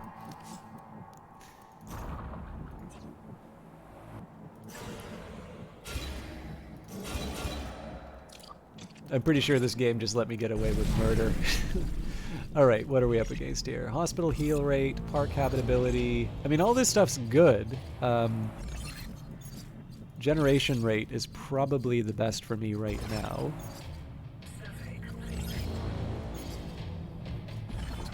Because I may not... Nope, employee movement speed.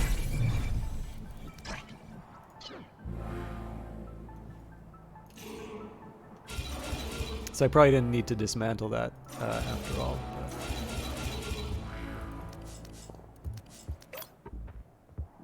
But... Unbelievable.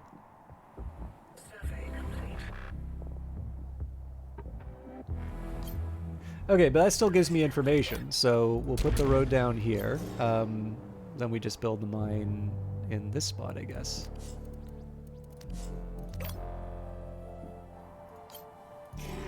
It's a bit of a shame, because that would have been a good spot for a turbine, but...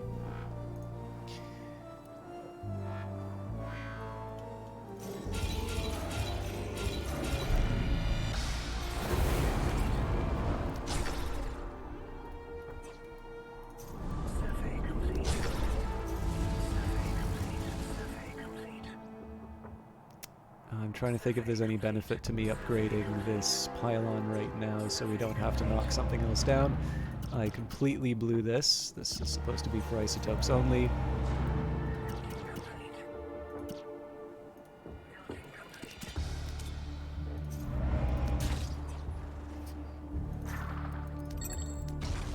At this point, I'm just kind of grabbing anything that I can. So...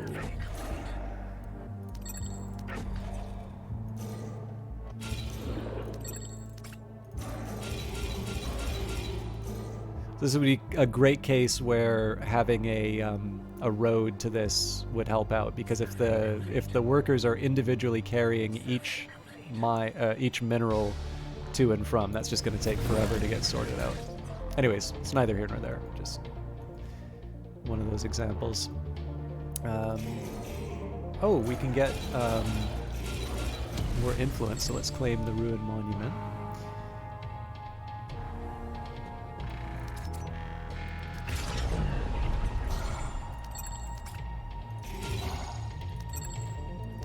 All right, Paz, this ad is good to go.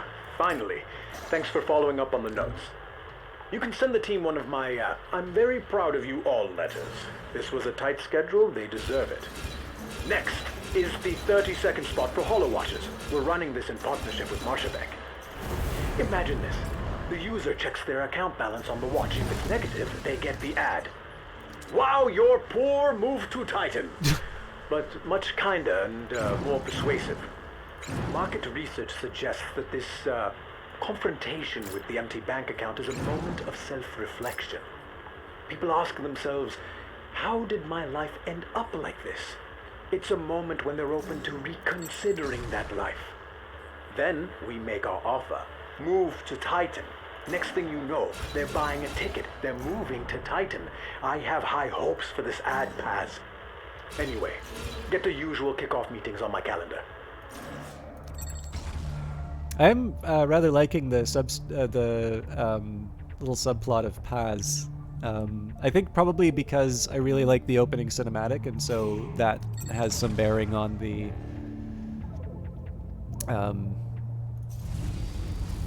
you know, like the depictions of Titan and how things sort of turn out for the character in that that cinematic. It's a nice one. Like there's a lot to like about it.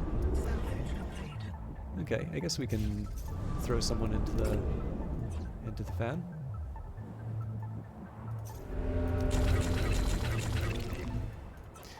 All right, let's reflect on where we're at. Obviously, we've got tons of employees doing things now, but a lot of that's going to be temporary. If we take a look at the breakdown, so much of it is focused on construction and ruins.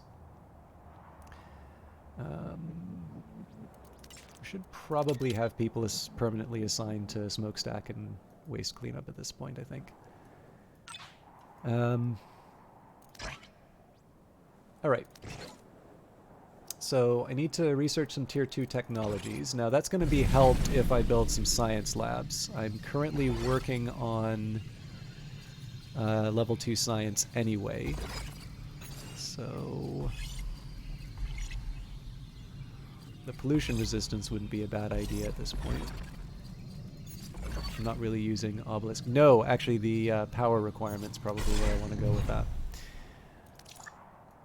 So that requires time. And at this point, you know, we've got more money than we know what to do with, so we can take a look at what the next requirements are. So we got a freebie in terms of extra energy. Own 38 trucks. This game knows me. That won't be that hard to do. In fact, what I think I'm going to do here, let's build out the road, and let's just build the trucks here on the other end, right? So one here, one here. Oh, but we don't have the minerals for it. We'll get there.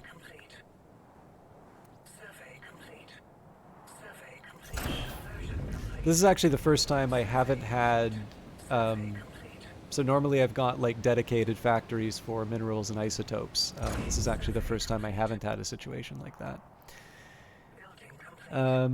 Okay, 272,000 energy. Now we don't have nearly enough for that, so I think what we'll do, I do have quite a few isotopes, so we're going to upgrade all of our batteries.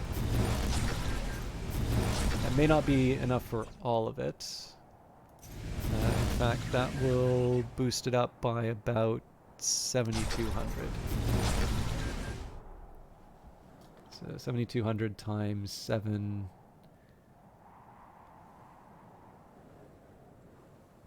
That gives me another 50k. Theoretically, if we do that a second time...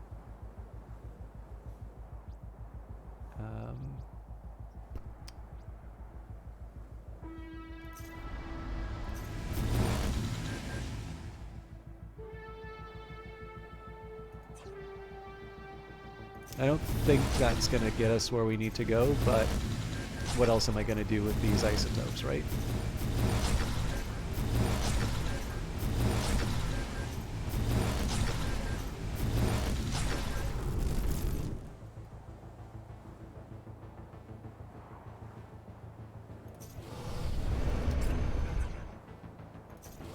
We're actually starting to run low on energy. Okay. I can build my transport hub now. We're actually getting low on the isotopes we need. I don't really have a good source for isotopes other than these patches, so maybe we dedicate our influence to mining those for a little bit. It's not the end of the world if they move up to tier 3s, but you'll notice I just spent a whole bunch on those tier 3s up here. So that brings us up to 225. The goal is 272, so I'm going to need to build more. Retain 190 monetized citizens, so that means that I'm going to need to build more residential areas. That's not the end of the world. We can do that through these empty plots. I know they don't like being beside the spaceport, but try more. So that's a pretty easy one to do, and retain 66 employees, so I need one more conversion center for that. We're actually well on our way to... We might be able to put this to bed tonight, actually. So I'm an hour and a half over, but frankly, I'm already screwed time-wise. So let's give it the old college try, shall we? What's a good way for me to... Okay, so I think the battery's the first thing that makes sense for me to work with. I'm going to need more power, but I can always build a power plant. Ah, well, that's an easy one, actually. We'll just build the power plant here.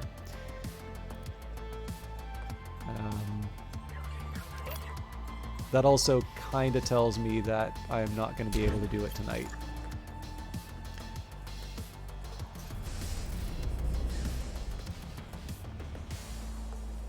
But we'll go a little bit longer. So I'll double up the transport hub.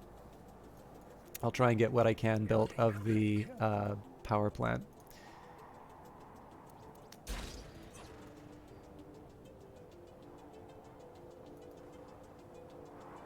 The real problem here is just I haven't really invested enough in the production lines, so they're just sort of stagnating a bit.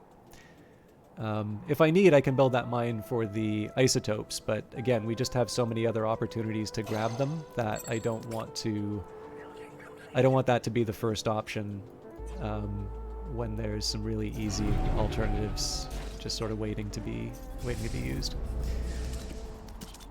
Okay, so we'll upgrade you to tier 2. Not quite at 200 yet for the power plant, so we'll wait a little bit.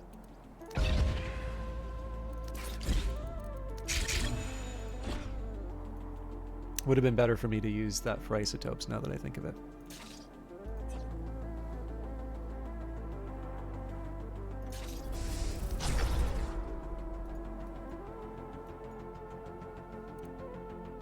Okay, we can build our energy plant.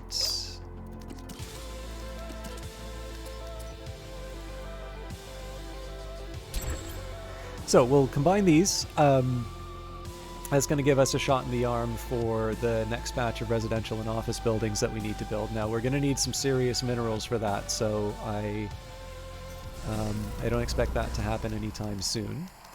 We're buying the extra trucks not necessarily because we need them, but that's one of our goals. Similar to the monetized citizens. So employees are probably the next thing I want to work on.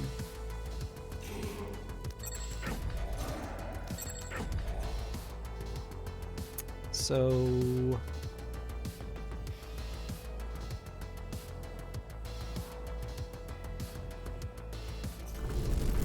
just trying to think if there's a good spot where I can put something out of the way.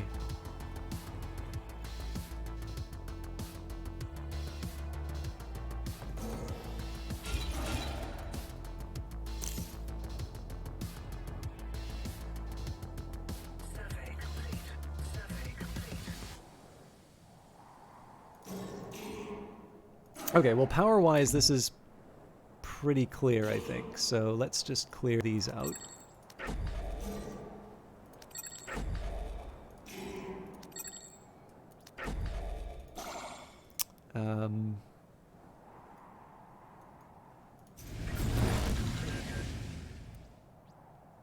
So for this thing, we needed 272.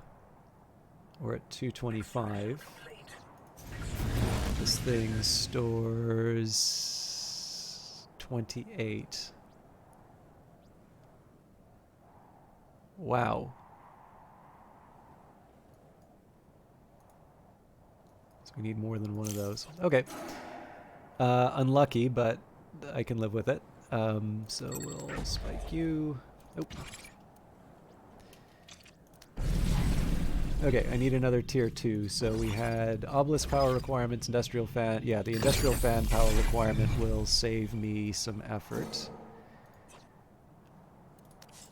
So I gotta be a little bit careful in terms of how I'm spending these resources, just because it costs a lot to get stuff back.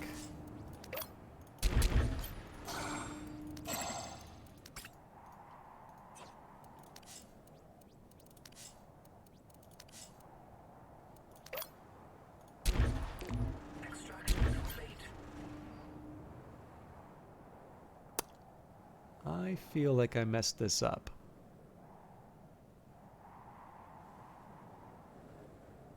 No, we can still build a road around it. It feels a little weird.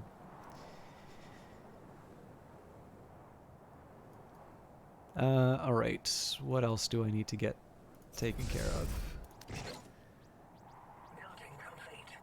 Wait, are you serious?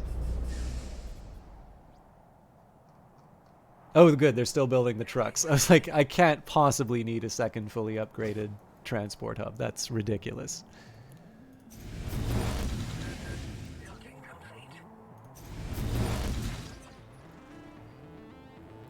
So if these things get fully upgraded, they're going to cover me for 56. So that will bring me to the edge. But again, I'm assuming a full upgrade here, which is not easy.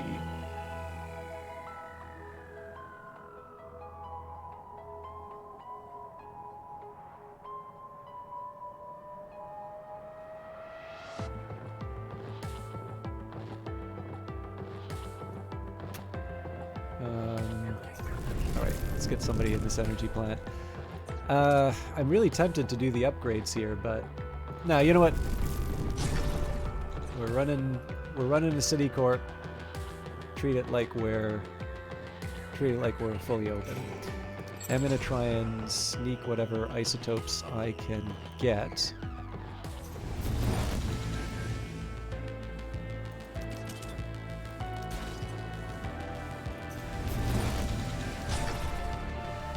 Okay, so while we're working on our power requirements, monetize citizens. Now that's going to require a lot of minerals.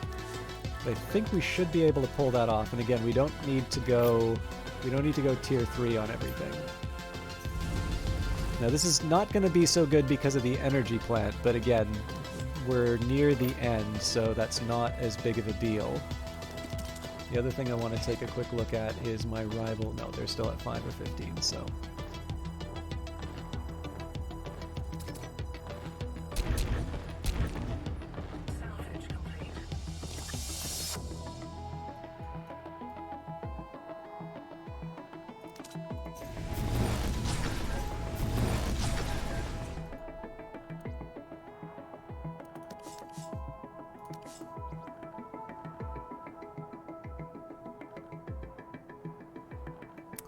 Still trying to think about where I want to put that conversion center.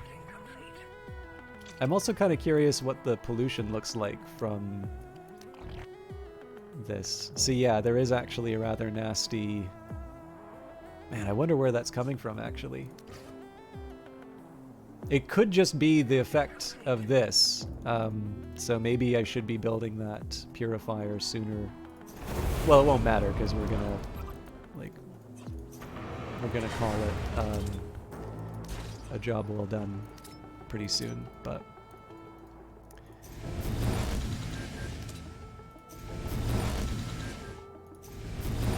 okay, so that's the last upgrade to the energy depots I need. So that's gonna lock me into power prepper. That's gonna give me another 5 points. That brings me up to 28.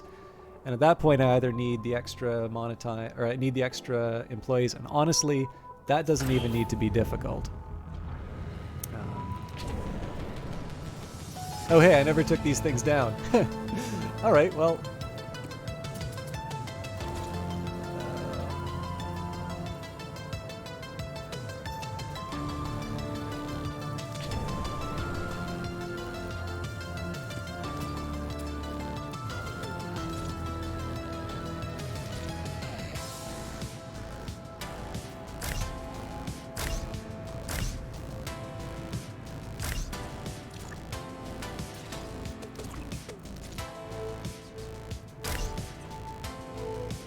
That should hopefully bring us up to 66.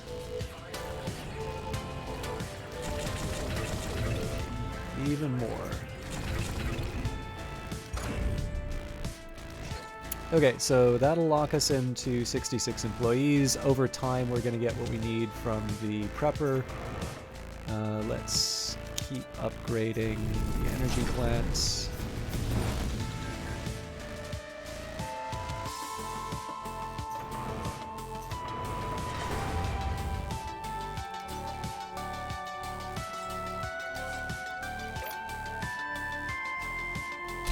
This is a worry here if I don't have a... I thought I had the pylon I needed.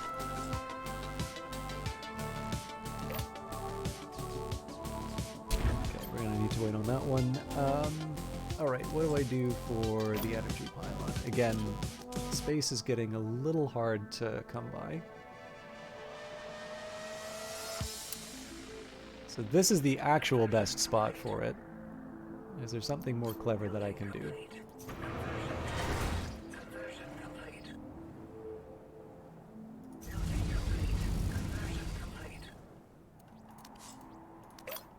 Probably if I do that and then just upgrade it.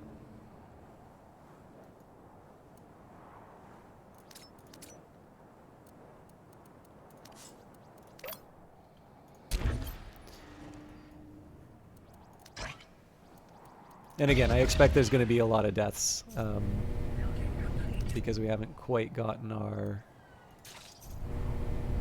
haven't quite sorted out our what am I trying to say?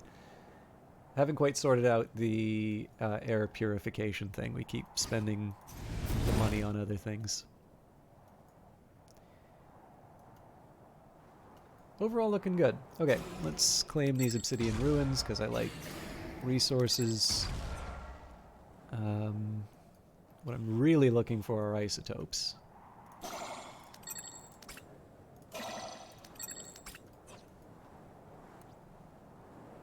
We're basically converting them as soon as they come in there, so... if I was completely honest with myself, I should have built that mine a while ago.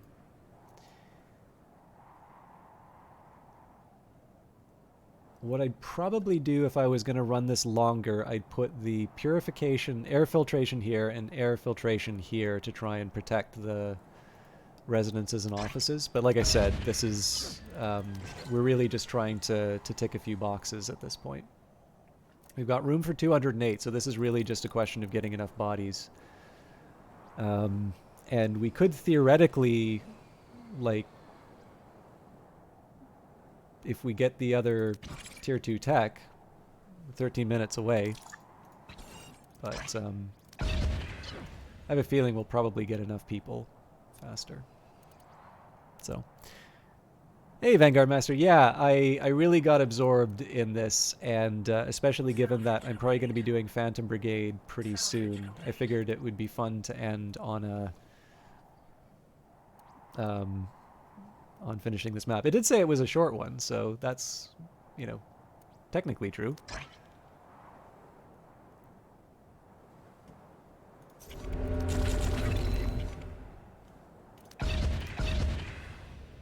So either we're going to finish the tier 2 tech, or we're going to... Actually, we should be getting near our battery limit as well. There's like 3 things that potentially can tip us over the edge for a win, so... Yeah, the complaint is more from me because I have work in the morning, but I also have a lot of... there's like a lot of stuff that I need to do. So we're at 33. My rival is still at 5. So we didn't even need to blow up our rival. So yeah, there is... This is a weird one for me, actually. So I never did get mines down. I never did move beyond my original refining layout. But it just happened to be that, you know, hoarding stuff really worked. And I am noticing I'm actually really appreciating the low, the really low, low rebel camp maps. Those are quite straightforward to get through. Now, for some that may not be a good feature, right? Some people might want a little more difficulty, but I am finding them. I kind of have my routine for getting through them, but one of the things I do like about having to go through them is it does actually force me to respect the speed at which they move up. So this was the first time that I got to the third wave without building a real defensive ship, and I learned a little bit about how to mess around with the rebels. But I shouldn't talk too much because Coda could get another 10 points. Let's actually see what the... They're on their way to monetize citizens. I definitely did. Oh! Balric is out. Jacob and slimy. Yeah, you know what? Whatever. We don't need him anyway. Hey, put out some feelers on who else is willing to invest. Bring out the ships and guns if you have to. I am sick of playing nice with the suits. If you want something done, you gotta put your muscle into it. The ships. You know what I'm saying? Whatever you got handy. You write this down, Jacob? Write that down, buddy. Consider this some free wisdom from me, Titan's top dog. Cortex, next CEO. Just as soon as I can get my idiot sister off my back. You know, Mother always said I was her favorite. Yeah, she did. She always said this whole empire will be mine. Rena doesn't have what it takes. No one does. Even old Pop was just warming the seat for me as far as I'm concerned.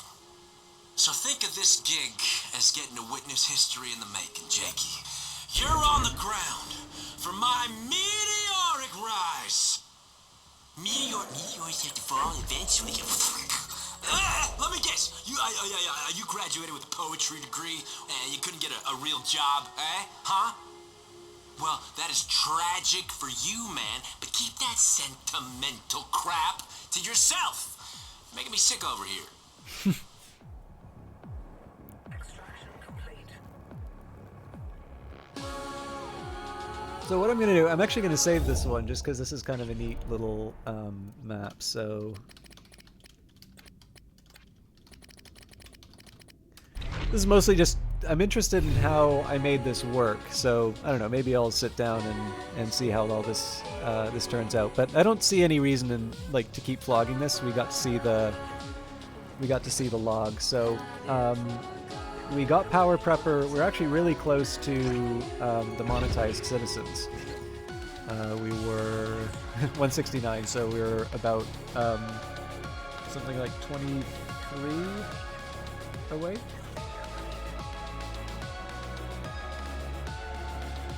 And then like 10 minutes away from the research. Anyways. What am I worth? How fortunate that you were the one we chose, Founder. We hope that you continue to impress. Hector Systems, 6,257,571,840 credits.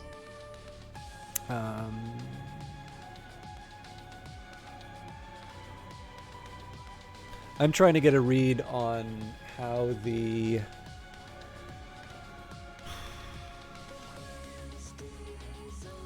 building upgrades may work. Yeah, so like there's rebel buildings, but that doesn't really count. So yeah, the thing that weirds me out a little bit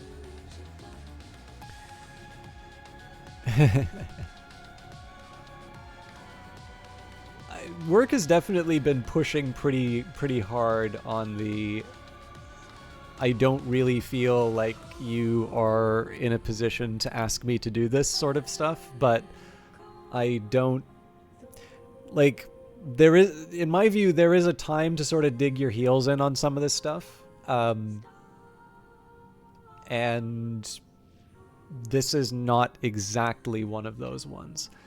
Like, here's the thing, right? I am not very well wired for, quote unquote, playing the game, right? So I realize there's a certain art to, you know, threatening to leave and so on and so forth. And like, the thing is, I'm really not wired for that. If I say I'm going, like, I pretty much mean it. And I realize that this can sometimes create some difficulties for me in terms of, people who are used to that sort of a framework. On the other hand, there is a question in terms of an appropriate fit, right? If a workplace sort of expects me to jump through a number of hoops that are unnatural for me, you want to know, like, why is that necessary? Like, what is this, a question in terms of my own development, or is this an indicator that maybe there are some issues in terms of how this relationship is working? And there's I'm gonna sound like I'm getting on my high horse, and I'm really not meaning to do that here, but there is a certain point where I need to just sort of sit down and reflect and say, okay, so, if you want to move up, or if you want to do well in this, you need to say things that you don't mean, and handle sort of it's not really office politics, is it? I don't know, whatever you call it. And I suppose there's a certain point where I need to sit down and say, it's like, okay, so is developing the skill in saying things that I don't mean, is this something that I feel is important? And I feel that this is something kind of in line with what I consider to be flourishing. No, right? That is not a particular set of skills that I want to adopt. And I'm not entirely sure that those are ones that I should be focusing on. And that's why I sort of say these things can be an indicator to me that maybe it's time to be looking elsewhere. But, I have been in a situation like this before, and, I said, well, look, I'm going to have to go and look somewhere else. And I'm sure that they sort of thought, oh, yeah, no, this is all just talk. Within a couple of weeks, like, I've got my job offer and I'm out the door.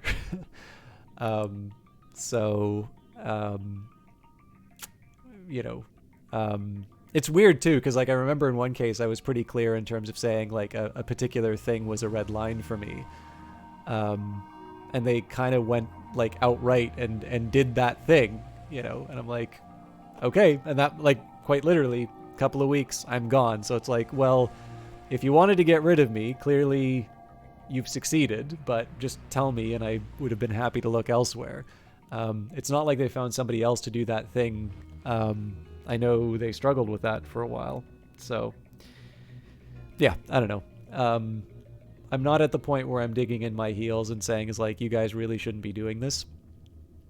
But I am at the point where I would very seriously entertain alternatives. Anyways, this was the story. So the one thing I'm maybe not clear on is this 457 isotopes tier 3. If this is an amount that keeps getting added even internal to your buildings, which would make sense, and this is why the net worth keeps sort of jumping up and down when I'm upgrading buildings, because I'm assuming those would be removed from the total, and then when the building comes back, the number goes up again. But yeah. I'm pretty sure I didn't have 457 tier 3 sitting in my inventory. So we're going to hit continue campaign. I'm kind of happy that we got through that in one go, actually. There are many accidents on the overhang roads of Titan, but the Council has yet to respond to any petitions introducing secure railings. So we've got a straight line, and we would be heading towards the corporate tile. Now, this is an interesting one. So this is Titan aggression, but only one rebel camp. So long means that we're going to have some pretty substantial... Like, we're just going to have a tough time...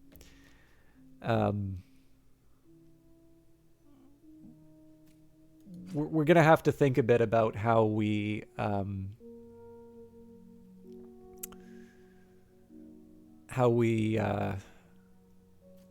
like what goals we focus on. Other than that, though, so clearly the corporate tile is going to be my next target. The fastest way to end this would then be to take this tile. 35 is not bad.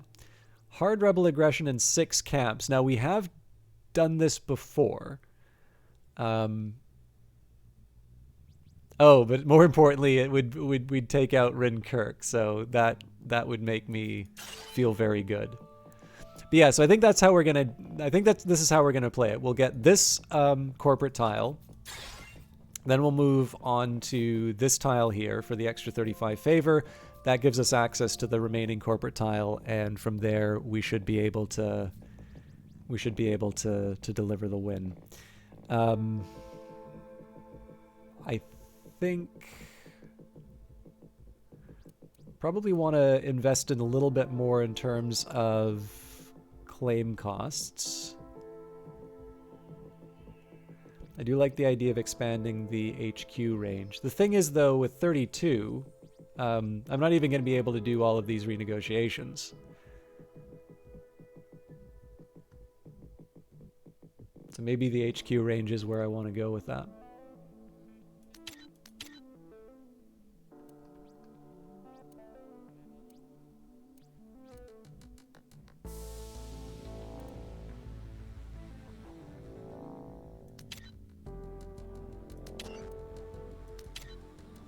Like knock another 20% off resource patches. I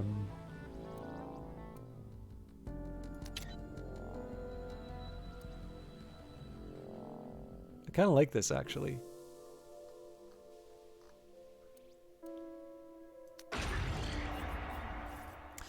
Yeah, so what I'm going to do there, with 100 favor, we're laughing, right? At that point, easily 27 points into renegotiations. Maybe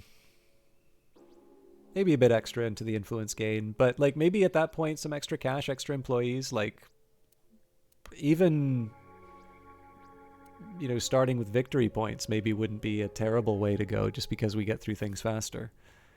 But these are all considerations for the future. Would anybody like to close with some more GPT Bible?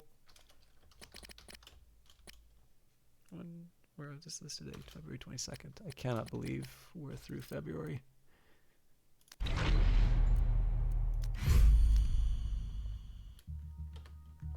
Let me also see who's online so that we can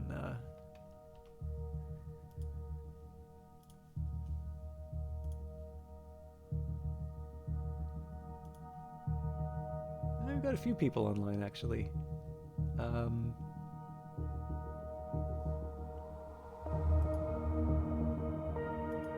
Okay, I'm gonna do the norm.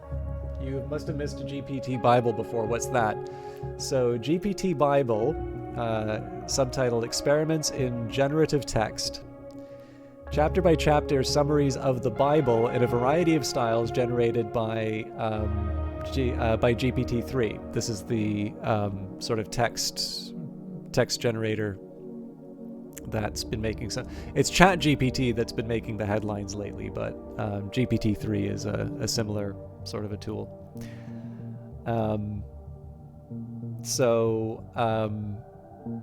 There is the original King James, which I believe is the source text, and then the styles that they have are, it's called Norm. Now, I was guessing this was Norm Macdonald, but I could be wrong on it.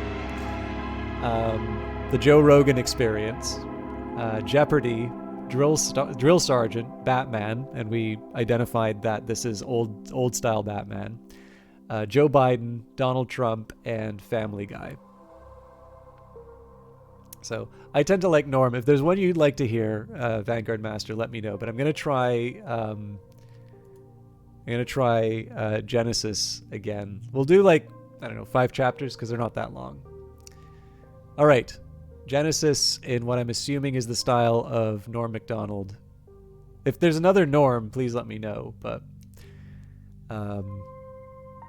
as presented by GPT Bible. Hey, Genesis 1. Well, God decided to take a break from his busy schedule of hanging out and decided to create something. So God created the heavens and the earth, and it was good. Then God decided to fill up the earth with all kinds of cool stuff like plants, animals, and people. And he said, let there be light. And so there was light. And then he said, let there be day and night. And so there was day and night. And then he said, let there be stars. And so there were stars.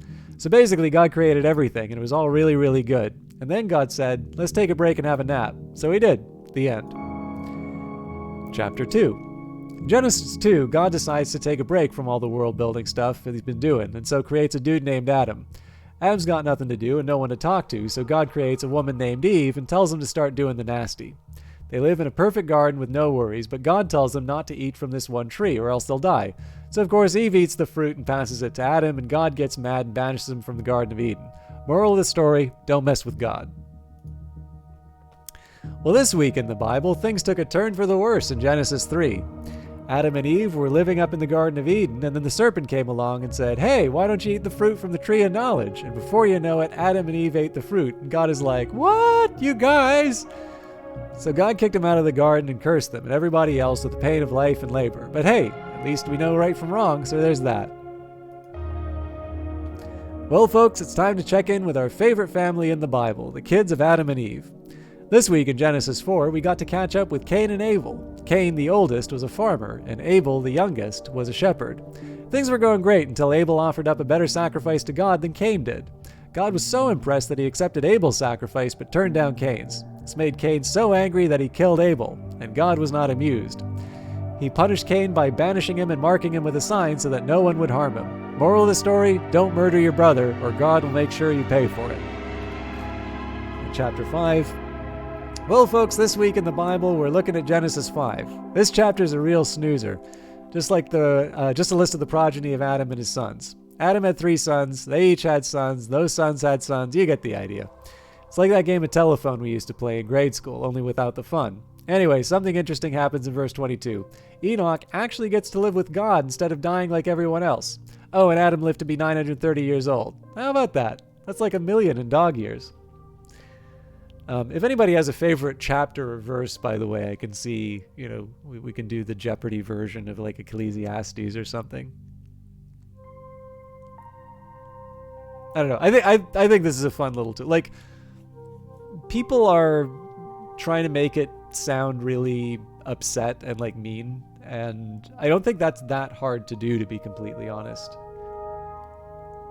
You're learning a lot more of the Bible this way? Okay, well, the least I can do is share the link, right? So, okay, I know I said Joe Rogan's not my thing, but let's at least do the style of Joe Rogan. Ecclesiastes chapter 7. Joe, all right, so what's going on in Ecclesiastes 7? Expert. Well, Joe, in this chapter, King Solomon reflects on how much wisdom is worth. He suggests that it's better to be wise than to be foolish, and that it is wiser to be patient than to be quick-tempered. Wow, so what else? Solomon also says that it's better to be sad than be happy all the time, as it is better to be wise than to be a fool. He goes on to say that it is better to listen to advice than to speak, and that it is better to be careful than to be careless. Interesting, so what else is in this chapter? Well, Solomon also warns against being too quick to speak and suggests that it is better to be slow to anger than to be hasty. He also advises that it is better to be wise than to be rich, and that it is better to have a good reputation than to have money. He also suggests that it is better to be wise than to be superstitious. So basically, wisdom is better than anything else, right? Yeah, that's right. In the final verses, Solomon says that wisdom is better than weapons of war, and that it is better to be wise than to trust in luck. He also said that it is better to heed God's warnings than to trust in our own plans. Okay, let's maybe try a different chapter of Ecclesiastes, and let's switch to...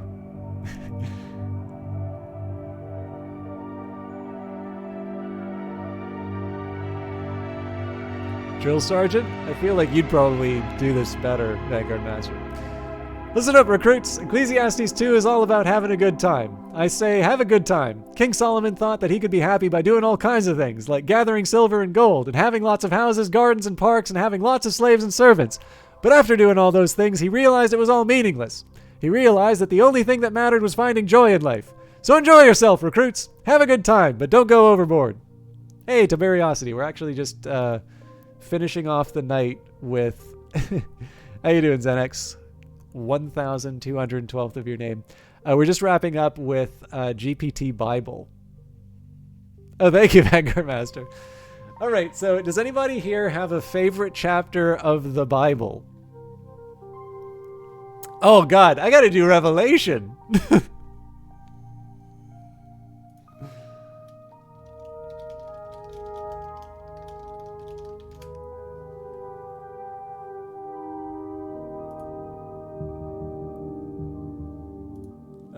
I think it's chapter 6 when the seals get opened. Ah, suck it up, thank God. All right. So yeah, if anybody, just as a reminder for folks, this is a GPT Bible. This is using GPT-3 to summarize chapters of the Bible in the style of what I'm assuming is Norm Macdonald. It's just called Norm. The Joe Rogan Experience, Jeopardy, A Drill Sergeant, Batman, old school Adam West Batman, Joe Biden, Donald Trump, and Family Guy.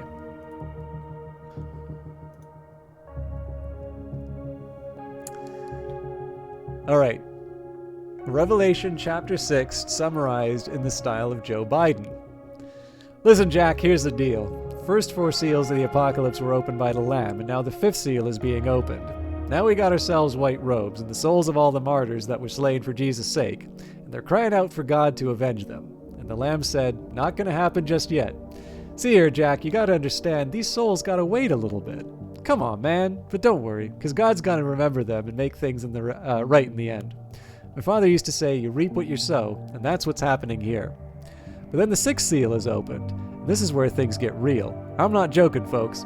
We got earthquakes, we got the sun turning black, the moon turning to blood red, stars falling from the sky. What was that? That's literally the end of the world. We got people hiding in caves and mountains, trying to hide from the wrath of God. And then there's the great, terrible day of judgment coming. So excuse me, here's the deal. The Lamb is in control and God's going to make things right. It ain't going to be easy, but it's going to happen. No malarkey. That's the way that it is.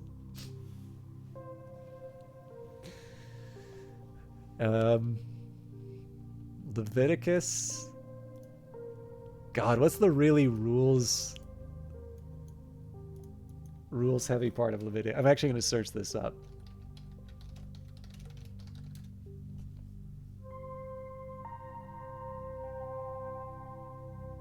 Apparently 19 is listed as having various laws.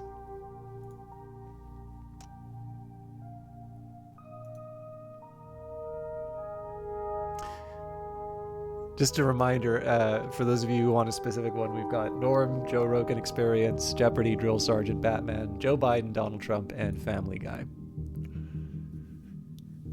Jesus. Leviticus 19 is about making great again. It tells us how to be holy and how to live a life that pleases God. There are many rules and regulations in this chapter, and it's amazing how bigly successful we would be if we followed them. God tells us not to steal or lie, and not to be hateful or swear falsely. He also tells us to be kind to immigrants and strangers. Sorry, that's actually really funny that this was the one I picked. It also tells us to be kind to immigrants and strangers, to pay our workers up to...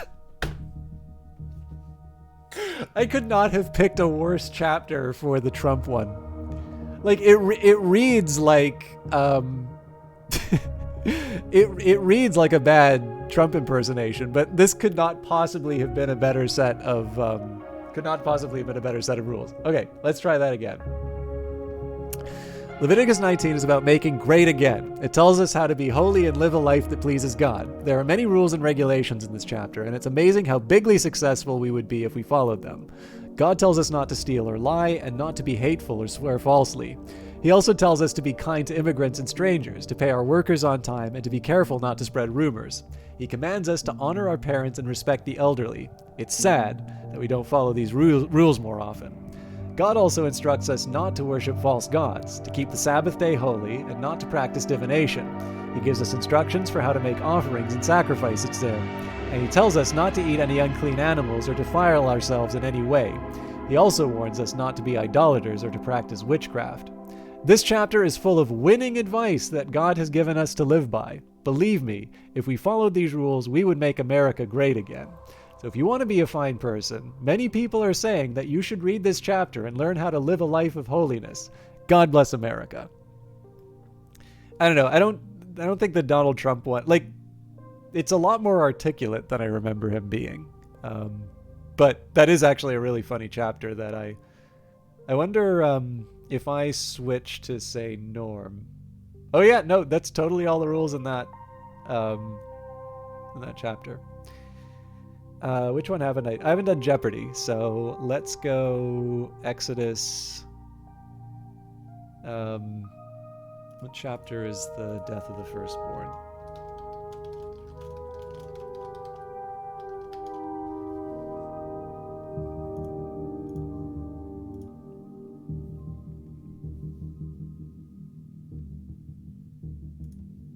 Alex Trebek. So what do you do for a living? Contestant. I'm actually a biblical scholar, so I know a lot about the Bible. Alex Trebek groans. Not this again. All right, let's hear it. What's in Exodus 12? Contestant. Exodus 12 deals with the preparation for the first Passover and the insinuation that the institution of the Feast of Unleavened Bread. It details how to prepare the Passover meal and sets the rules for eating it. It also contains instructions for celebrating the 7-day Feast of the Unleavened Bread, which commemorates the Israelites' escape from Egypt. Alex Trebek sighs. Okay, so I guess that's it for the Bible. Let's move on to something else. I don't think I've watched enough Jeopardy to get that. Like, I couldn't tell you if that's accurate representation of Jeopardy. I think that's it. So, I don't know. Does anybody have any other requests in terms of the GPT Bible? Because I should probably host someone tonight. We're now at the 5-hour mark, so I've almost doubled the time. But I don't know. I don't mind starting the stream with one of these each day. I'm probably going to stick with Norm, unless people prefer another one. The Joe Biden one's not bad.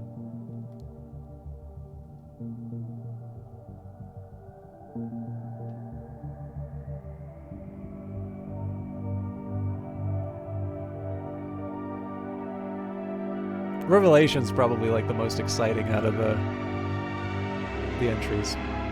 But yeah, anyways, hopefully that was diverting.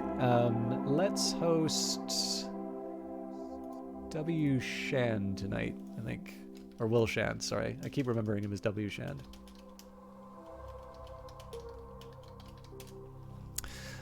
As for me, I've got a ton of work to do, so just a warning for those of you who have been watching the YouTube series, I may not get the video recorded in time for Friday.